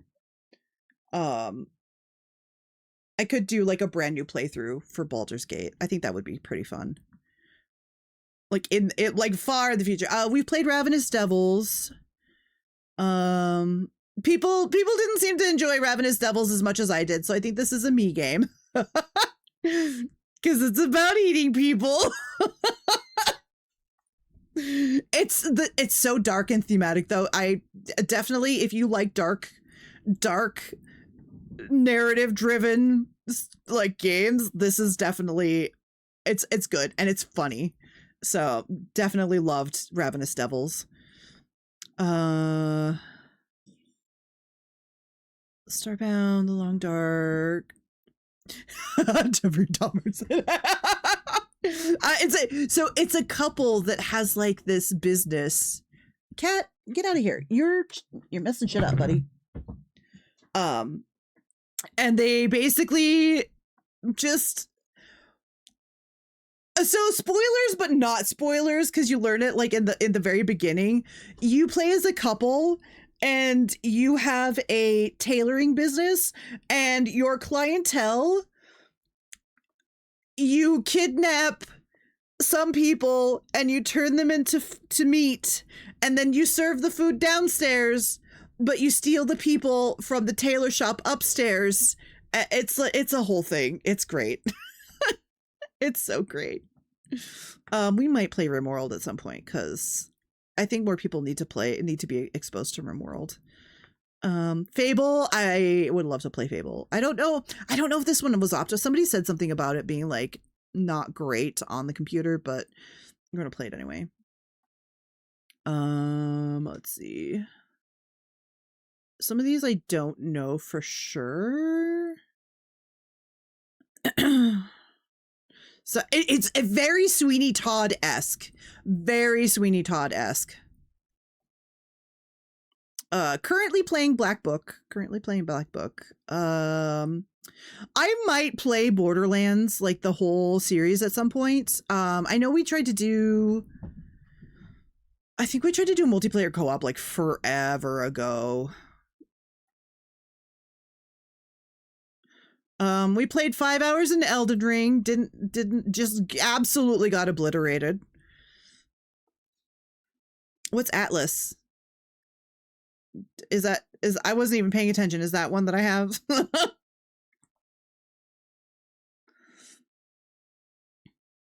What about fishing? I do. We have Dave the Diver. We put Dave the Diver on here, so yes, fishing. We do the fishing. Was the pirate game from Arc Creators? Oh yeah, I don't. We did play this on stream. Witchwood is really good. Really good. Graveyard Keeper is awesome. I'm not putting it in there because we already play it on stream a bit, so I don't think it's one that we need to make it a goal just because we already play it. So Graveyard Keeper is hilarious. I'm not going to play it on stream just because I already have so many, like, I already have too many things on it. But I do love this. Oops. I do love me Ace Attorney. We played some of it on stream, but I don't remember how far we got. Katamari is great, but we've already played this. Oh, I need Tales of Symphonia. You finished with the second color? Yeah.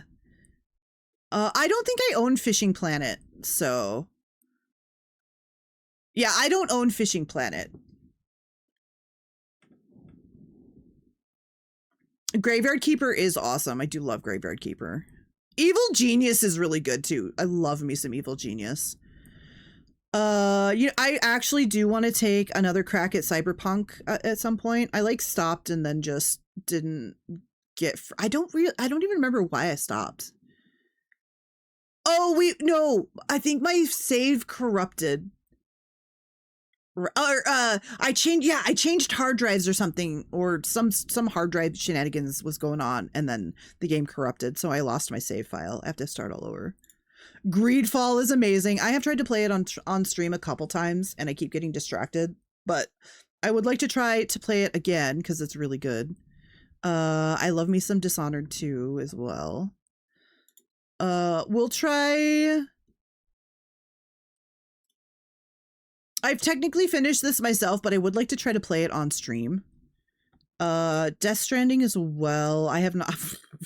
so I have this and Horizon Zero Dawn for PS4. I have gotten to the very last boss and then I stopped playing on the PlayStation because I was just like, I don't want it to end. And I did the same thing with Horizon Zero Dawn. And then the sequels came out and then I finished the games in like 3 days. I am an awful person. We are not going to be playing Subnautica on stream. I apologize. Oh, actually, we could play the 11th hour. We've already done 7th Guest. That was a pretty fun stream. Like, that was pretty hilarious as I fumbled through the fucking puzzles. Ugh. No? Why no? I love 7th Guest. This is Subnautica. Oh, no. No.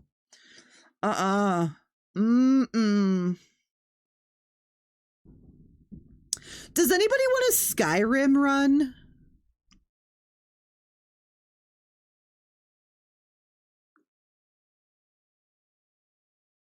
Like, I haven't done, like, Skyrim in a really long time. And I could probably do, like, modded Skyrim or something. I know a place that, no. Fuck no, why? Are you talking about Subnautica? Are you talking about Subnautica or are you talking about Skyrim? I love Skyrim, though. I played this one. This one's really cute. I got that one as a gift a long time ago. We could play ESO. I haven't played ESO in like 10 million years. I got all the jack packs for no reason. So we actually did BioShock we already did BioShock, the first one. So we do need to do, I'll do the remastered. So we'll do that one and then Infinite. I played a little bit of this game. I really suck at it, so the story is great. I know the story. The story for Mirror's Edge is amazing. I don't know if anybody wants me to play Mirror's Edge. It would be probably not great, but we can. It's an option. What about Assassin's Creed? I've actually never played the first Assassin's Creed.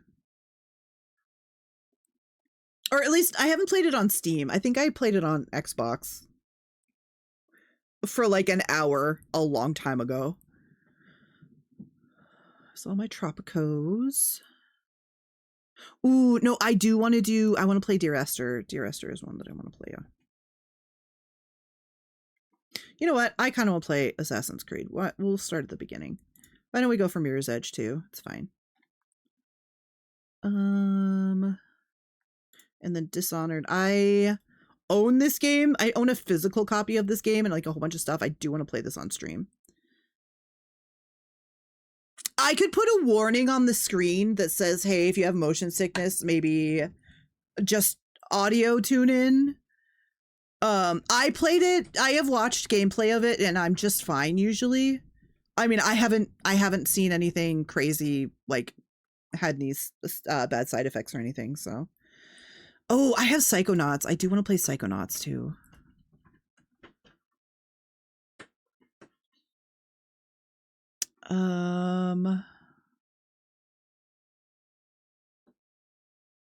Majesty is a really good sim game. Like if you like sim games like Kingdom simulators, this one's really funny.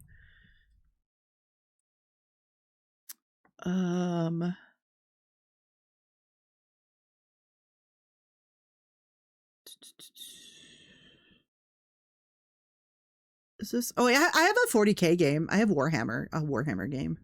I've never played this. I think it's my brother's. Oh, just kidding. I have a couple of them. Just kidding. I got a bunch of them. What's wrong, kitty kitty?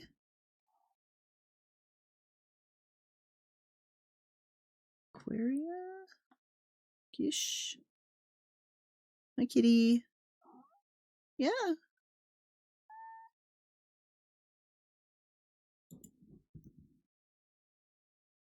He's being very vocal, and I don't know why.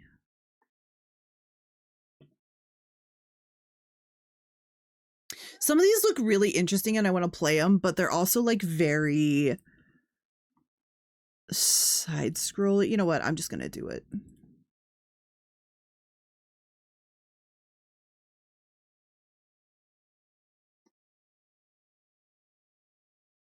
That looks weird as shit.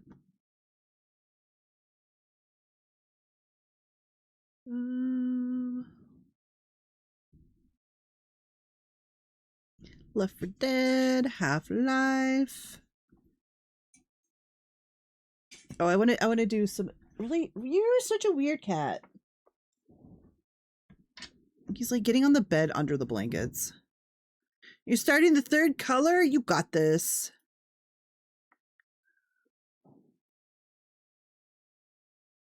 I don't know what this is, but we're going to try it.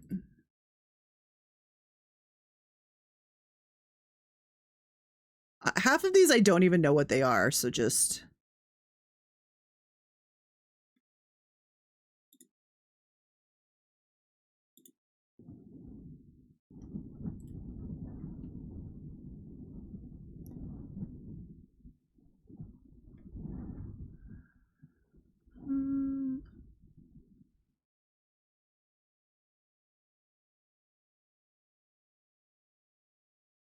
Oh yeah, I think some of these are horror. We already played Doki Doki Literature Club.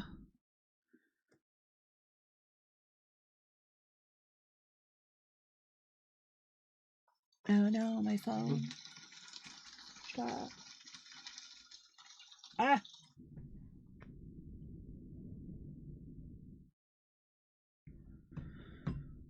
Goose Goose Duck was super fun.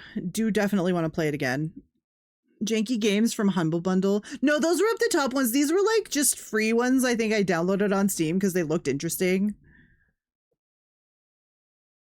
But I want to check and make sure because some of them are horror games and they're on the wheel and I can't. I want to save those for the horror of the Wheel of Horror. But then some of them are just kind of like cute little weird ones and I have to figure out like this is definitely horror.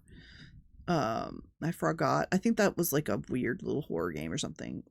We already finished Colonel. I love you, Colonel Sanders, a finger licking good dating simulator. Was actually legitimately a good game, surprisingly. Surprisingly. I did like it. It sounds familiar, but tell me again, because I don't remember. Best game on Steam? Yep.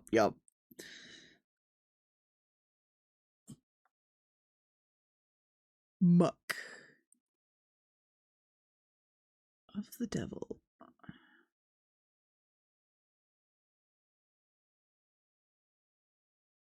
Pico Park. I think that one was okay. Yeah, some of these I'm gonna have to look into because I think this like Paper Lily and this one were like really dark Otome or like Yuri dating sims or something. Queen Beast is not appropriate for Twitch.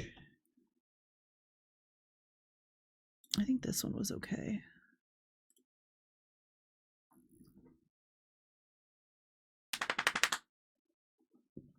It's like Stardew Valley, but one of the people in the game. Oh yeah. That's not even out yet, right? Like they're still in it's still in production or something like that, I think. Okay, so a lot of these ones are some of the horror games, I think.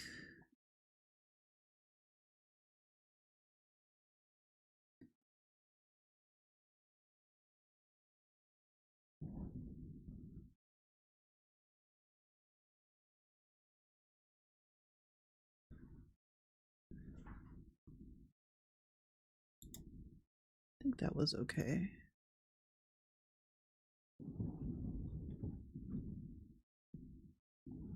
Wait, wasn't I doing all games?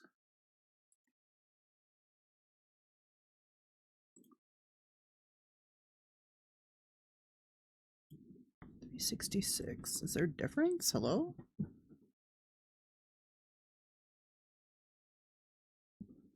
Okay, no. Okay, okay. We got a pretty good like 51 games. Heck yeah, we're good. We good. We'll get through this list and then we'll revisit. We'll revisit at some point. I know. I saw it I saw it announced and I was like, I absolutely need this freaking game.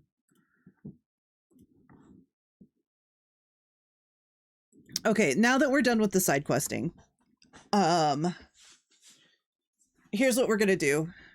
We're gonna set a timer for 25 minutes, and anybody that wants to do some writing with me, we're gonna write for 25 minutes. I'm gonna ignore chat. I should have put a little focus thingy up. Damn, where's my post-it? We're gonna ignore chat. We're gonna do some writing, and we got 25 minutes. So there you go. Word 27. Oh, wait. That's hold on. 26. I had 26 words. Okay. We need to build on that. So why would I tell you that when I could just tell you that I'm going to ignore you while I write? Okay.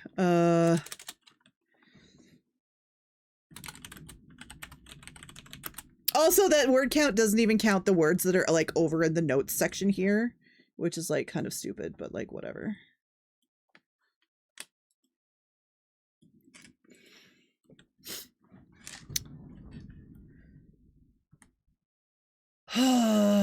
Okay.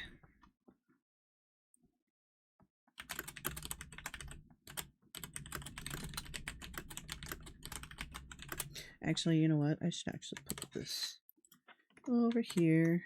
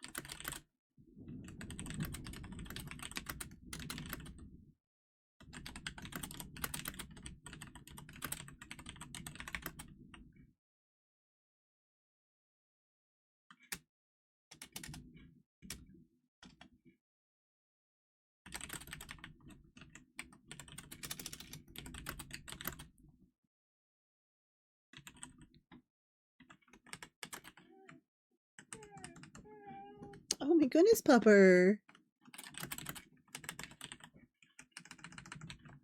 Why are you so sad? You're on the bed. Why are you bitching?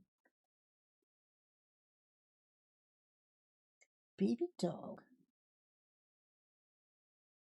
Baby dog.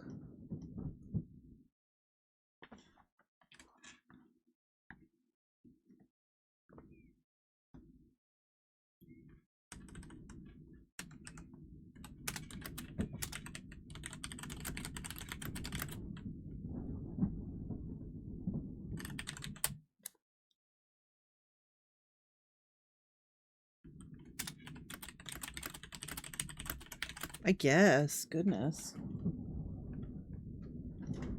Well, also, it's like blowing really hard outside, and it's like kind of slamming up against the side of the trailer, and it's making a lot of weird noise. So I think it's making her nervous. It's making me nervous. So it's also like stupid cold in here.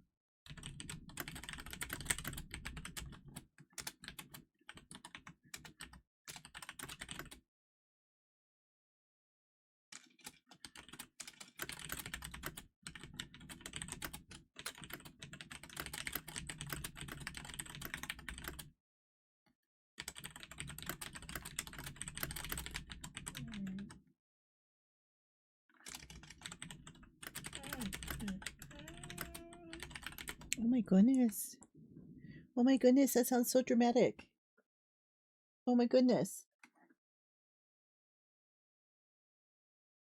She probably needs that O word, but you have to wait a little bit longer. What is it? I've been streaming for 4 hours. So yeah, like 15 minutes, I think I'll end the stream. And then that'll be after the timer goes off too. So that wraps up nicely. You can wait 15 minutes, Pupper, I promise. I have to pee too, so you can wait. I can wait. It'll be fine. You'll live.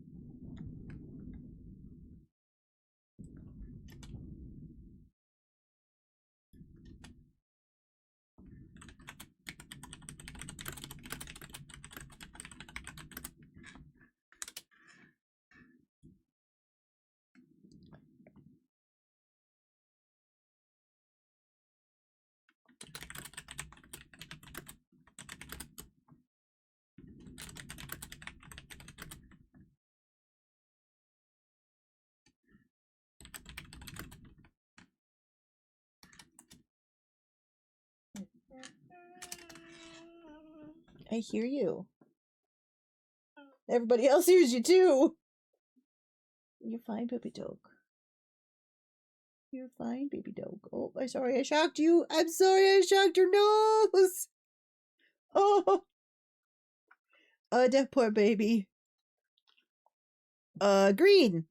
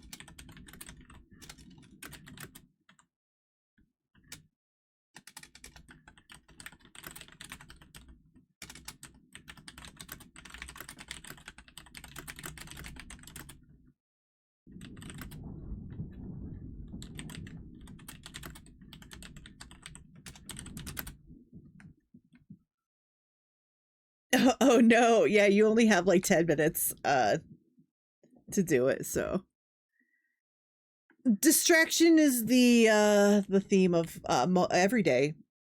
Yeah, every day. Every day is a distraction day.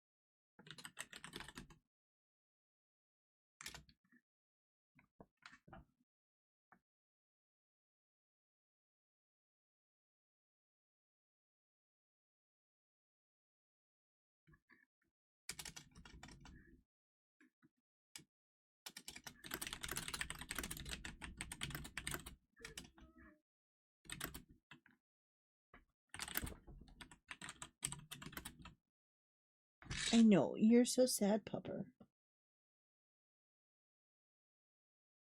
It is okay, baby dog. What's wrong?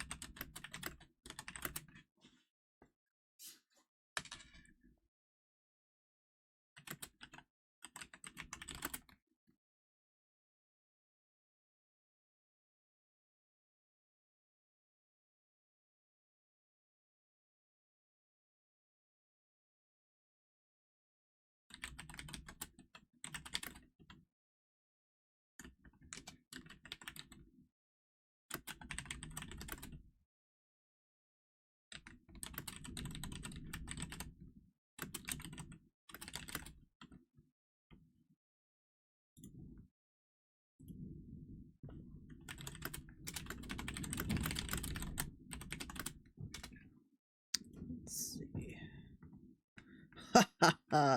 I'm already at 397 words. Take that.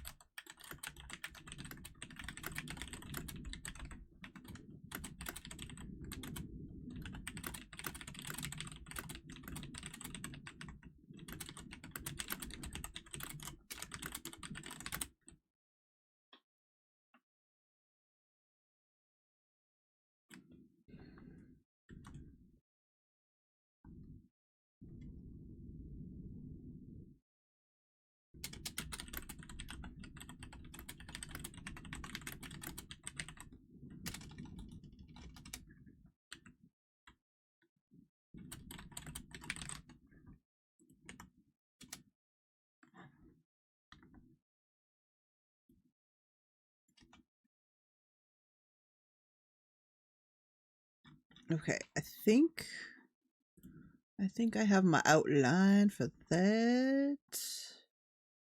Okay, 592 words this session. Nice. Ugh. I will leave the timer up, and I'm going to... Oh, actually, the time... We are over the timer. There's no sound thing to let me know that it's done. I just have to look up, and I was like, oh, it's break time, not...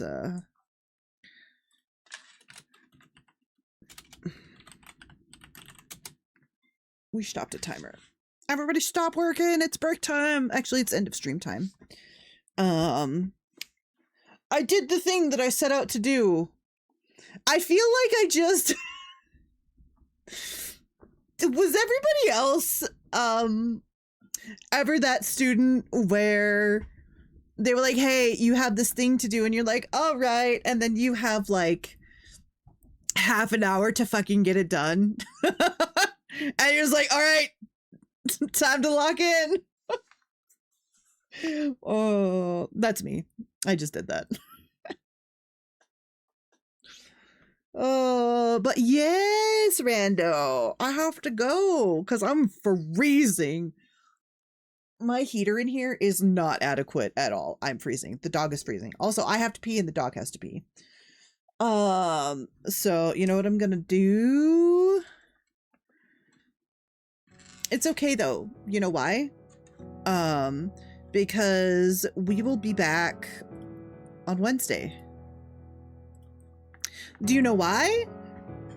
Because Wednesday is New Year's Eve, and we're gonna spend New Year's Eve together. Or if nobody is doing anything for New Year's Eve, I will be streaming, so you can come hang out with me as we bring in the new year.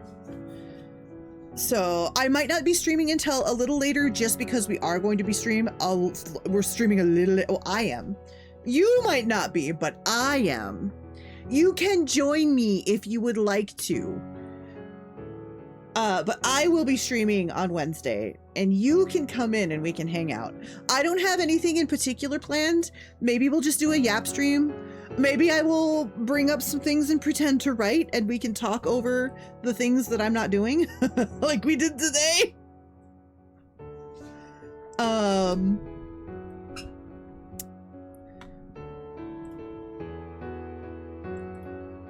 Let's see, what am I? I need to go find someone to raid.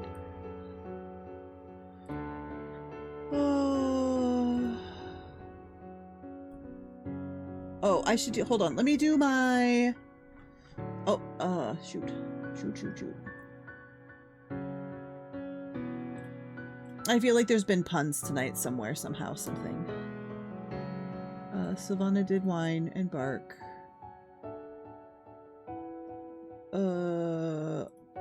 I have done that. Y'all are actual bullies all the time.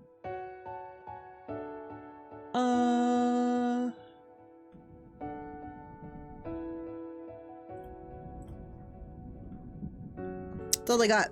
Check your bingos. See if you've got a bingo. Okay. So I did my bingo part.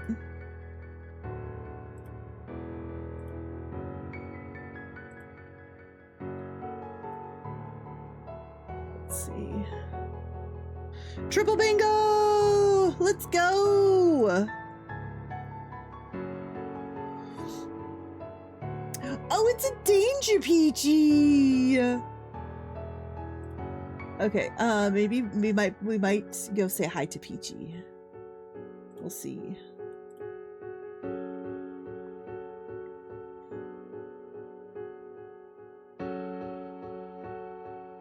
Oh my goodness, I have so. Oh no, Toto Kitty is on, and I'm gonna go raid Toto Kitty. Let's go say hi to Toto. Let's go say hi to Toto.